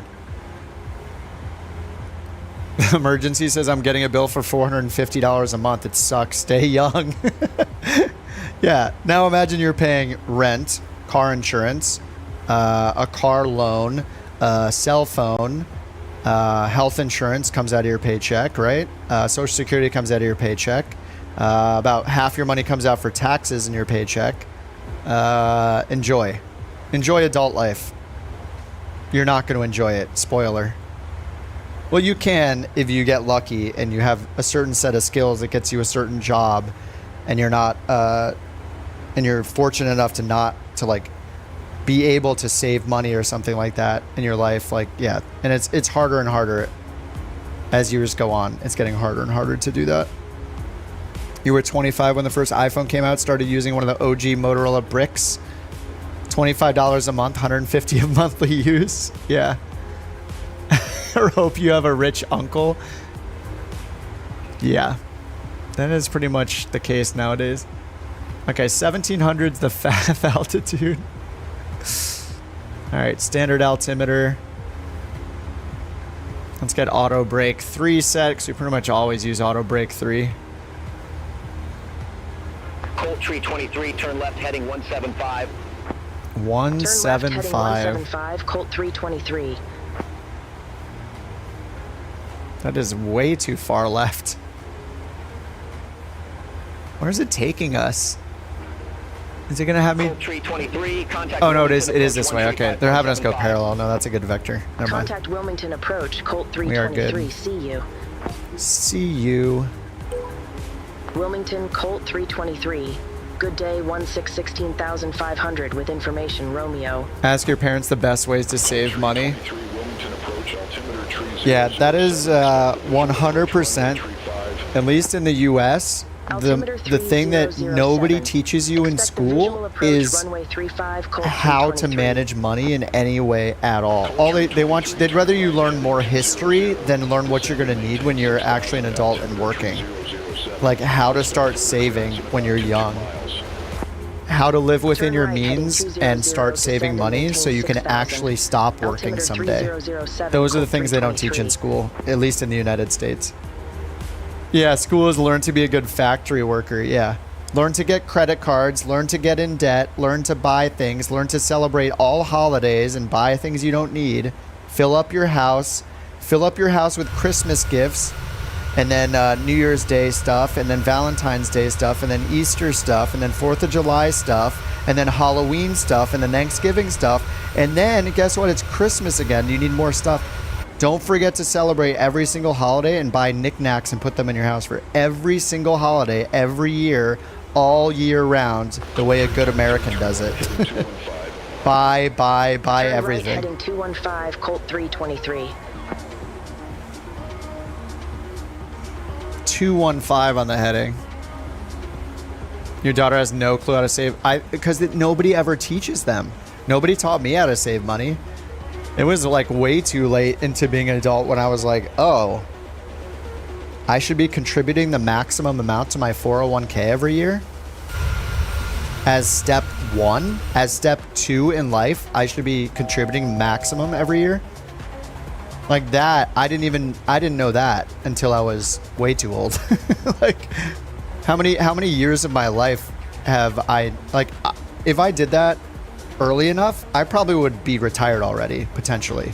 If I learned to save early enough. I just didn't. And most people don't. Almost nobody does. It's just not taught to anybody. I guess somebody taught Microsoft how to get the servers back online, though, because we got trees. We got photogrammetry. We got Bing Maps. It's back. You just started your first big boy job? Yeah, trying to figure it all out. Well, luckily, nowadays, you can just literally go to a subreddit and learn how to do everything and ask actually intelligent people constantly what to do with your money. Here's your budget. You can go to like, you can go to a subreddit called finance or like personal finance, I think it is, and just ask them questions. You'll have like experts in finance helping you out, exactly tell you what to do for your given situation and guide you. Colt 323. You know, 10 years ago, 20 years ago, you're not getting that help without paying somebody. Now you can just ask on the internet and you'll get people in there that are like just experts helping you your whole life, helping each other. It's great. Like, if you want to know the answer, just go and look it up. Nowadays, you can, the information is out there. And don't get swindled by like some advertisement. Just talk to regular people on Reddit or whatever. You know, like Reddit's such a good resource. You're not reading an advertisement from some company on, you know, how they're going to take half your money to help you save or whatever, you know, whatever BS.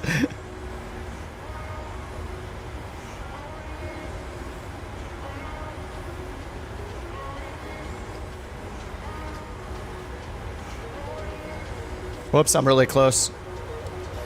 I don't know if I wasn't paying attention or... Anyway, I probably wasn't paying attention.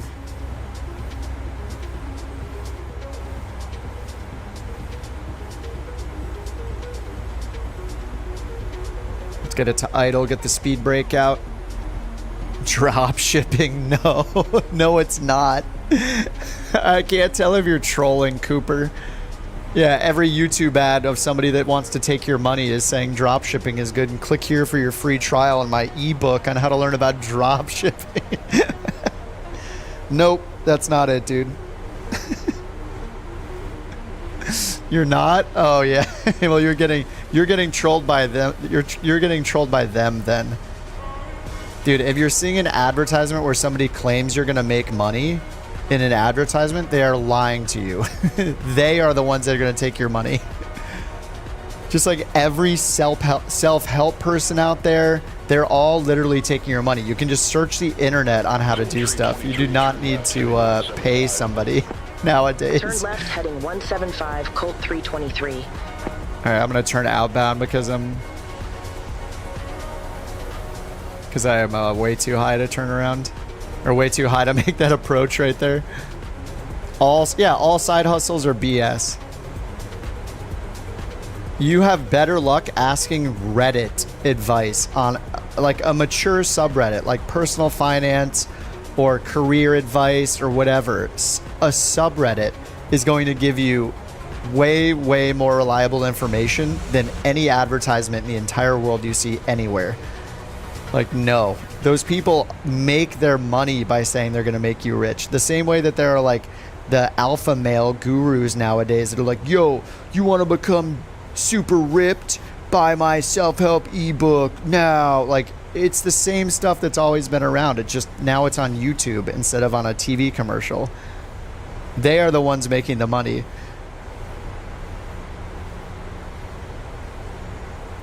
You see an ad that's like, make $1,000 a day, just buy my ebook. Guess what? You're going to make $0 a day, and then you're going to make 0 minus whatever that their cost of their ebook is. They're going to make the money. They don't make money doing the thing they supposedly tell you to do. They make money by pretending like they know how to tell you that they have a solution or whatever. That they have a way for you to make money. Yeah, it's just all BS. You can't trust any of that stuff.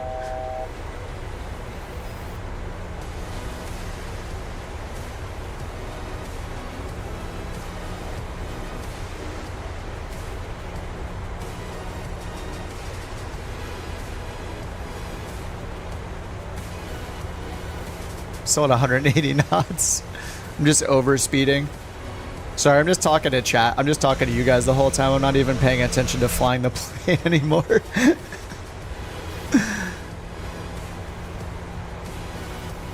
If you ever go on VATS and they tell you to turn left, if you're in this situation, oh, request a holding pattern. Yeah. No, I'm just ready to be done for the night. I'm just gonna land and call it a night. This is this whole week has been weird with the bugs, with my problems with say intentions. Like, I don't know. This has just been a off, weird week.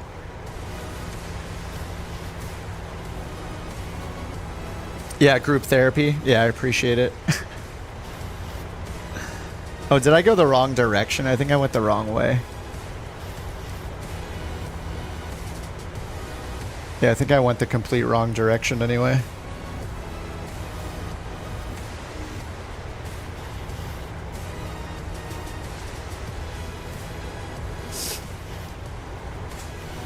Try to salvage this flight. Don't leave. We have someone here who needs financial advice. The person that doesn't have a bill to pay needs financial advice. What's up, Skybound? Yeah, do research. Yeah, and don't do research means like go to like personal finance subreddit and read the top post there, and maybe at some point when you have enough questions, make posts of yourself, not read advertisements, you know, not get a not pay for anything. You don't need to spend money to learn how to spend money or how to save money.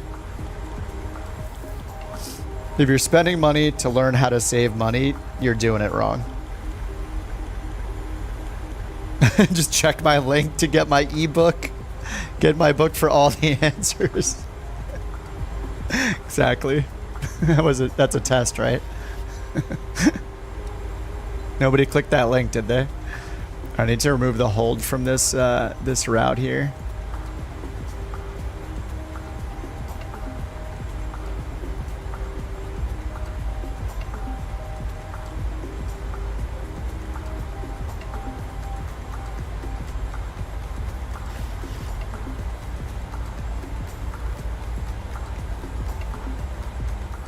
Not a good deal for you, my friend.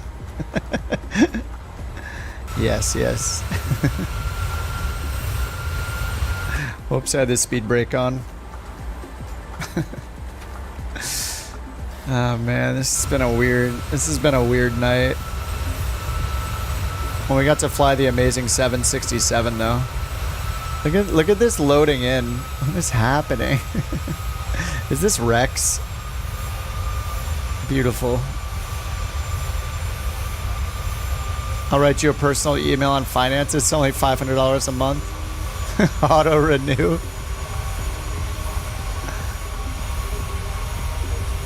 I think this is actually Rex with the terrain stuff. It might be. You're having Bing issues on approach. Yeah, this just doesn't seem like a great night to sim anyway with these problems everybody's been having. The couch liveries are better than most you've seen. Dude, they're so good. Everybody is doing such a good job. Chase and Av and Manny are just kicking complete butt. Turn left heading 125. Turn left heading 125, Colt 323.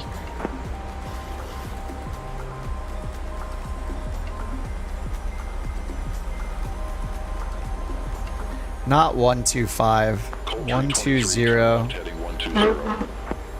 Dude, Lady Gamer, thanks for re-upping for another month. Sorry this has been such a weird stream.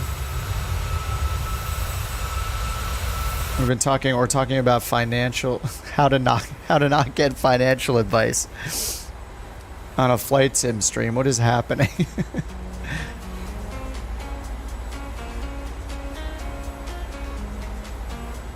Colt Tree 23, turn left heading 095, intercept the Tree 5 localizer. We're definitely not turning left 095 right now. Intercept the 3-5 localizer, Colt 323. Negative. Yeah, we're not doing that. Yeah, look at I think the ground's getting all the textures getting replaced. I think that's Rex.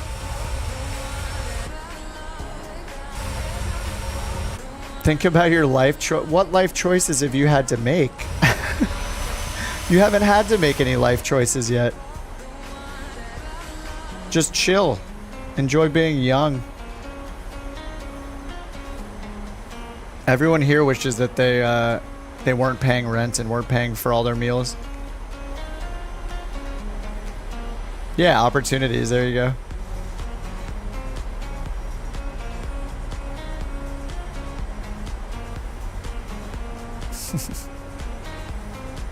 How you fall into scams?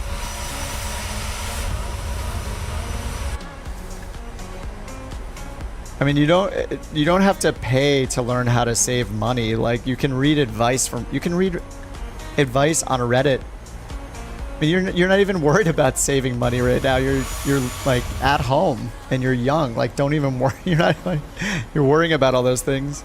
You enjoy being young. Yeah, not having any responsibilities. Yeah.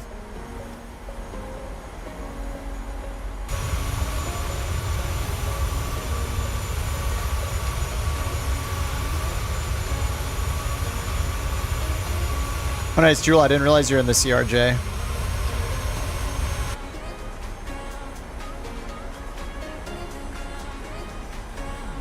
All right, I think it's about time to go to IL.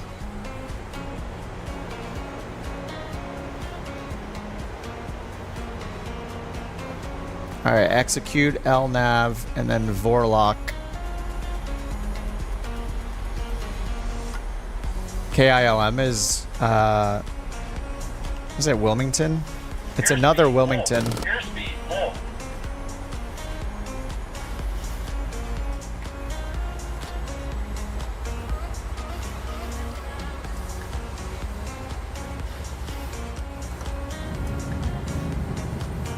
Airspeed. Airspeed.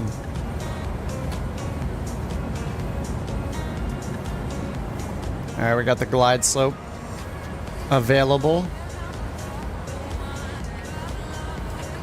Colt Tree 23, airport is at your 10 o'clock, 8 miles. Report the field in sight.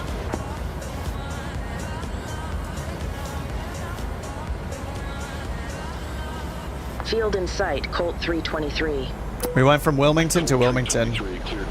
From Delaware to... Wait, approach 35, Colt 323. I don't even know what state we're in. Colt Tree 23, contact Wilmington Tower 119.9er. Over to Tower 119.9er. Whoa. It's intercepting the localizer. Wilmington Tower, Colt 323, visual runway 35. Oh, is it North Carolina? Colt 323, Wilmington Tower, continue. Whoa. Colt 323. All right, 142, 147's our final. Runway 35 cleared to land. Runway 35 cleared to land. 5 mile final. Gears down, auto brakes 3. All the lights on, continuous, strobes on, anti-collisions on. Fly the 380? There is no 380. At least not one that anybody here would buy. All pilots should receive a trophy on every landing. Yes. All planes should have a nose projector to project their own center line. For pilot satisfaction? 1,000.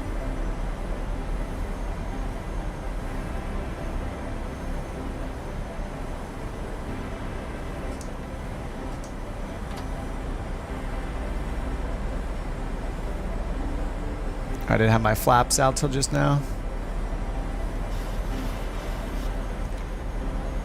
Go around, climbing left turn 1800.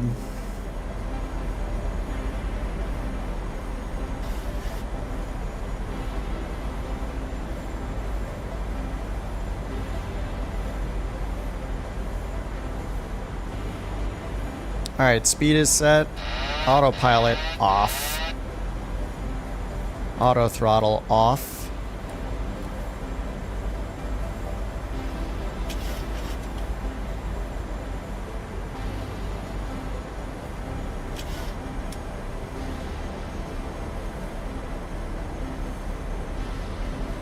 Calm winds, no excuses.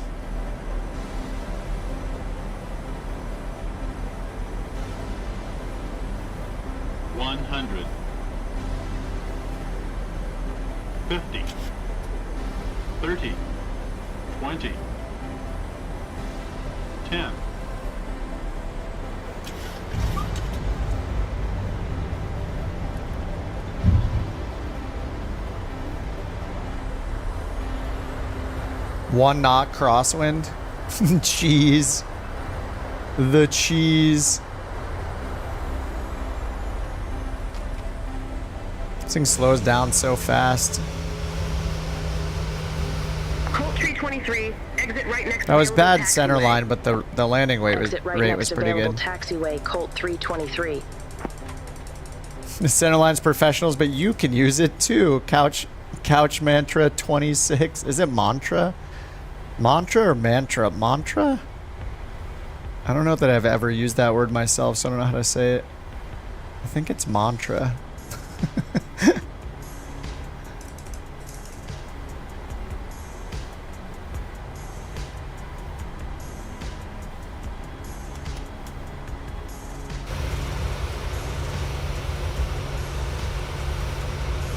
Colt 323, contact ground 121.9er.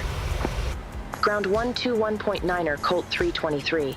121.9er. Taxi light on.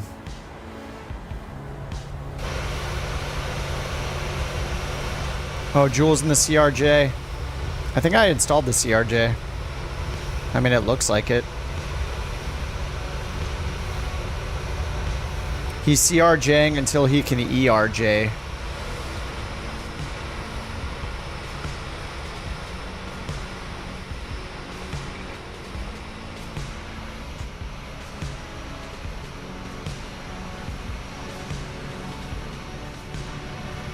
Whoa, whoa, watch that wing.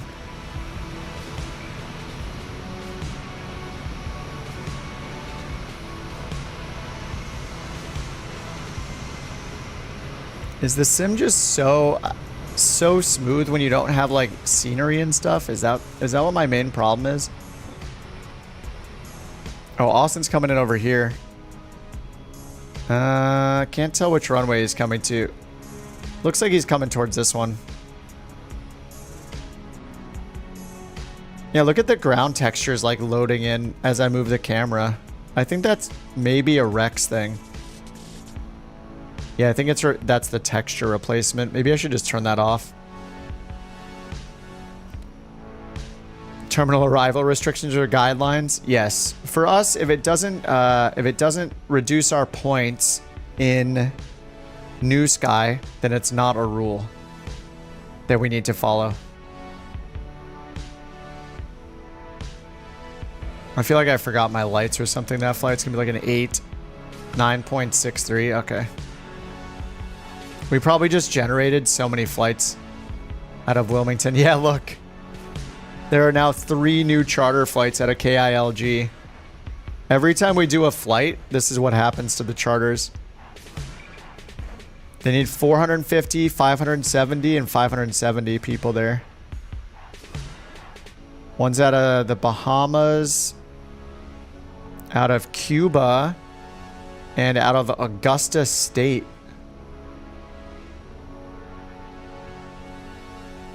Terrain LOD. Don't use the texture replacement. No, it's just crap. I will turn it off as we speak. What's the minimum you should spend on a new PC?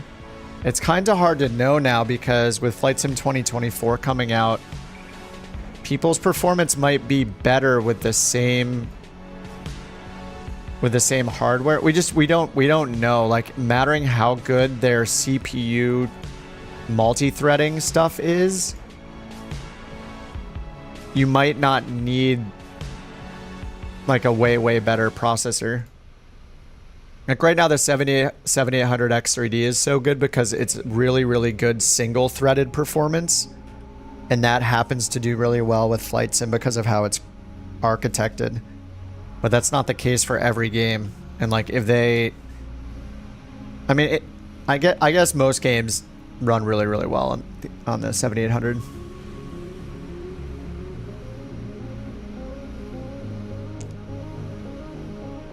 We need to be emptying regionals with full narrow bodies. It just seems like, yeah, anywhere we're flying with airliners is generating those. Yeah, September dev stream, yeah. It just really, it matters what your budget is, right? Like you can just go all out. You can get like get a 7800X 3D, get a really good hard disk, get a 32 or 64 gigs of memory, get a 4080 or a 4070 Ti, something like that. It's usually not like, you're never going to be upset if you get more power. Oh yeah, those new chips launched. Yeah, I just saw like one quick review about them. They basically said like it's for somebody that's not going to buy an X3D chip and they're building a new machine. Ooh, that looks buttery. Oh my god, that was a nice landing. Absolutely beautiful in the pocket rocket.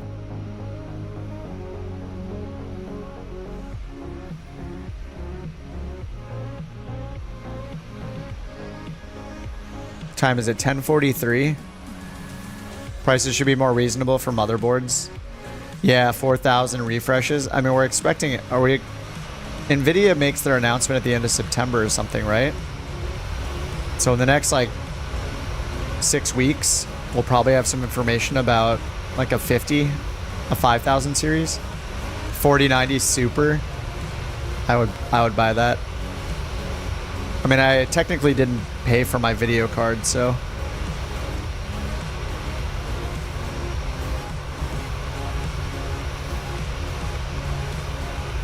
Oh, you get 30 FPS with an i5 and a 1060 Ti. That's pretty crazy that it runs that well. It's awesome. You want to have to buy a power plant? A nuclear power plant?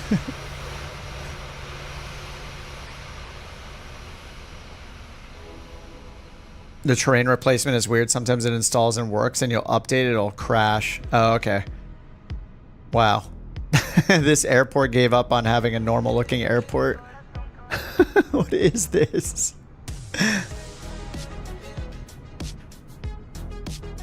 This is just amazing looking.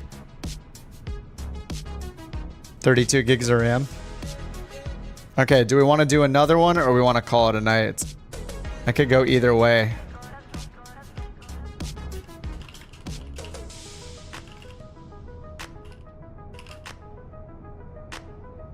Alright, I'm gonna use the restroom while the poll is up. Be right back.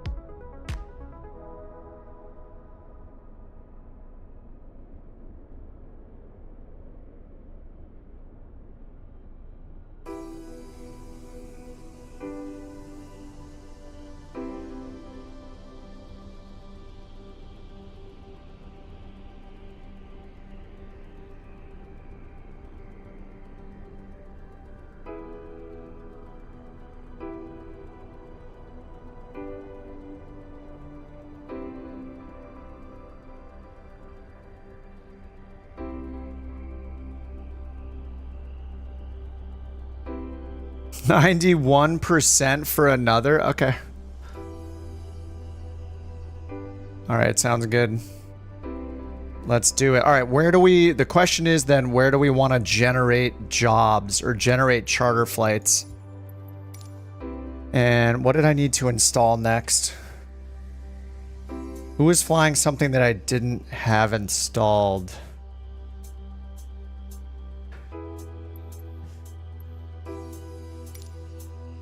I don't have like any of my airports installed. West Coast? Yeah, we could do like West Coast or Canada or Colorado. Yeah, West Coast Mountain sounds good. We could go to Terrace again in Canada. That place had such a cool departure. Oh, the A20N? I didn't install that? No, wait, I have the fly-by-wire installed.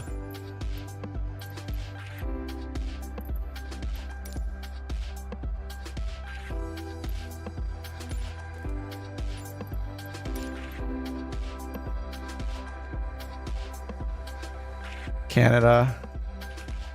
Oh yeah, World Update Canada. 11 gigabytes? 7 gigabytes?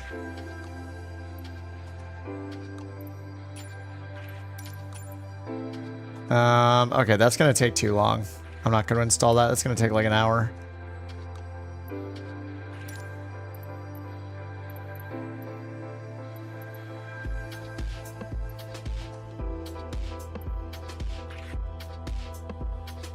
$767, never installing that again.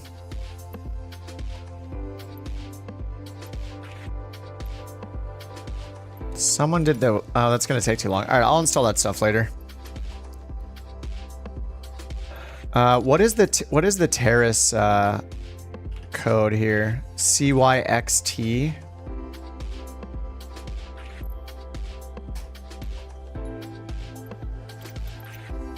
Yeah, Terrace. We could fly out of Terrace to somewhere. I'm gonna restart the sim because it takes 2 minutes.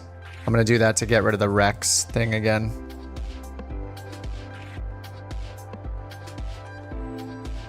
All right, and then CYXT. Oh yeah, there we go. Sitka. Do you know the code? Was the 767 really that bad? Yeah, it's like a Captain Sim type of thing. Like, actually, one of the worst parts about it was the sound, or the lack of sound. I think the engines just... the engines are just non-existent almost. Like the sound of the engines. It was like somebody turned the treble and mids to 0 and the bass to 10. It sounded like that. Like, it's really strange.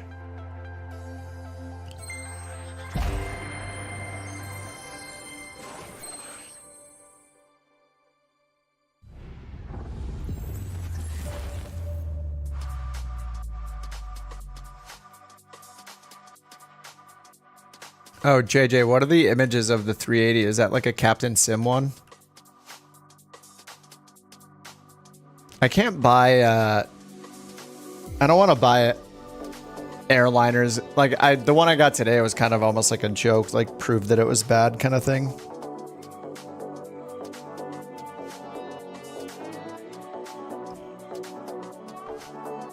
PASI.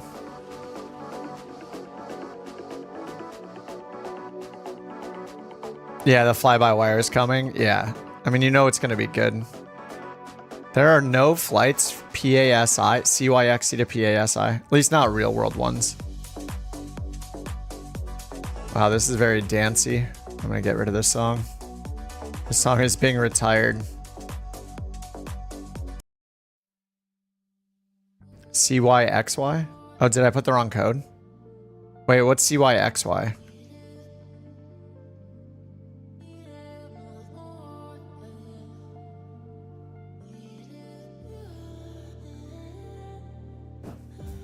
Is there somewhere like far north it goes to?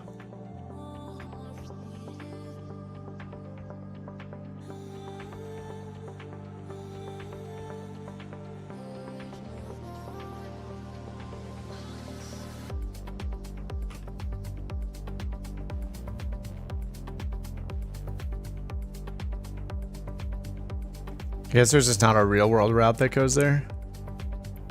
Look how fast the sim loads now. It's just all because I had a terabyte of stuff loaded. It's so weird. Like, why does it preload 100% of the content? It doesn't make any sense. Why would it not be loading stuff in as it needs it? It's so weird. Oh, and the Yukon, isn't that going to be like 3,000 miles or something? Wait, how far is that? 1,000? Maybe that's why I'm not seeing it.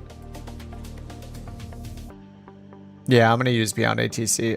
I can't, until there's major improvements for say intentions, like I'm going to use it here and there to see the progress, but it's just, it is a mess lately. Maybe 600? It's just not showing up then because there's they're not real world routes, but we can just make our own. Either way, we're gonna go to Terrace, so I'm gonna load in there. CYXT? Yeah, CYXT. Are there really only small ramps here? Oh no, there's some medium ramps. Okay. There are a few spots for us for the big boy planes. I'll go way over here to the, oh no, that's a fuel box. All right, I'll just go to ramp 2, I guess.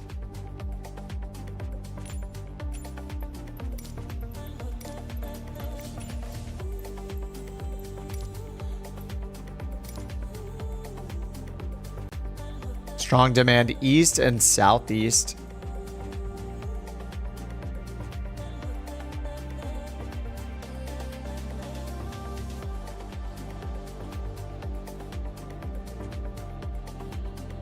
No routes available for the 738.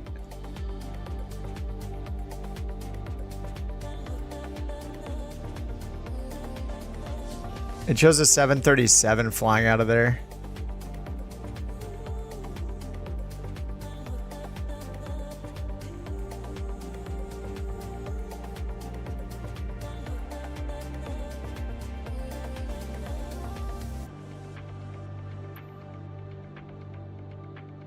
Make a charter from here? Yeah. As soon as we all take off from this airport, it's gonna make a charter. Just like it did back at Wilmington.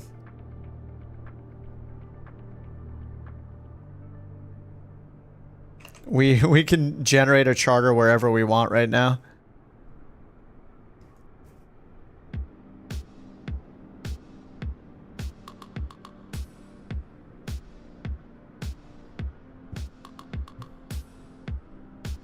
And there are so many flights on Volanta right now, it's pretty insane.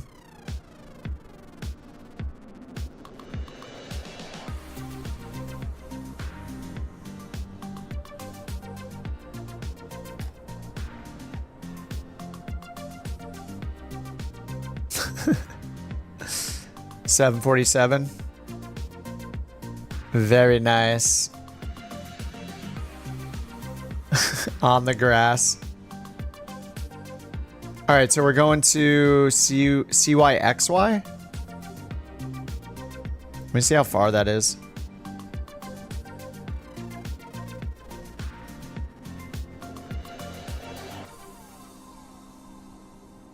Sim brief. Flying for New Sky. You've forgotten how to land?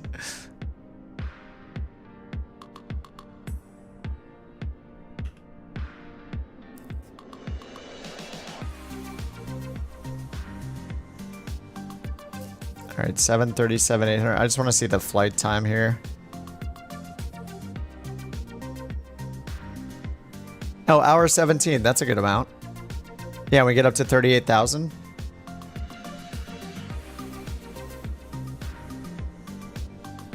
Eric Nielsen International.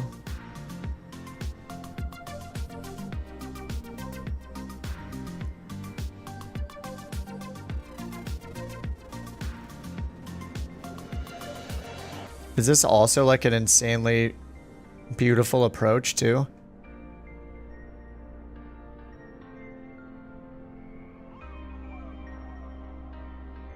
We're not filling planes. 85 passengers. Let me see what it gives me.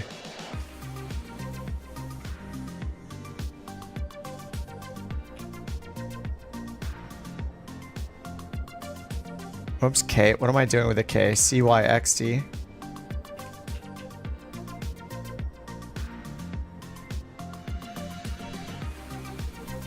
Oh my god, it's giving me 12 passengers in Knox Harrington.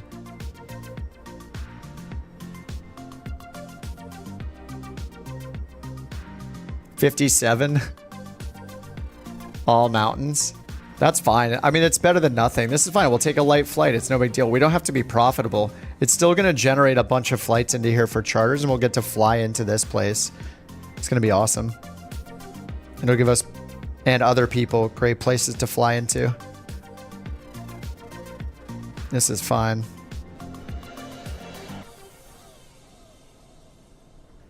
All right, 6:20 departure. 59 passengers in the red. Yeah. Who needs the profits? Whatever. You know, the profits don't even mean anything.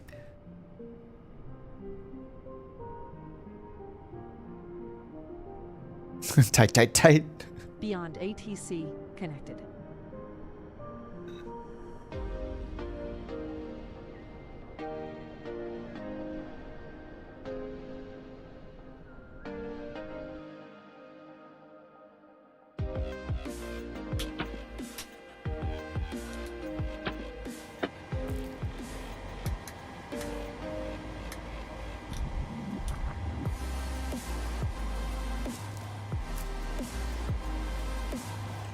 All right, 380.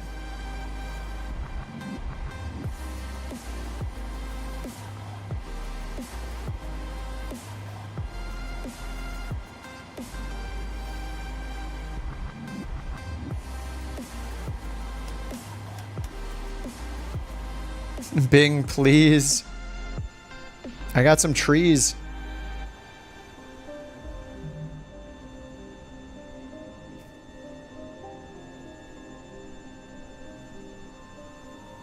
Does it support options for helicopter flights? I don't even know if that's a thing in New Sky. If it supports it, like we can just add it. We can just add it. I haven't tried to add a helicopter.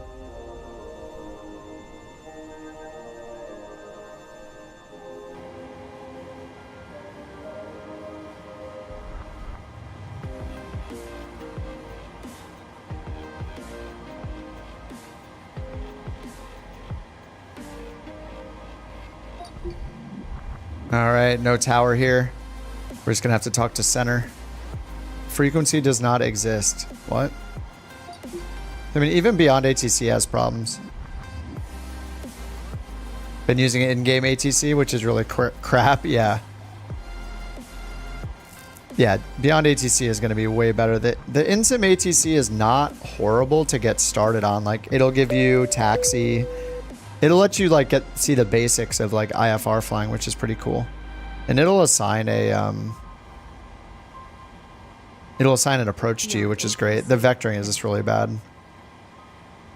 But I don't expect Microsoft Flight Sim ATC, like the built-in ATC, to get much better. All right, sweet IFR clearance. There we go. Just had to restart it. IFR clearance to Whitehorse Airport.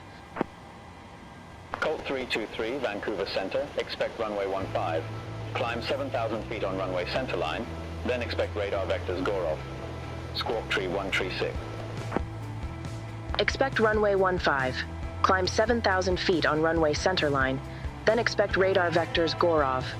Squawk 3136. Colt 323. Colt 323, read back correct. Push or start at pilot's discretion. Hold for release. Report holding short runway 15. Push or start at pilot's discretion. Hold for release. Report holding short runway 15, Colt 323. Bye-bye. Bye-bye. She said it. Bye-bye. A true professional. All right, so my route, all I got is direct Gorov and then the Gorov 2.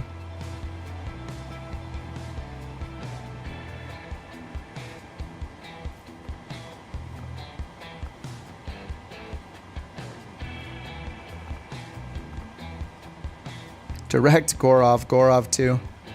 And they did say runway 15. We're in bye-bye country. Yes. I guess, was it you telling me, Jewel, that it's common in Canada for bye-bye? Bye-bye. All right, route uplink loading. I mean, when Beyond ATC starts saying couch and couch captains, game over.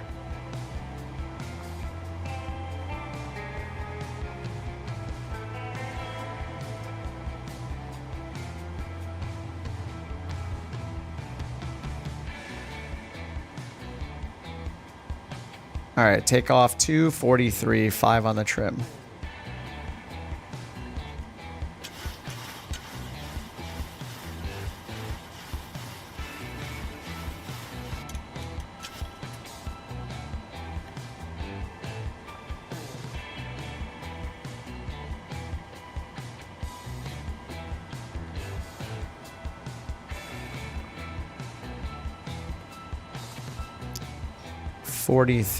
Takeoff 2.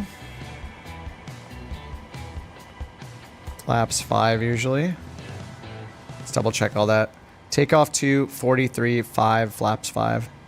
5 on the trim, flaps 5. All right, departure and arrival. We're expecting 15 and 14 right.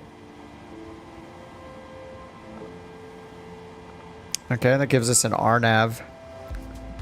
RNAV Yankee or RNAV Zulu? Let me see if this filters.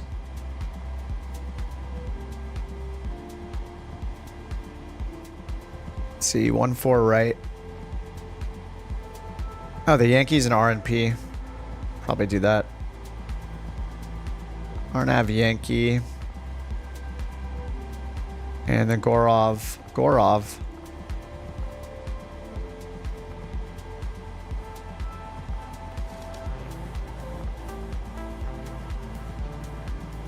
All right, N1 limit.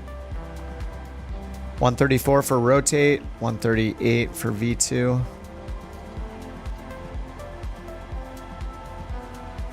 right, let's get the APU started.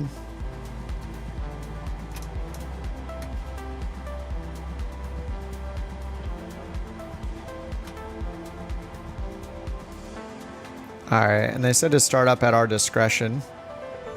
We're going to start up right here. And then we're going to runway 15, which is right here. And they said fly runway heading until 7,000. So 153 on the heading. 153.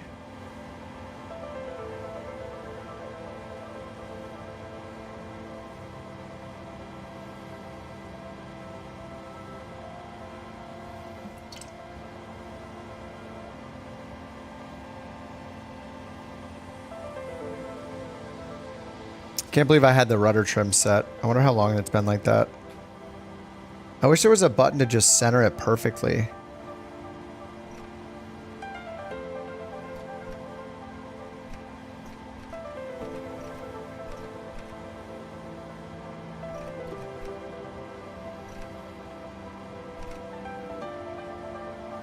I guess that's centered. I just want a reset button.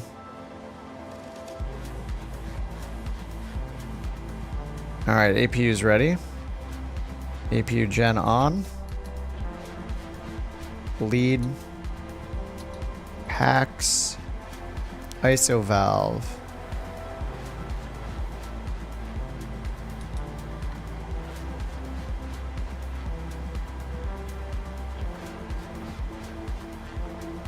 All right, chocks are gone.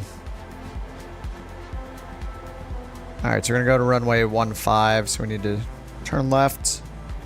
And we have no departure, but we have the Gorov 2 arrival.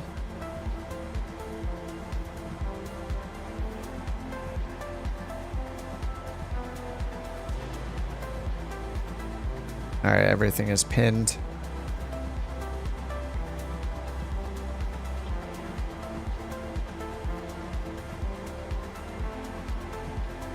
All right, let's get all the fuel pumps on and get the engine started, I guess. We can just do it here.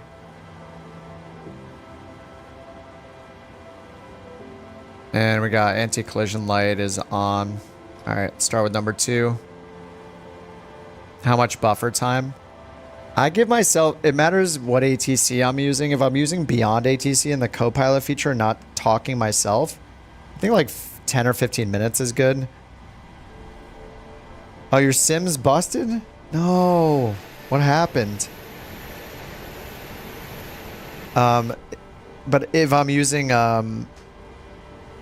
it's different when you're streaming too, because I'll constantly like get distracted and just be chatting with you guys and forget to do anything in the sim. So sometimes I'll put in like 30 minutes, but it doesn't actually matter with New Sky. Like if you're late or early, it just doesn't really have an effect. It'll tell you we're late. I don't think it actually gives you like a pilot rating decrease or anything like that. Oh, it's forever to load the airport. You just added the liveries. Did you happen to choose a different 737? I don't know. My first time since I deleted everything and loading into this plane took forever the first time. And I feel like I can turn off DLSS. And like turn some things up here a little bit. Just a tiny bit. Oh, you're loading in. Sometimes the very first time you load a plane, it takes forever. Like, it took me like 15 minutes to load this thing. It felt like.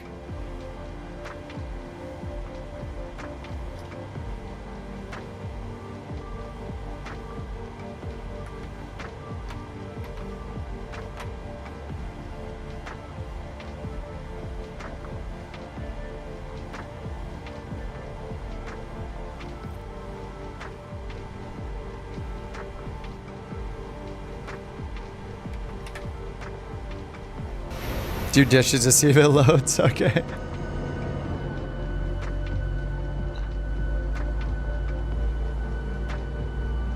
Why is the terrain like loading in? Look, when I switch, you see it like load in. That is so weird. Even with off screen on ultra. Huh. Interesting. Oh, it doesn't support rotorcraft? Yeah. It would surprise me if it did. Landing rate's part of Flow Pro. No, I'm using Flow Essentials.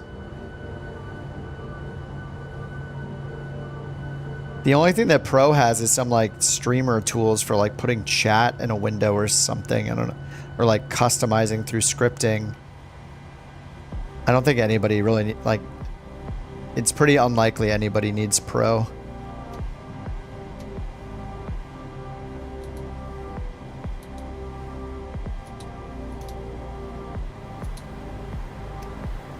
Alright, APU's off, Gen 1 and 2 are started. Where do you find it? I think it's just called landing. Let me see. You might have to add it. Oh, right here, landing rate. If you don't see it, just click into add a new thing. It's just called landing rate. Yeah, landing rate. And then when you turn it on, it's not even going to show it, I don't think. Yeah, when I hit the button and it's green, I don't even see it anywhere. Once I land, it just shows up. And then once it shows up, you can reposition it, and it'll remember the position you put it in.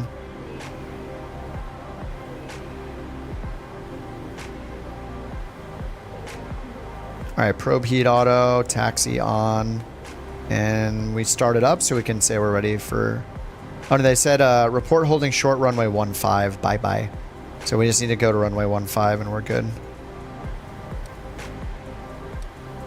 All right, we got runway heading set, so we need to turn to the left.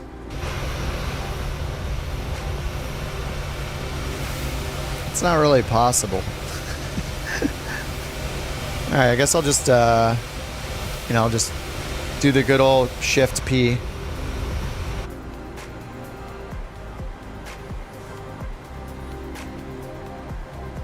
I'm surprised you can't, like, turn with the rudders or the tiller wheel while you're getting pushed back.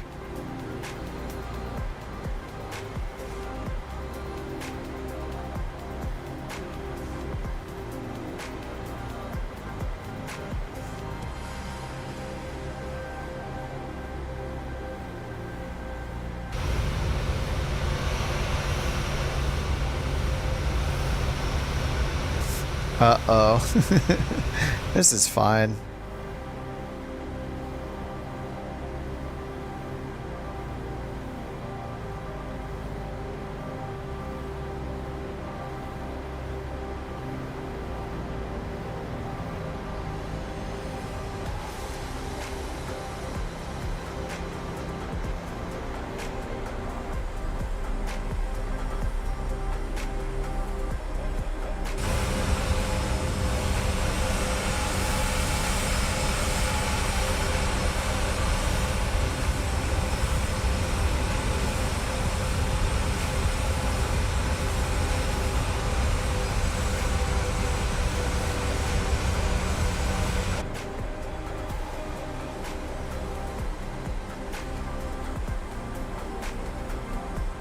Come on.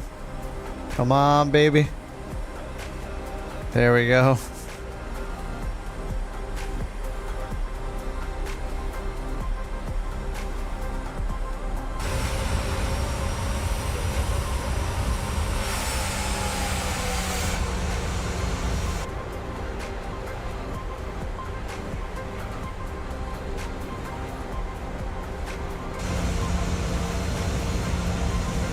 I'm pretty stoked for this departure. I mean, we're just flying runway heading, so... But we're going that direction. Are we gonna be good? We're just going that way? Towards those mountains? Climb to 7,000. Colt 323 short of 15, holding for release. Colt 323 released for departure. Clearance void if not off by 1555 Zulu. If not off by 1555 Zulu, contact no later than 16.5 Zulu. Time now 1534 Zulu. Frequency change approved. Released for departure, Colt 323.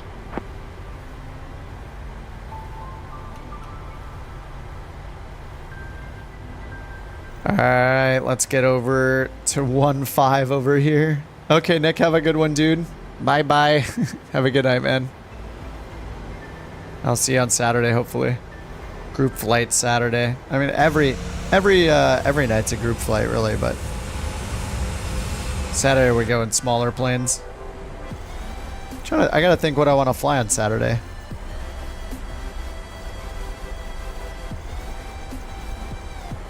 Alright, let's make our way over here. And we're cleared for departure, and they said, if not off by 1555 Zulu. Let me set the time, so at least the minute is correct.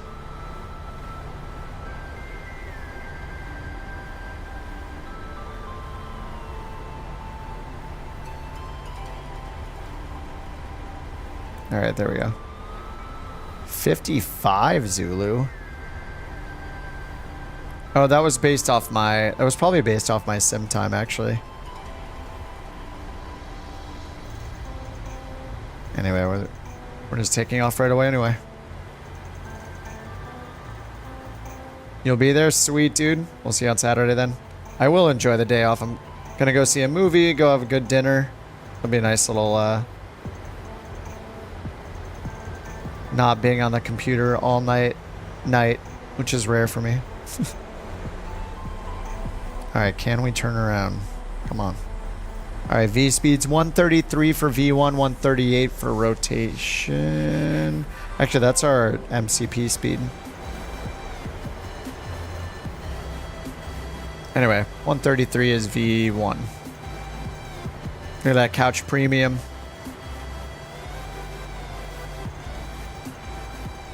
I don't know if he froze or he stopped.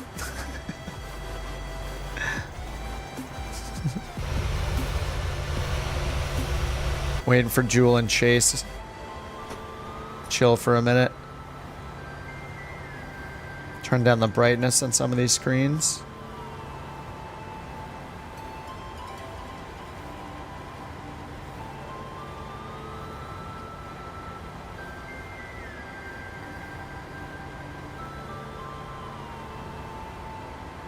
Continuous, all the lights are on, strobe is on. Landing elevation 2317. Whoa.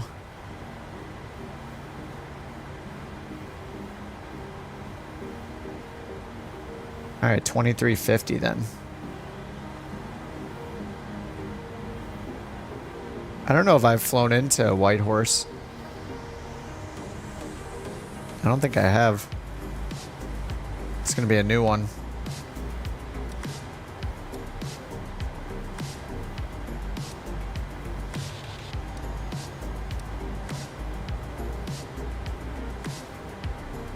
And they're gonna give us Vector's Direct Gorov, which is like way behind us, like way, it's way over here. It's 324 miles away. It's our first waypoint.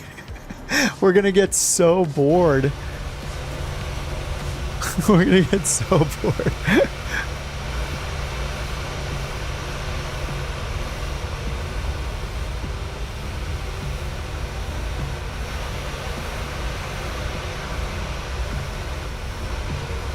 Ken is on the way. 8,000 feet.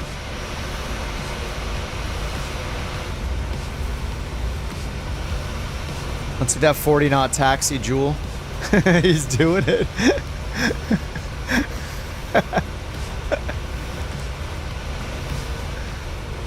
CRJ is pretty cool. It's got a HUD in it too.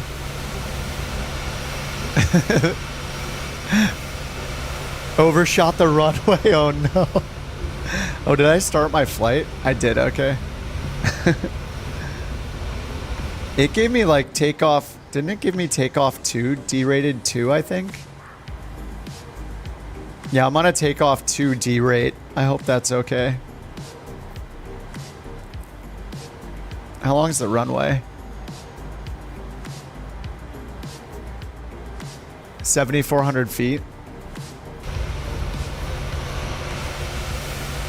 Probably just wasn't the right like flex setting or something.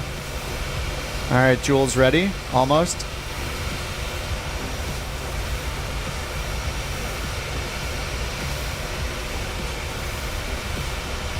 This will be close for you. Good luck. The 747. Man, 7,500 feet is pretty long. I don't know how many passengers you got though. I'm in the 800, but I only got like, what I get, like 50 passengers? 57 passengers.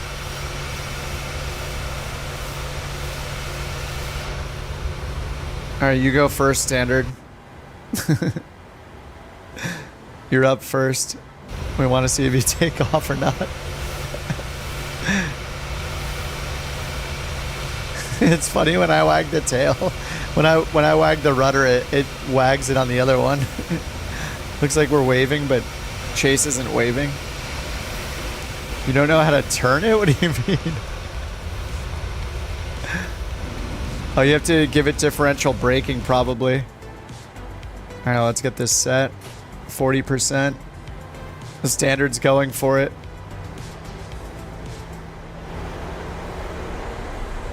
Oh, he's up easily. I mean, I don't think he went off the runway or anything. All right, Toga. N1. Toga is set. Oh, it's tail heavy? Yeah, the Boeing. I just use differential braking or asymmetric thrust. Though I don't have my throttle split now. I unsplit it earlier.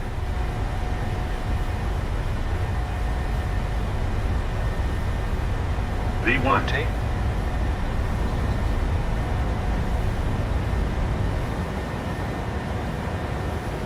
Positive rate of climb.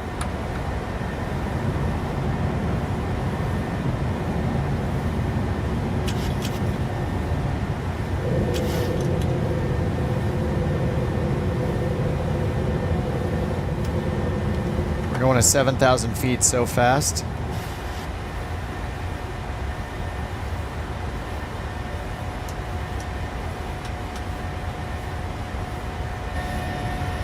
Oh my god, this departure is the best.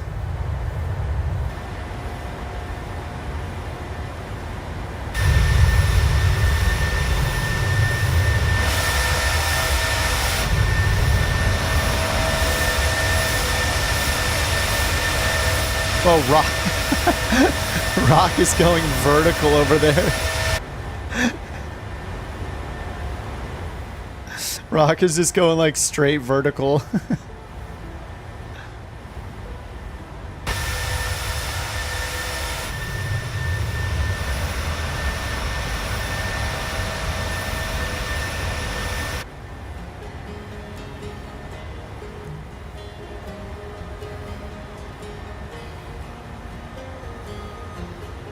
What's weird is, wait, why does it say MCP speed? Wait, why was it following this speed? What the heck? It's on N1. Wait, I'm so confused. Auto throttle's on, Toga, wait, why did Toga go off? What is happening? I don't understand what's happening with the speed.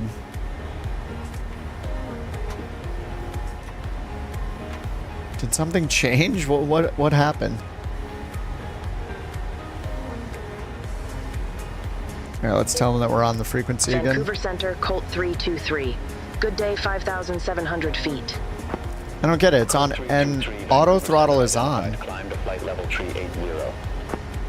Climb to flight level 380, Colt 323. Oh, it's because I don't have VNav on. Oh, I'm so used to using VNav. Okay. 380. So if I don't, oh right, if I don't use VNav, I have to. Okay. I should have activated I just didn't click VNav, right? Yeah, I just didn't click VNav on takeoff. And if I don't take off with VNav, then I have to dial up the speed in the window. That's actually how that Ryanair pilot did it in that tutorial. Alright, they're supposed to be giving me vectors though.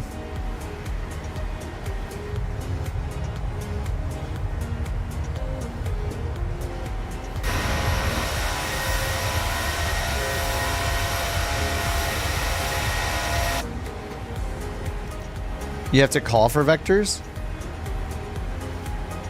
It's just not going to give us vectors?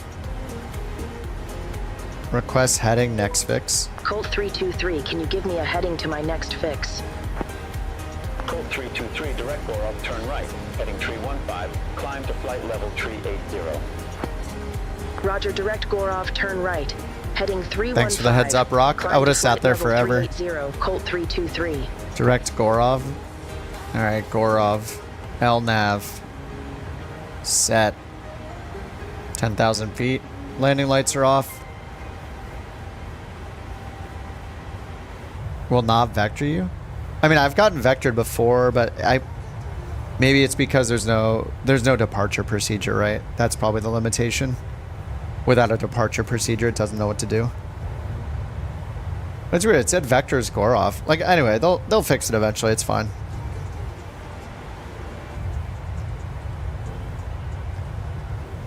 They will fix it. It's so cool flying around here.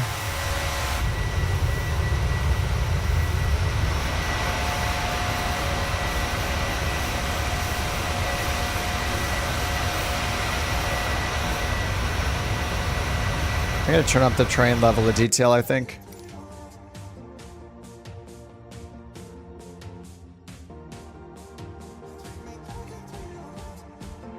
Let's try 150, see how that goes.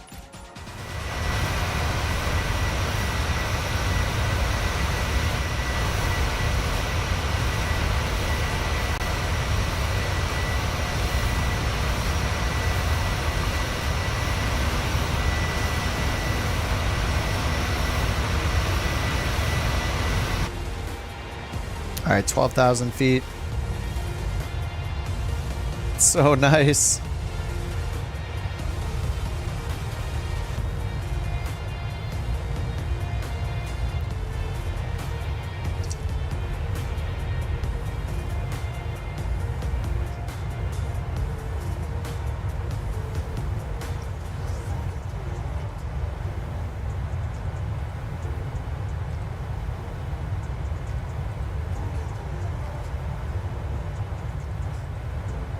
Well, I guess in just a couple weeks, we're going to see more info on Flight Sim 2024.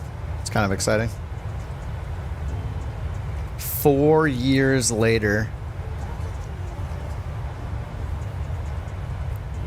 I don't know what's going on with Chase, but he's invisible over there.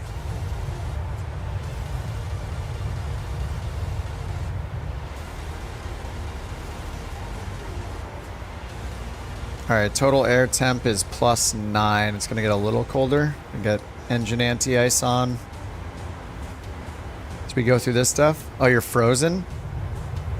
So wait, now you got... I thought when I said that I was freezing on the streams, everybody was always like, oh, it's just you.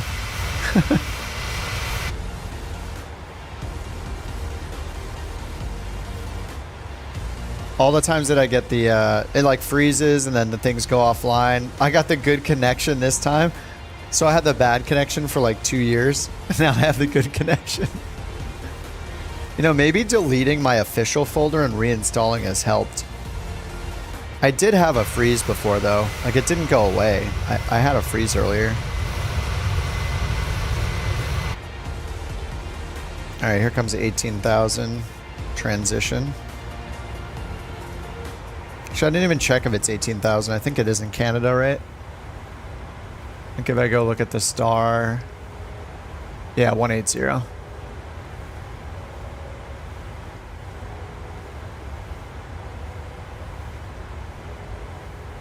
This route is hilarious.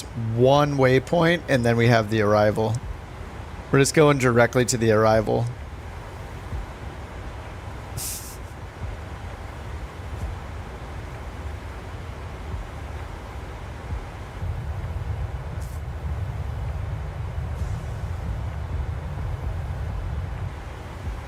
Ooh, we got contrails. I can't wait for Parallel 42 to make the immersion thing for the 737.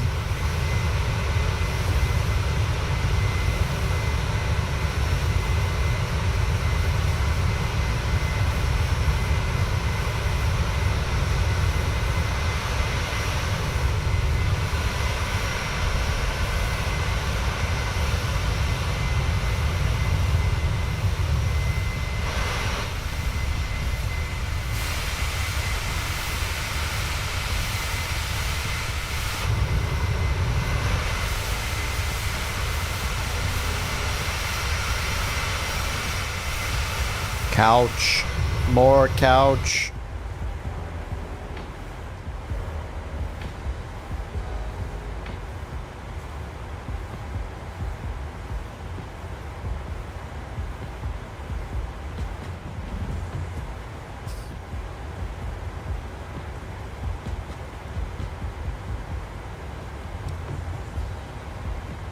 $310 miles to Gorov. This is, I mean, by the time we get up to 380, let's see, how long is that going to be?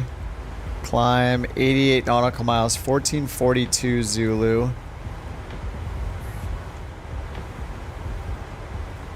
So 11 minutes for the climb. Descent, 1514. So it'll be about 30 minutes in cruise.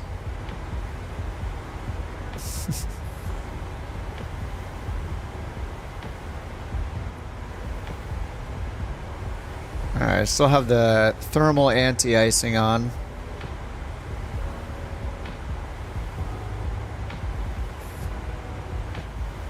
Before you spend any more money, you want to know if Parallel 42 is going to work with it.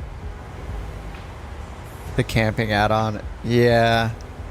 The camping add-on is really cool. I only used it a couple times. I was kind of using it when we were doing on-air and I was in the caravan a lot. It's pretty chill. I could see like, yeah, if you're just like chilling, playing by yourself, not like watching a stream and chatting and all that stuff, and you just want to like relax, it's kind of fun to sit down and like set it up. You can like put your dog down where you want it. You can put like a guitar and like a cooking thing and a tent and, you know, a tarp and like a overhung thing, whatever you I like. Yeah, it's pretty cool. It's not like the fastest to use it though. Like there's a lot of like little adjustments you need to make and stuff. But it's a really cool concept. I think you might be able to save like a preset. I forget. I think I only use it like once or twice. I would hope you can save like a preset once you get your layout done. You can like save the layout and then plop it down wherever you want.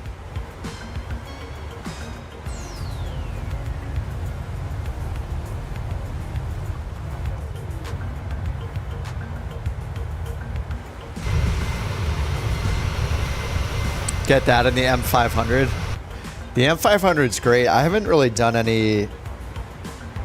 I pretty much stick to hard surfaces with the M500.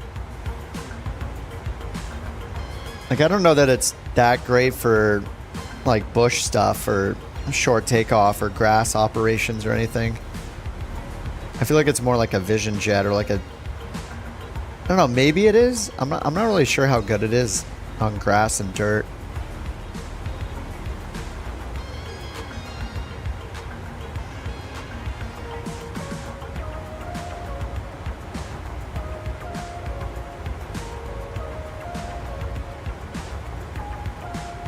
You know, I feel like the M500 is more of like a luxury thing, like a Vision Jet.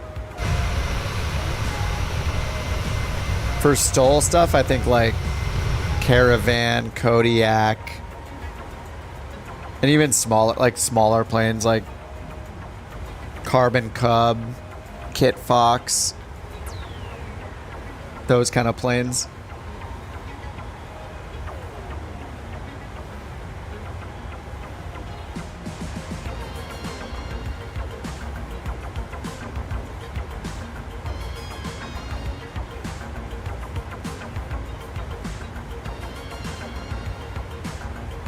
How's the weather at our arrival?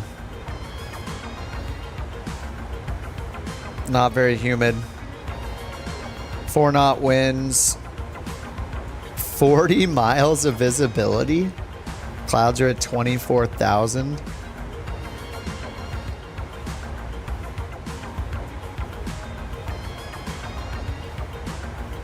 And 3013 for the altimeter. I'm sure that'll change. Pretty nice at 40,000. Yeah, we don't do that. I guess I could have flown us. Well, we got 50 something passengers, so I guess not. I want to make sure we take enough people out of terrace to get. Actually, we can just look now. It's probably already generated. Oh, it's not yet. Oh, it generated another one. Oh wait.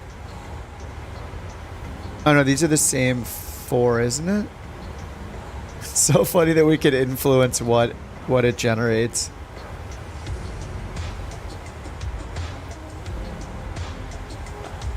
Oh, it doesn't until close? I thought it... Oh, yeah, that's right, yeah. It, I'm thinking of when you do a charter flight, it shows the passengers as taken as soon as you book it. The passengers go away from the progress bar. Which makes sense, because they booked it and they're going to be on the plane soon. Only 3,000 people live there.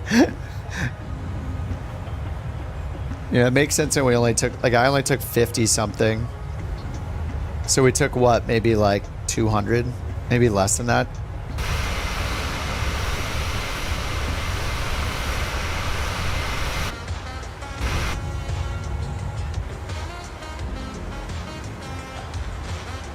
You know what? 1, 2, 3 airliners.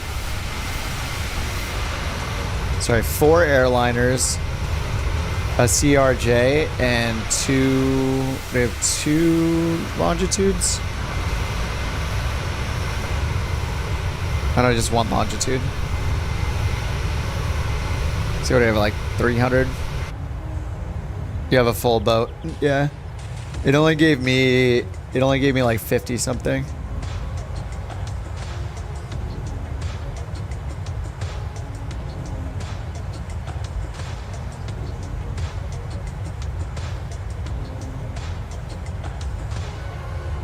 Packs 57.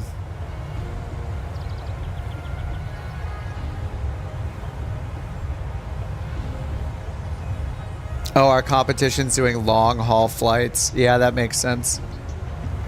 Yeah, I mean, they're going to have to change it to like not just the number of flights, because we could just all do like 50-mile flights. Just like hop in, do like little...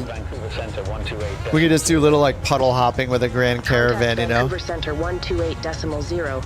I mean, we're not like trying to game the system like I'm, you know, I just don't like doing super long hauls, so we don't do it. 323, flight level 315. For it to be fair, they'll probably need to change the logic though.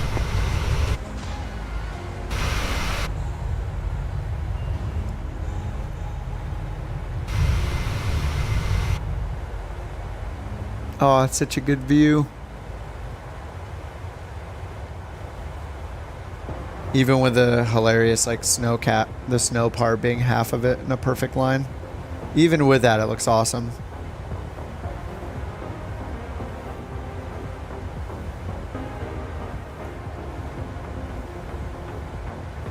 Oh, some of them are entering the US right now.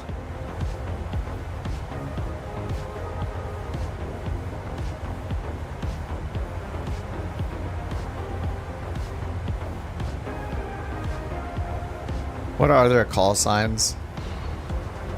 BV, oh, LHG, Lufthansa. VCP is Alpaca. LHG.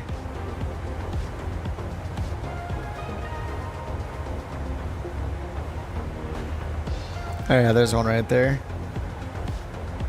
There's just one of them on a scheduled flight.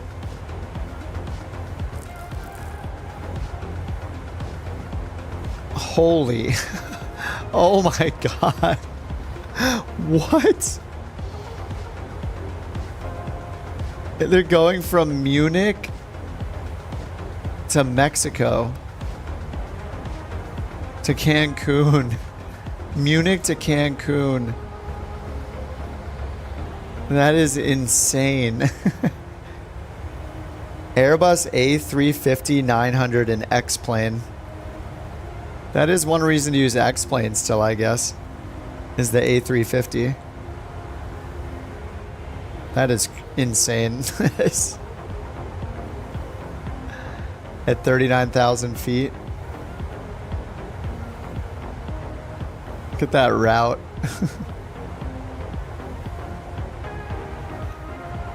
That's pretty insane.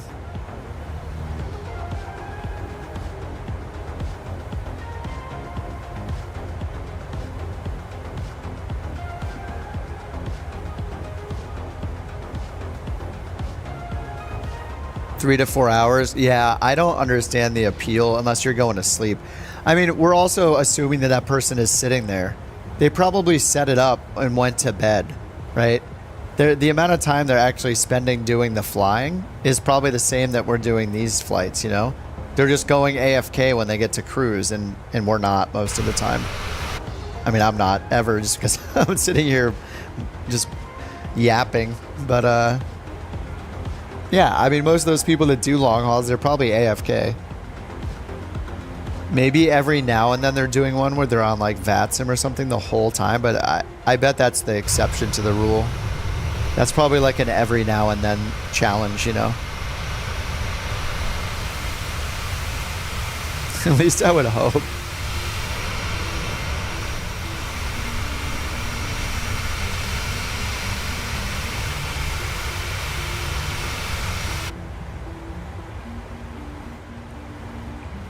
We're up to 36,000 already.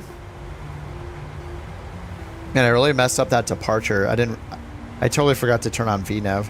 Colt 323, contact Anchorage Center 118.5. Bye-bye. Munich to Cancun on VATSIM. Feels like a cry for help. Colt 323, bye-bye. Bye-bye. Anchorage Center, Colt 323, flight level 367. Colt 323, Anchorage Center, roger. Oh, we're in Alaskan airspace?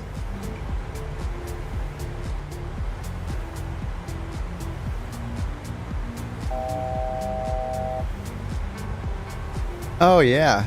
Is that what that... There's the border right there. We're in it for just a second, it looks like.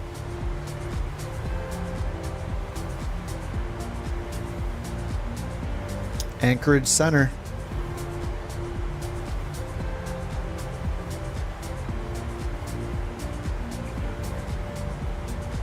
All right, let's check out this arrival.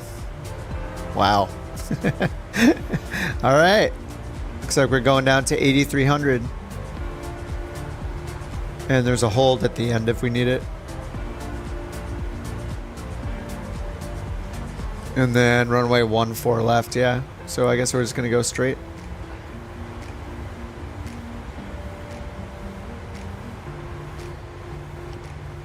And these peaks 10,800. Minimum holding altitude 8,300. Safe altitude within 100 nautical miles is 11,200. And airport elevation 2317. 125.25 for the ATIS.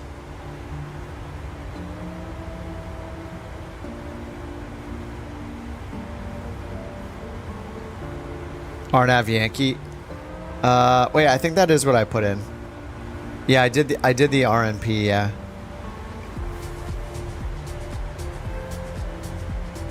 Those beautiful curves.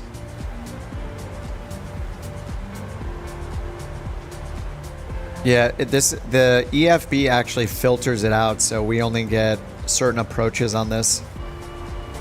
Oh yeah, it didn't filter the X-ray out. Yeah, there's an X-ray, but I chose the RMP. Get that extra precision. Yeah, look at this one. These straight lines. Lame. GNSS sucks. RNP, baby. Look at that. RNP 0.15. 688 on the minimums. Let's see how these are. The Zulu. Oh, the Zulu. The LPV is lower minimums, though. 623. And the X-ray is... Oh, the X-ray is the lowest. 250. Never mind. RMP sucks. The minimums for the straight-in LPV are 250. And for the RNP, it's 688 feet.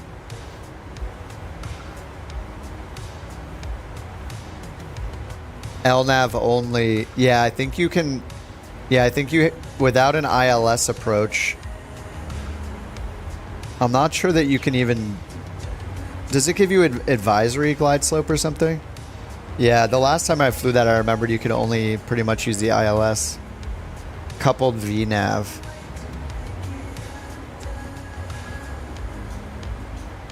I haven't used the CRJ for a while. Has that thing ever been updated? I always wonder, like, how often the planes even get updated. Like,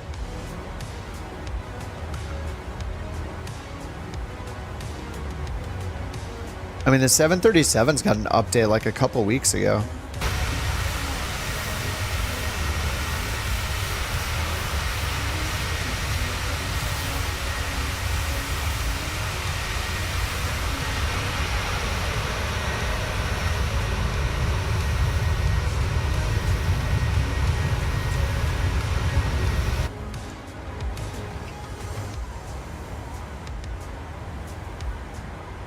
Oh, why'd my Volanta get reset? What's going on here?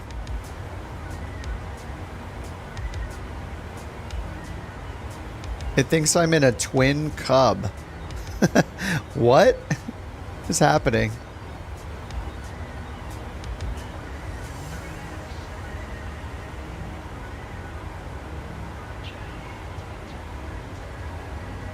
Top of descent in 20? Let's see. Mine's in 205 miles. Yeah, 1513 Zulu. Mine says I got about 30 minutes. 25 minutes or so, maybe. You're up ahead, though, and you're also at 43,000 feet. You're 5,000 higher than we are. Colt 323, contact Vancouver Center 128.0. Yeah, I'm gonna do the Yankee. I'll see what they say. If they don't, maybe they'll specify the Yankee. Yeah, I want to try the RMP. Vancouver Center, Colt 323. Oh, it's a 3.2 glide path angle. 3.2 degrees. Vancouver Center radar contact. That sounds pretty intense. 3.2 degree glide path.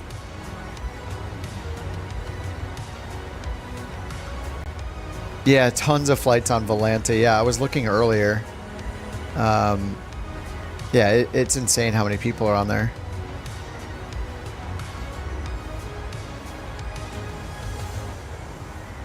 Does it show somewhere how many flights there are that it's tracking? Is it in like one of the sidebars or something?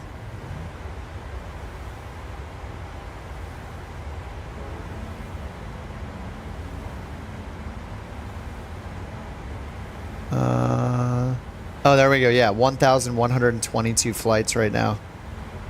That is so crazy. 459 are on VATSIM, 220 are on IVAO.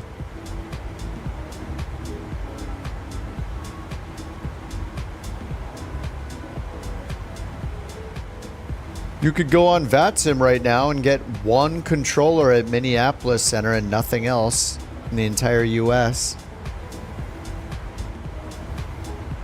Oh no, wait, there's one ground controller on in Long Island. There's one ground controller. My bad. And in Europe right now, there are 3 controllers online. It's just like, it's so sparse. It feels bad.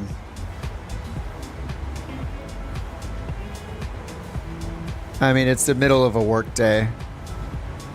It's early morning in Europe and it's late at night in the US, so it makes sense.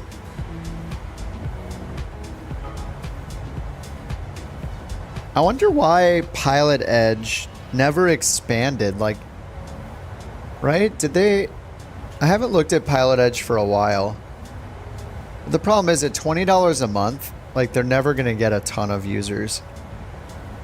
They're only going to get people that want to like do the training for a bit and then stop using it.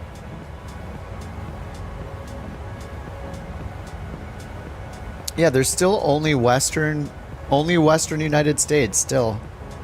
Like, I understand they're very thorough. Like, they'll learn all the VFR procedures out of all these airports. Like, it's probably the most realistic. Have a good day. Contact Edmonton Center 134.05, Colt 323. Edmonton Center, Colt 323, flight level 380. Colt 323, Edmonton Center, radar contact. All right, radar contact. We now have 153 miles to Gorov. And top of descent, 174 miles. Yeah, it's all volunteer, yeah. Yeah, it's just a bummer. $20 a month is pretty insane. I wish they could do the whole US. If they did the whole US, and I don't know if they have a Unicom frequency or not. They have like 3 controllers that are online at any time and cover the whole Western US. Like, imagine if they had like, I don't know, 20 controllers, something like that, and it was like $5 a month. How many more people they would track to the service? I don't know. There's got to be a balance that can be struck between VATSIM, where it's all volunteer and it's free, but you almost never have coverage where you want it, versus Pilot Edge, where they're super professional, but you can only fly. You only ever hear 3 controllers talking, and it's only in the Western US. And there's not going to be many other people flying with you. There's going to be like 5 or 10 people flying, not 400. Like, there's got to be a balance where like somebody, I don't know, it would be nice if there could be a nice in between where you have like 100 pilots and they're paying $5 a month. Like, that's what Say Intentions has the potential to be, but it's still $20 a month. But if it gets down to like $5 a month or $10 a month and people can still hear each other on the frequency, I don't know. I still think they should pursue having humans step in as the role for AI ATC, because that would really give VATSIM and IVAO a run for their money. And then it would mitigate a lot of the AI problems where the AI doesn't know what the heck it's doing. I mean, the AI will inevitably get better, but without the human element, it can get a bit boring. Like, I would be... If I wasn't chatting with you guys, that would be more boring. I would be more bored, you know? Combining AI and people. Yeah, I don't know. Like, they have the infrastructure there. They just vet people, give it some sort of thing, like a VATSIM light, and let people take over for AI controllers. And then you can opt in to use humans or not if they're online. Like, it's up to you. It definitely needs to be an opt-in thing from the user's perspective, though, because people are intimidated to talk to a human. Like, they don't want to do that yet. They train with the AI, and then when they're ready, they can turn on the human controllers and be like, okay, if there's a human where I happen to be, use the human. Otherwise, the AI is just doing it. And then a human could hop in and out whenever they want seamlessly. Human center, yeah. Yeah, totally. Ground and tower for the AI, yeah. And the clearances and stuff.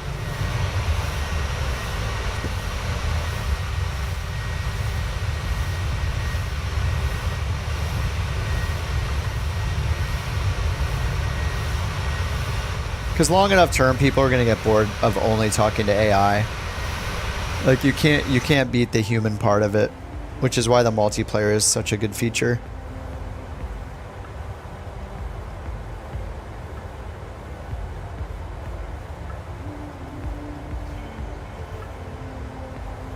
What's going on with the streaming scenery? Well, I mean, we weren't even getting trees earlier. Something is massively broken. It's very worrying for Flight Sim 2024 when stuff like this is happening. They've had this product for 4 years, and I feel like every month there's problems with their servers. I feel like it's just been a consistent thing for 4 years. And now we're all like, I want to trust them, but at the same time, I'm a bit worried given their track record with their online services. Their download server problems, the streaming of the data, it's kind of nuts. Never been like that for you. I mean, they're having problems tonight. This is a rare thing at this scale, I think. Somebody needs to restart their router or whatever.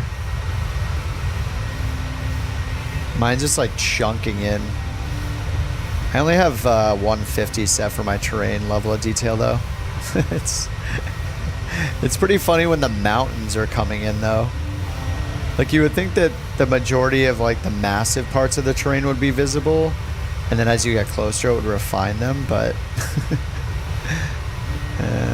yeah, it's kind of chunking in pretty hard right now.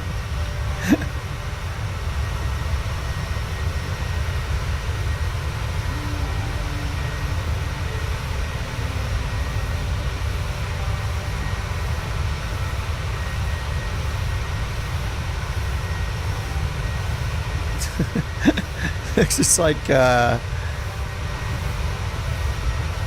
looks like somebody's like solving one of those sliding puzzles or whatever. They're just loading in one square at a time, shifting things around. What are those little handheld puzzles where you slide the pieces around? Is that the right spot? Not quite yet. Not quite in the right spot. All right, 129 for top of descent.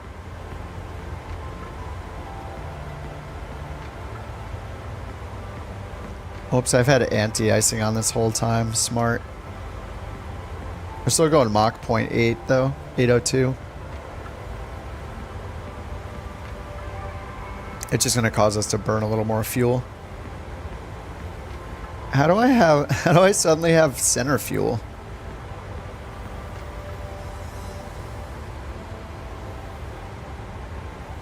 Somehow there's 100 pounds of fuel in the center.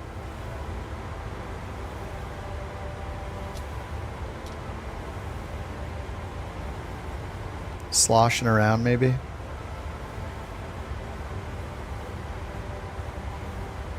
Here's loading in like Minecraft mountains.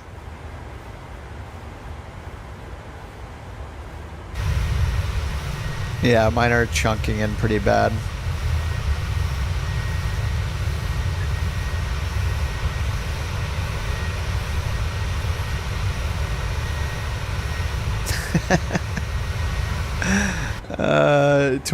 Either 2024 is gonna swoop in and save the day, or it's gonna amplify all of these problems they have with their server architecture. One or the other. I don't know. These mountains just changed from being snow covered to not. Like right now, what is happening? It's just removing the snow in real time. No, this isn't a hardware issue. No, this is a server issue. This is their cloud services 100%. I mean, we've all been running into it all night.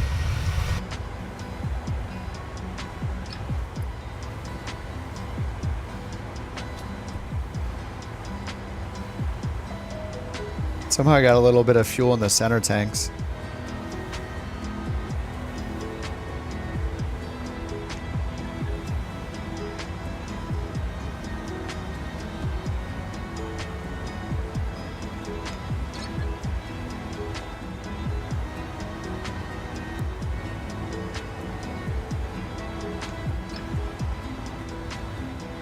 Oh, I forgot the seat belts. Whoops. Snowcap mountains have always been like that for you? Oh, when you get close? I mean, it looks pretty funny.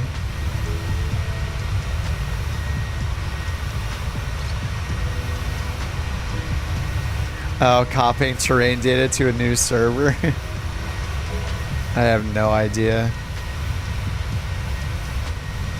Weren't you guys saying that tons of people were complaining on the Microsoft Flight Sim Discord or something? I haven't looked at that Discord for a long time. I used to go in there and try to help people here and there, but it was just like, it was just not even worth it, because every other person is like, hey, I just downloaded the sim.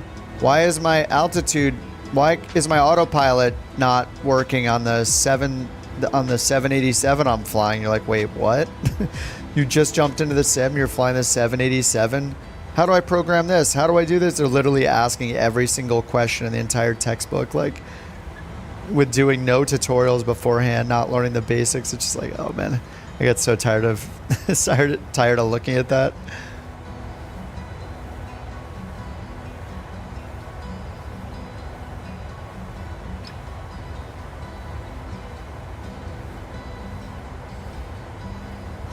It's kind of weird how many people go into a Discord and ask a question that they can just put in Google or YouTube.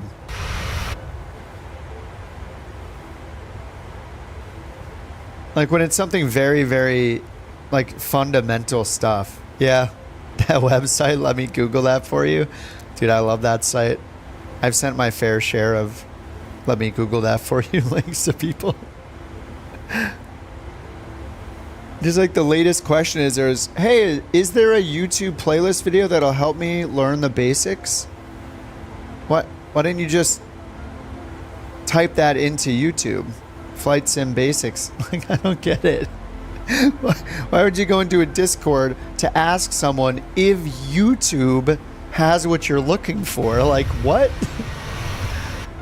Now, it would be different if they came in and said, like, hey, I watched a bunch of things on YouTube. I don't think I'm finding the right creators, whatever, the right people with the best tutorials. Can you guys recommend some?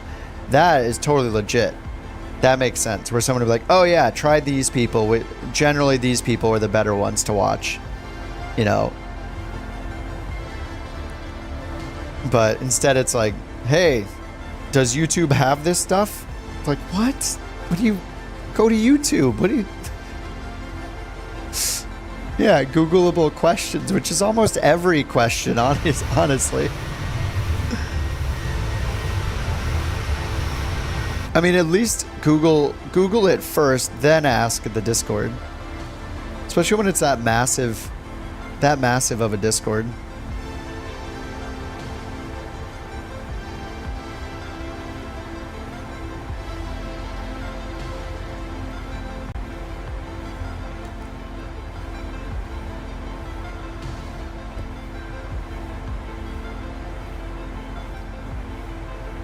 Oh, I see JJ's in there.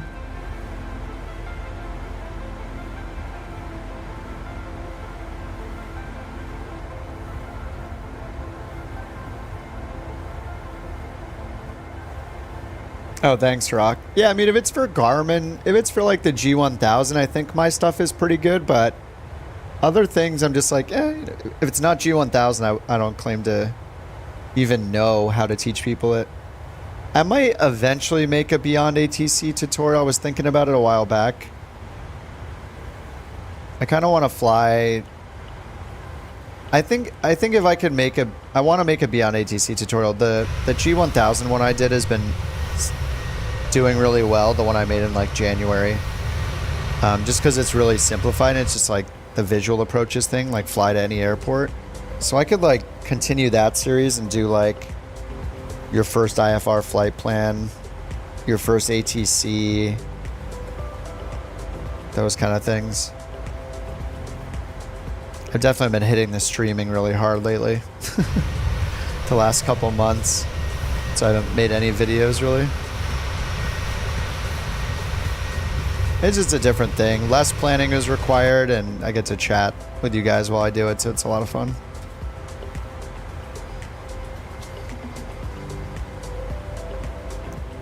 Alright, it's probably top of descendant. Alright, 73 miles, so let's see. Pinned star. Oh, the G3000 equipped planes. Yeah, and I think I only made like one tutorial on the G3000. I think the vast majority are G1000. But I guess I've flown them a lot on streams and stuff here and there. Bought the Vision and Honda jets from watching the past live streams. Nice. Those are pretty fun. I wonder if people just don't know what questions they should be asking. Yeah, it could be. Or they just like want to make... I don't know. It's weird when you ask if you should YouTube something. It's like, well, did you YouTube it and you couldn't find what you were looking for? Then that makes sense. Alright, our bottom altitude is 8,300.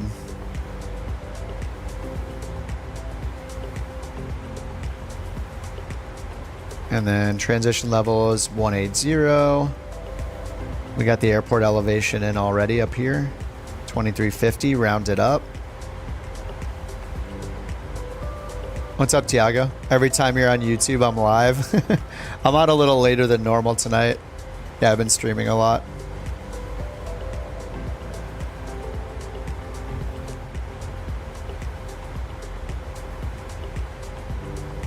Wait, what's scary that it's the case for student pilots, KFC? That they don't Google questions? Okay, then the RNP approach, we got... Yeah, RNAV RNP 140. I actually don't know if I need to put that in here. It's probably not a bad idea. I probably don't need to, but I'm going to do it anyway. What's up, Jeremy? In-flight meal. It was a 16-ounce beverage that I just finished recently. Wait, is this a pint? Oh, this is bigger. It's 19 ounces. Yeah, the meal service is done for me so far. For now. Well, it's done for me. This will be the last flight. I'm definitely passing out after this. It's after midnight here now. 14 right, 3013. Nice. Oh yeah, I have 3013 down here. And I'm set up for 14 right. 3800 is the min at the FAF Sindhu, 3800. And then our decision height is 688. So let's get 688 on the minimums.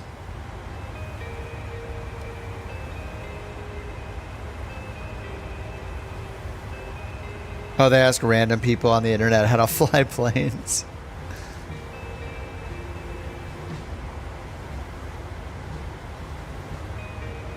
I mean, at least the student pilot, their only option is to be like in the plane with an instructor when they're first learning. So they can't really, like, maybe they'll look up some stuff and get some bad advice potentially, but at least they'll physically be sitting in a plane with an instructor at some point. So at least there's that, I guess. 3800. All right, 688 decision height. MSA is 8300. And And then airport elevation, we got 2350 set. Tower, ground, Edmonton Center. I put the ATIS in over here. 323 Edmonton Center. Expect Gorov 2, runway 14 right. Alright, we'll confirm that. Gorov 2. Runway 14 right, Colt 323. Alright, no ATIS yet. Do I have any field air airports? I think I bought them before, and someone in my chat who knows all the airport scenery really well said that they're not generally not considered good. I don't really know the difference between mattering the airport, like what's good or not. Like to me, if it just looks like it's customized, I'm happy. So I think my standards are a bit lower. But I have heard from people that they're considered low quality.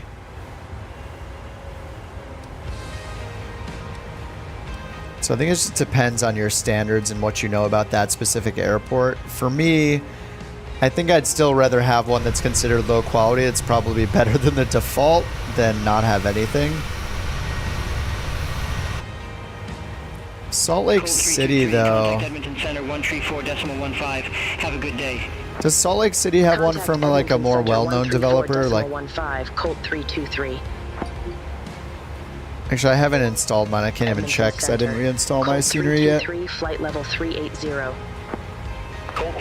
Looks better than default. Yeah, I think if you're not gonna like look at it with a fine-tooth comb and be like, hey, this parking spot's in the wrong spot, or and if you won't feel bad about losing the money if like you buy it and then you are disappointed. I would just assume, if you assume you'll be disappointed and delete it and not worry about losing your $10 or $15, then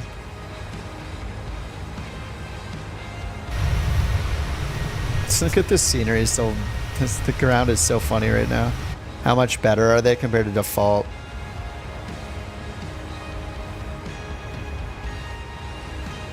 I mean, I think in general they're going to be a lot better, especially when it comes to like taxiway signage and data. Like if you're using Beyond ATC, it's actually... Runway 14 right. Report ready for descent. Okay, report ready for descent. 27 miles. I'll just say we're ready for descent now. Gorov 2, runway We'll put 8300 right. in the star. Ready Hopefully for we just get descend via. Colt 323, descend to 17,000 feet, altimeter 301 Okay. Descend to 17,000 feet. Colt 323. I wonder if I should do descend now and see what that does. Descend now, execute. It's going to do the VNAV profile descent, but just stop at 17,000. And we'll see how that goes. Yeah, I think... I'm trying to think, like... If you fly into and out of a specific airport all the time, I think in general you're gonna have, unless it's already been like handcrafted by a Sobo through one of the world updates or something like that. Generally, if Microsoft works on it, it's gonna be a lot better than it was before, right? If they release it with a world update or something, handcrafted airports. The big benefit is just how realistic you want it to be. Generally, like the markings on the ground are going to be more accurate for gates and parking spots. If you're familiar with like the FBOs there, the flight schools there, or where the cargo ramp is, and if it's UPS versus FedEx or something like that, like all that stuff's going to be more accurate. So it's going to feel more realistic in general, like no matter which scenery you get for which airport.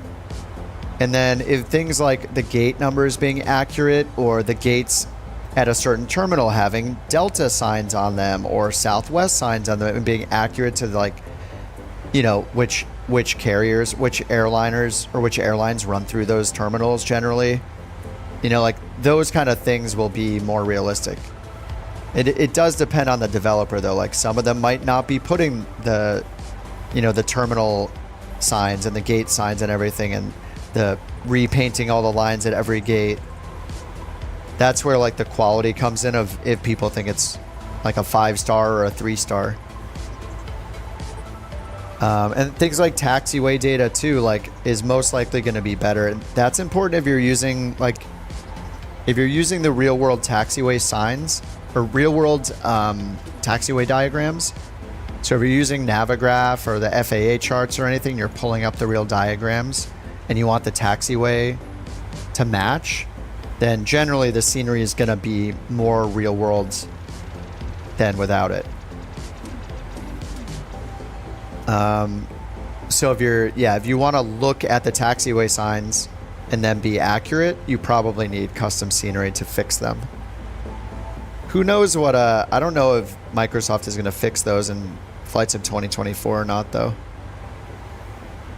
And then like with Beyond ATC, for example, if you're using Beyond ATC happens to use the known taxiway data for the scenery that's installed at every airport. They did make an update recently, which is awesome, which is this little pin icon in the bottom right. When you're on the ground, you can hit that and it'll show you the taxiway diagram and where it thinks the taxiways are or what they're called. So like if you're here, for example, and it says, taxi to 14 right via Echo Zulu or whatever, and you look and you're like, wait a minute, that's Foxtrot Alpha, it's wrong. If you got scenery, instead it would say, most likely it would say the correct one. But the way they kind of deal with that is they made it so you can see a moving map now. So you see what Beyond ATC sees. So you can always look at that moving map to see, oh, that's actually Alpha in front of me, and just follow the line like a GPS,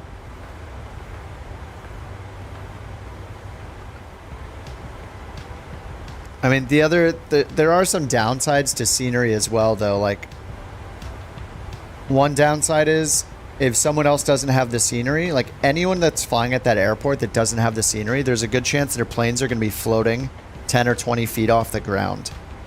Because the scenery makers also change the elevation of runways and stuff, which I don't think they ever should have allowed, but what it results in is, like if I'm flying along with the guys on the stream like we are right now, I'll go to an airport and I'll have bought the scenery, or they'll have bought the scenery, and to me they'll be floating in the air, or I'll be floating in the air when they touch down. That's kind of a weird thing about it. And then the other is the performance. Like, especially the major airports, like you get a really super highly detailed airport that's got like a moving tram and stuff on it, and like tons of cars in all the parking lots, and flags blowing in the wind. Like, all that stuff is going to cut down your performance. So at a larger airport, your performance is likely to get impacted by really, really detailed scenery. Yeah, like Atlanta or like LAX. But yeah, there's a chance of that too. I mean, just start by buying one, if you have the $15 to spend or whatever, get a high quality one. Like, get what are the higher quality ones? Like Orbex makes good ones, and is it AnyBuilds makes really good ones, right? You can pretty much judge it based on the ratings in the marketplace, as long as it has like, say, over 100 ratings.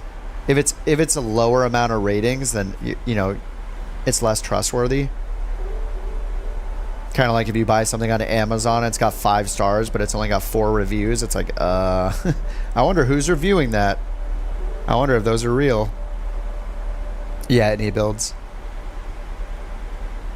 So it just depends who made it. And I would just, if you have an airport in mind that you fly into and out of all the time, like, just try one, grab one, see what you think. If it changes your experience a lot and you love it, you love all the, like, then like what developer you like the scenery from, and you also know that you think it's worth it to get custom scenery.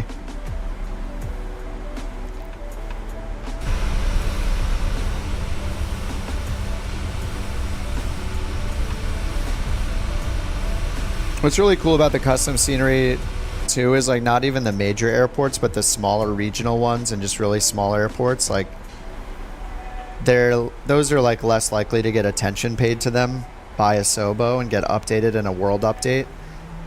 So it's really cool that you can buy like smaller regional airports and stuff like that and have them be really accurate. So your hometown airport or an airport that you're doing flight training at, for example, and if you're doing real world stuff, it's probably important to you that it looks better in the sim. And I'm kind of a sucker for the marketplace stuff, but there's a lot of stuff you can download on flightsim.to. So like if you're on PC, just go to flightsim.to and download, see what's available on flightsim.to for free. All the planes that came with 2020 are being included in 2024. Yeah. I don't know if they have a definitive list, but they basically said that pretty much everything is going to work in Flight Sim 2020. And then I remember during the like keynote they had shown like, or during the FS Expo, they showed like the possibility of a developer charging a few bucks to like upgrade yours to the 2024 version. So I guess that could make sense if like, say there are new physics models and stuff and like the developers have to go back in and do a bunch of work to make it like better for Flight Sim 2024. They showed that they could charge them, but I think I've already seen some developers, like, didn't Raw from FS Reborn say that all of his planes are going to be compatible with Flight Sim 2024 for no extra charge or something? So it's hopefully that's the way most of them are, is that they don't charge for an upgrade kind of thing since you already bought the plane. Yeah, it does feel a little weird, kind of a little gross. Like, wait, I already bought this plane. I should already get all the updates for the plane. Just because the sim got updated, like, it's not a brand new plane. Like, you're just updating it to work with the sim. People are probably going to get angry if developers try to do that.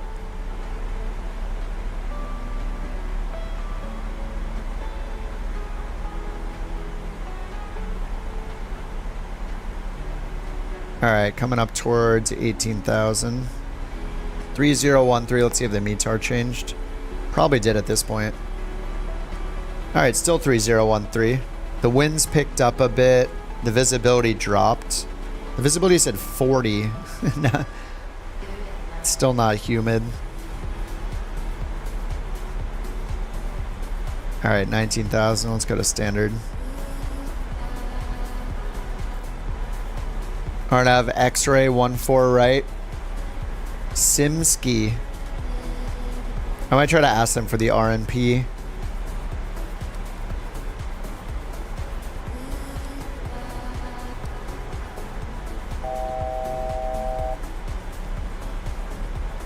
Alright, there's 1,000 to go. We're leveling off at 17,000.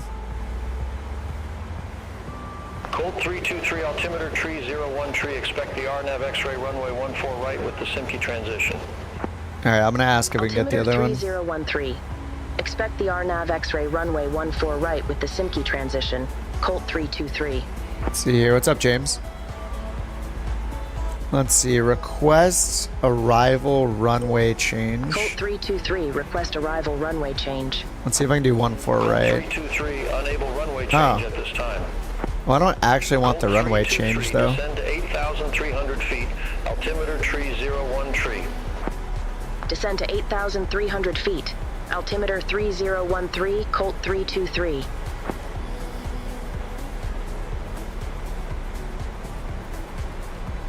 All right, 8,300. That's the bottom of the star. 3013 is set.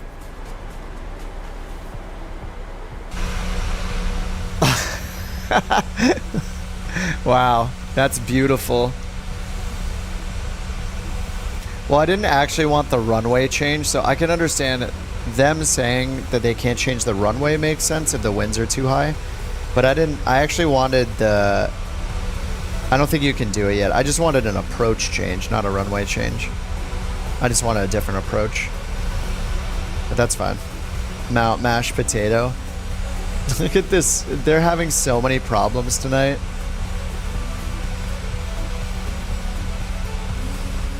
Like, I wonder if they're making changes in preparation for Flight Sim 2024. There's some major changes, and they're like, I mean, it's 12:30. It's almost 30 minutes past midnight here. FSX, yeah, we wish. The ground textures would look better. Yeah, the approach looks the same. Yeah, just depending on if you're using, yeah, GNSS or RNP in our case. I'm just going to fly the RNP approach. Alright, actual navigation performance is 0.104. We need 0.15 for the approach.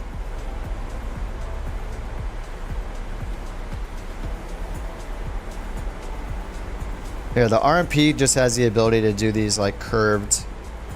It tracks you along the whole curve instead of you just doing turn anticipation with your autopilot at each point. So it had, I don't forget, what are these called R? I don't know if these are RF fixes. There's like all these different names for different waypoints in RNP, like 2-letter names like RF, radius to fix, or there are a few other ones. RNP is just, yeah, something I haven't used very much. But as long as our performance is under 0.15, and right now it is, this is 0.103. Actual navigation performance. I guess it just always says required for. You gave Navigraph a shot. You do like the integration with G3000. Yeah, I love Navigraph. A lot's going to change when Flight Sim 2024 comes out, though. Like, I could see myself learning the Lido charts and making, you know, like making some tutorials on the Lido charts. I think the exciting part is just it's accessible to everybody within the sim, especially for people on Xbox. Like, it's pretty awesome that they could get access to all those charts and not have to, you know, pull out a phone or a tablet or a laptop. And there's going to be like fuel planning and flight planning within it. I'm pretty excited for all that stuff. Just anything where more people can do it, it's better. Like that people don't have to get Navigraph to look up some real world taxiway charts is incredible. Or even leave the sim, you know? Yeah, what is happening down here? Look at this. So crazy looking. The trees are burning down as you fly over. Oh, they're just disappearing? In-game chat? I don't know about that. Colt 323, cleared direct Simkey. Cross Simkey at or above 8,300 feet. Cleared R, nav X-ray runway 14 right. Alright, here comes 10,000 feet. Simkey. Cross Simkey. Problem with chat is that they're cleared R nav X-ray runway 14 right. multiplayer chat in any kind of open world-ish type of thing is just it's just not going to be fun. Like, what are you going to chat with people about? Like, you're in a plane. Planes don't chat to each other. It just, the application doesn't make much sense for Flight Sim, I don't think. Yeah, the moderation and the abuse it could have is just, yeah, really.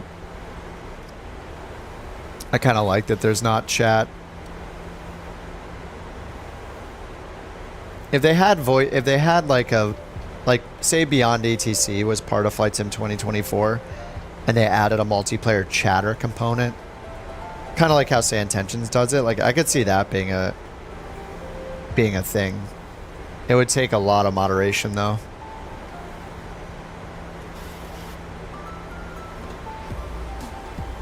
Alright, we go down to 3,800 by Sindhu.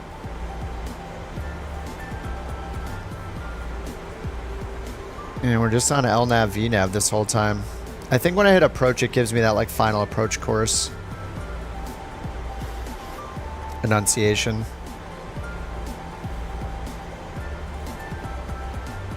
Yeah, you have the chart up, it shows your plane, yep. What's really cool too is if you have a tablet, like I don't use my iPad and stuff that I have in real life, or my phone even. But if you want to mimic like real world, like basically, you know, Navigraph is like the ForeFlight for simmers. In the real world, like my girlfriend, for example, when she flies, she has her iPad with her. She has ForeFlight on it and sticks it to like the yoke or the glass or something. And she's using it in tandem just like this, right? It's like a GAEFB. So for simming, if you have a tablet,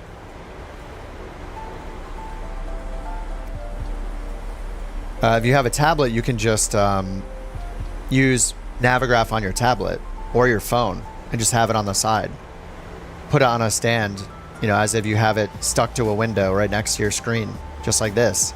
Like you're looking here at the sim screen, and physically off to your left is your tablet with the charts on it. Like your version of ForeFlight, basically. I mean, they have a desktop app. You can get the desktop app and put it on a second monitor. You can get the app for your phone, your tablet. It's all over the place. It's great. The only reason I don't use it that way is just so you guys can easily see what I'm doing in the sim. So I try to use the built-in, whatever's in the sim, even if it's less easy to use. Using it on your actual tablet is so nice. It's very natural feeling, not having to turn and click buttons with your mouse. It's great.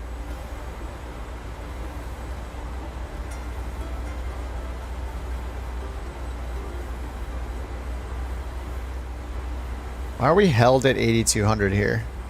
Why are we not turning? Wait.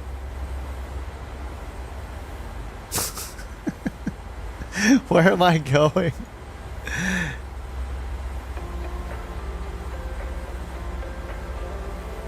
Oh no. I messed up. Sorry, I was not paying attention. I needed to turn around. I got cleared direct sim key or whatever, and I didn't do it. I was left off here. It's fine. I'm gonna turn around. We'll go to sim key. Why did it stop descending? Because you didn't activate the approach. You just left off the end of the star. Didn't change anything. I'm on a roll tonight.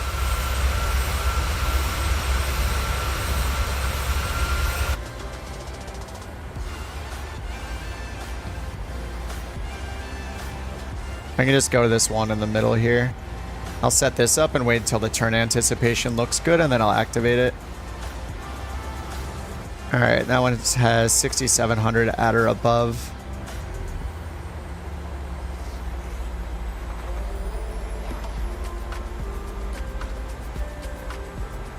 Group flight on Saturday. I do the group flight on stream Saturday at noon, and then I'll have plans after that, unfortunately. Are you doing it at nighttime?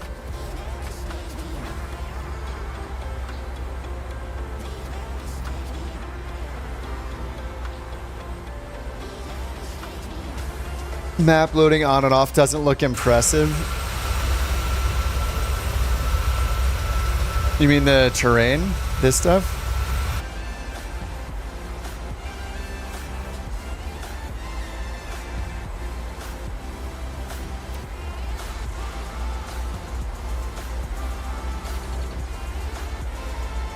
What is it doing right now? Where is it going? What the? Oh, okay. Wait, Sindhu? I thought I did Sim Key. Sindhu's way over here. What is happening right now?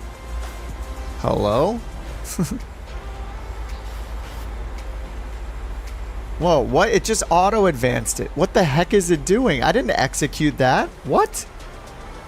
Okay, I guess we're going in. Boeing wants to do it. We're just going in, I guess. It just activated. I did not activate anything. I didn't hit execute, and it just auto-advanced it. Okay. Approach VREF not selected. There you go. We're at Pick Me now, I guess.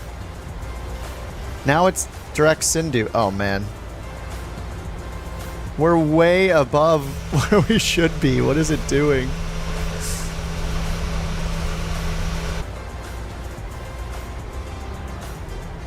Alright, looks like it's trying to descend. I have no idea why it just decided to do that on its own. I didn't even execute it.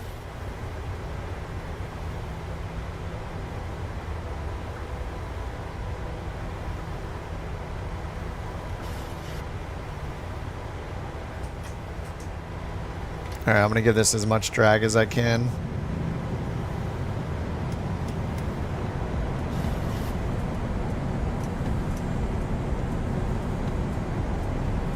It's right there. Alright, we're gonna orbit real quick.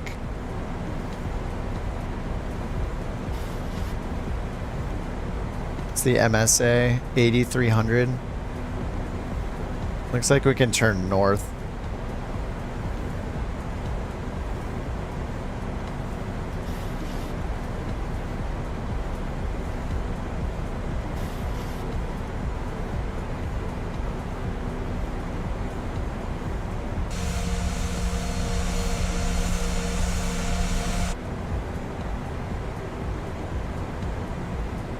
That's so weird how I had it set up and it just like executed automatically or something.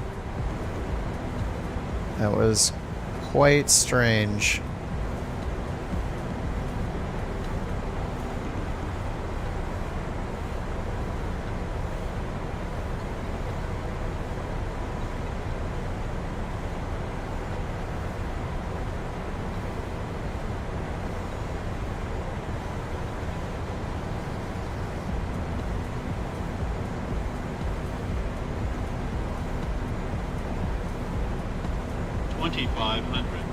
Alright, now I'll execute, so it'll get that turn, LNAV. Alright, just circling around. Almost configured for landing, this is fine.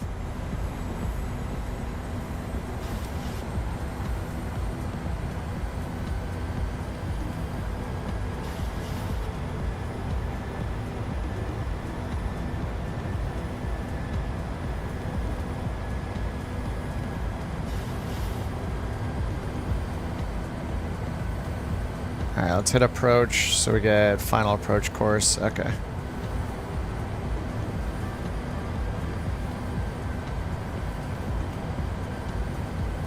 And we're about to hit the VNAV profile.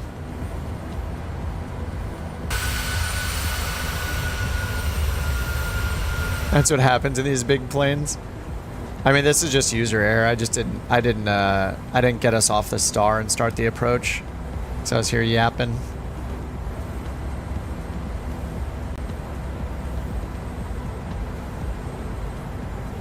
Alright, auto brakes on 3. And our minimums are 688. We're at 2,000 right now. Alright, gears are already down. Let's get flaps 15. VREF is 136. So 141.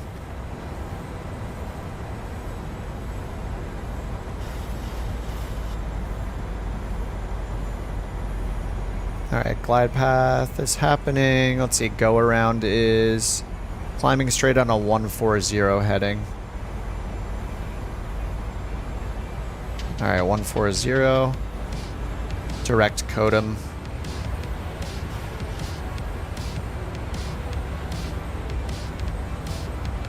Alright, glide path capturing. Alright, we have the speed control. So 141 would be VREF plus 5. Let's get the throttle set. There we go. Let's get the speed brake off. If I can click the detent. Alright, flaps 30. We're at 1200 AGL. Yeah, this is a 3.2 degree glide slope instead of 3.0. This is quite different. Alright, we only have 300 feet till minimums. Look at the rate of descent. Alright, lights are good. Those are in ignition's in continuous. 1,000.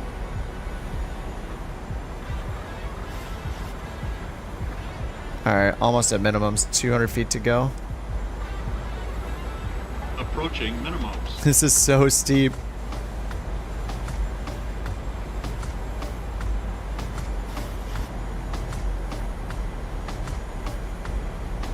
Minimums. Alright, autopilot off. Auto throttle off.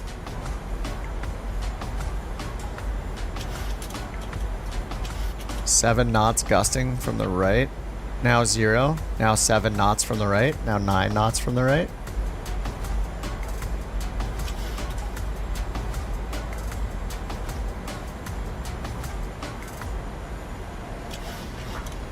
Oh my god, it's just pushing us straight up. Crazy.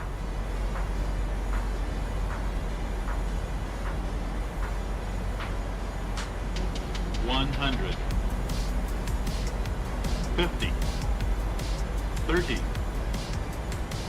20. 10.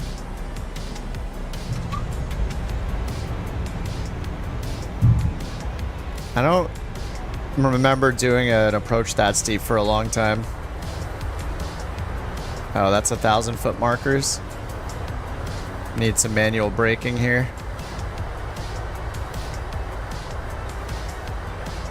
Lots of manual braking.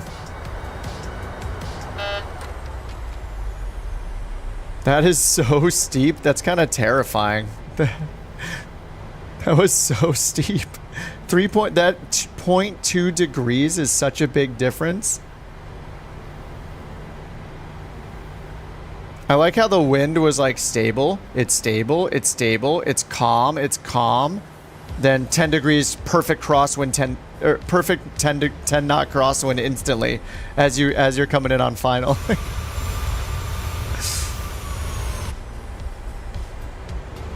So why couldn't they give a runway change when the wind is a perfect crosswind?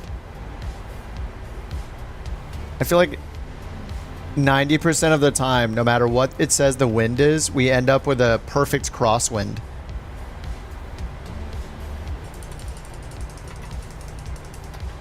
$300 feet per minute, 1.2 Gs, that's fine.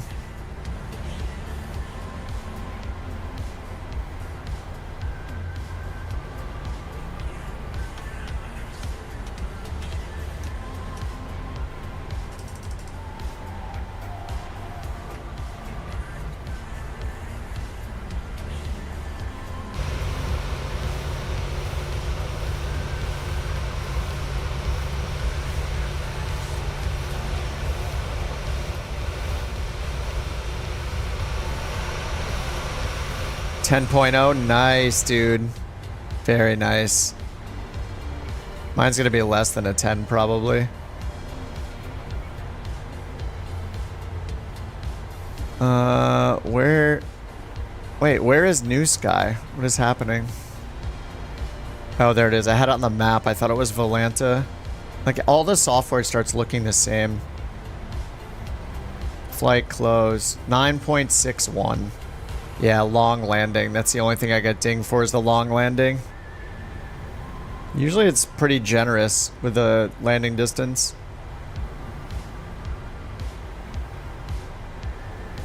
I'll take it though. 9.6 is fine. That's higher than my average. What's my average right now? 9.48, yeah. 31 flights in the 737.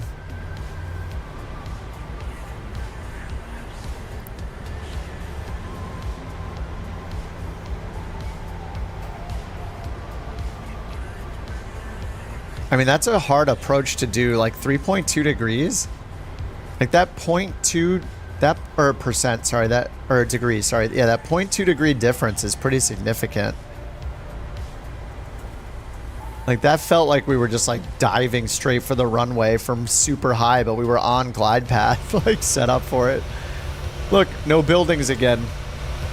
You love to see it. What is going on, Microsoft?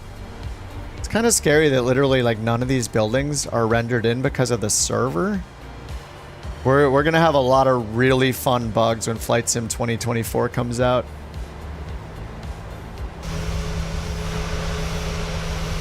I'm a little worried. I think it'll be funny for like a minute and then it'll be really frustrating.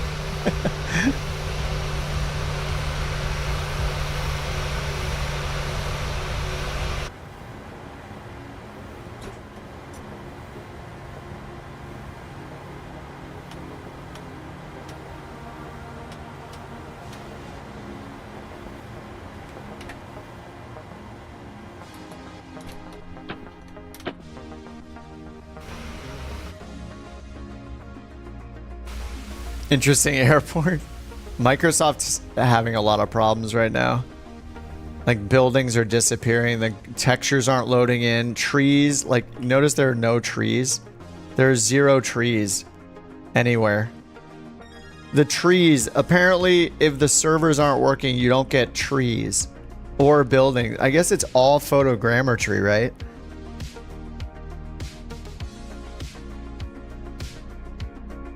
Look at this runway. Half and half. They repaved half of it.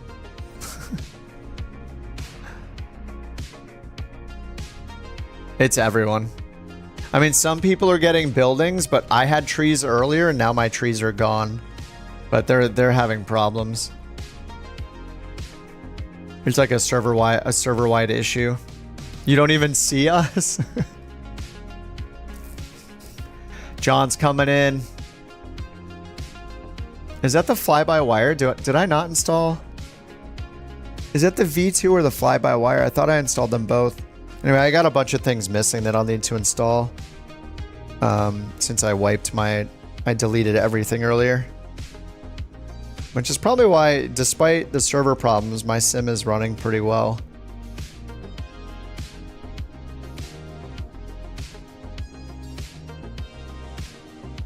I just need to be more, I just need to make sure I keep things deleted when I'm not using them. So I don't have a terabyte of things installed. Oh, the freeware you have has a building. Nice. Lucky. All right, Standard, have a good one, man. How was your landing anyway? I didn't even see him come in. He was in the 747.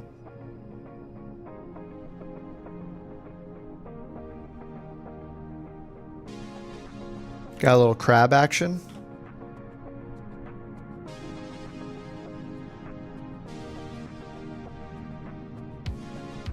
Oh, it was horrible.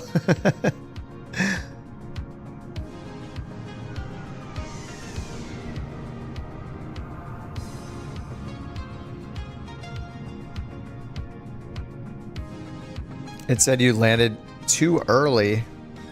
Oh, do you just mean time-wise? Or you mean like too close to the threshold? I don't know where it starts, but I really want to land on the 1,000-foot marker. Like this is the standard landing point right here. The 1,000-foot markers.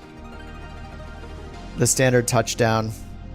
But I think as long as you touch down before, is it these? It might be these markers.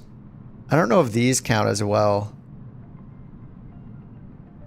120 meters before the threshold. That would be if you in the grass, or well, that the threshold is here, so that would mean you landed on the displaced threshold. Maybe it could just be wrong, but if you landed here, then it would be accurate because this is not allowed for landing the arrows. And then the threshold's here, and then the actual touchdown point is the 1,000-foot markers right here. This is like the general point you want to touch your wheels down, and then for me, I was pretty long. I didn't touch down my wheels to like, what, another 500, 1,000, 1,500 feet maybe, like here. Mine was pretty long. No vertical guidance. Yeah, I had to turn mine off at like 700 feet. 8.89, nice. Yeah, in hindsight, the LPV would have been better to get down to 200 AGL. Cross the threshold at 50 feet. Yeah, generally, like in a small plane at least, like usually as you're crossing the threshold, you're pulling your throttle to idle. Like in an airliner, I guess it's a bit different.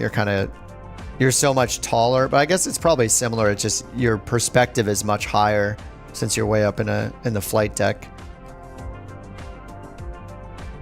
Fly-by-wire only has lateral guidance for RNAV. Oh, really? I don't even know. I must not have done an RNAV approach. Oh, Rock's still coming in. Nice. Rock just showed up. I didn't even see him until just now.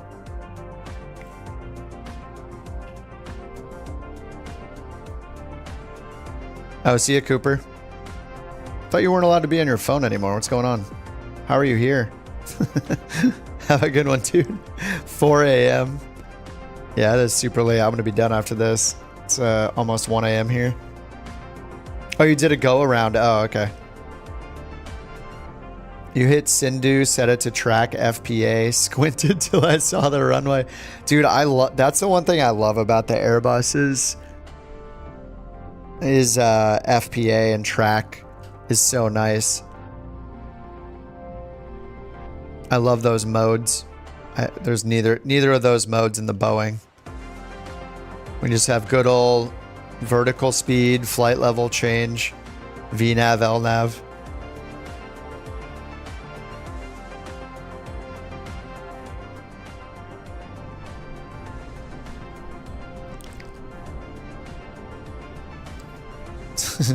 The button was broken, so you got it for the whole day.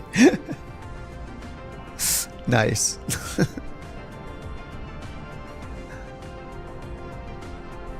All right, see you, Chase. Have a good one, dude. I will be off tomorrow, so I'll see you guys on. I'll see you guys on Saturday for a group flight. We'll do like, you know, small planes. Back in the small planes. Couch premium coming in.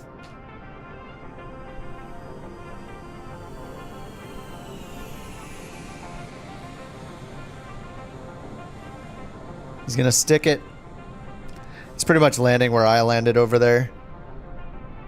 It's just such a steep gradient. Like it's normally 3.0 degrees for the glide path is standard. 3.2 feels so steep with just a 0.2 degree difference. Is nuts. Oh, no charters, really? Oh, you're right.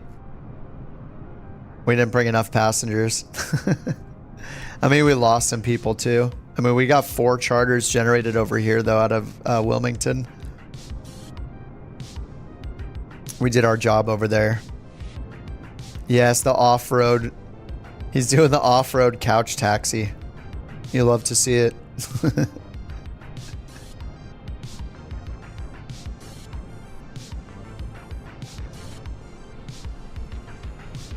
Dude, the longitude liveries look slick.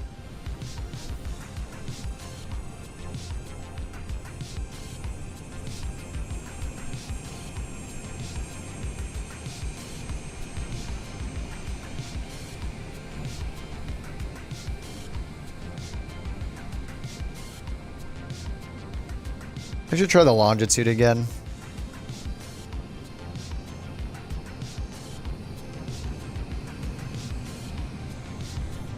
Oh, we all made it. They weren't the prettiest landings for all of us, especially mine. Long landing, got dinged for it, feels bad. Hopefully by Saturday we'll have trees. And, you know, buildings and stuff. Buildings would be nice. Load up all the economy ships. Empty a few more regionals. Yeah, I don't know if we'll be able to. I wonder if it can happen at any airport. 150 flights to get past Lufthansa that fast? I'll probably do one tomorrow, 1 or 2 when I wake up before I go to see the movie. I'm going to catch Aliens tomorrow afternoon with a buddy of mine, and then I'm going out for a birthday, someone else's birthday dinner that night. It'll be a chill day, but I'll probably get a flight in the morning or so, maybe 1 or 2. So I'll help chip away at it. Lufthansa, here we come. Oh yeah, we're about 150 flights, 154 flights away. 5.79. Oh no. It's like we all had a problem with that one. That was an intense approach, especially the glide. Like the 3.2 degrees is pretty nuts. All right, guys. GG's. I will see you guys not tomorrow, but on Saturday. I'll see you on the Discords. Sleep well, everyone. Josh is gonna wake up and wonder what we did. I mean, the more flights we do, the more we can delete. So every now and then we get a delete, so we'll just end up deleting the ones that weren't great. But whatever. The flight, the rating doesn't even matter. Like they don't order us based on our overall rating anyway, so it's not really a big deal. Just being active is the most important thing. I mean, that's even the most important thing for us, right? As long as we're flying, it's cool. If someone's like getting zeros every single flight, like 9 out of 10 flights, maybe we'll be like, yo, maybe fly a different plane for a little bit or something. It's just no big deal. All right, guys, good game. Cheers. Have a good night. I'll see you guys on Saturday. I'll probably chat a bit on Discord tomorrow and do a couple flights in the morning, so maybe I'll see you guys there. All right, guys, thanks for hanging out. Yeah, Josh is a stickler. Yeah, he's totally managing the VA. Yeah, I don't know how much it really affects our, like, how many passengers we get and stuff like that. I don't know if it does it significantly yet. I think it might be personal pilot rating that determines how many passengers there are, but whatever.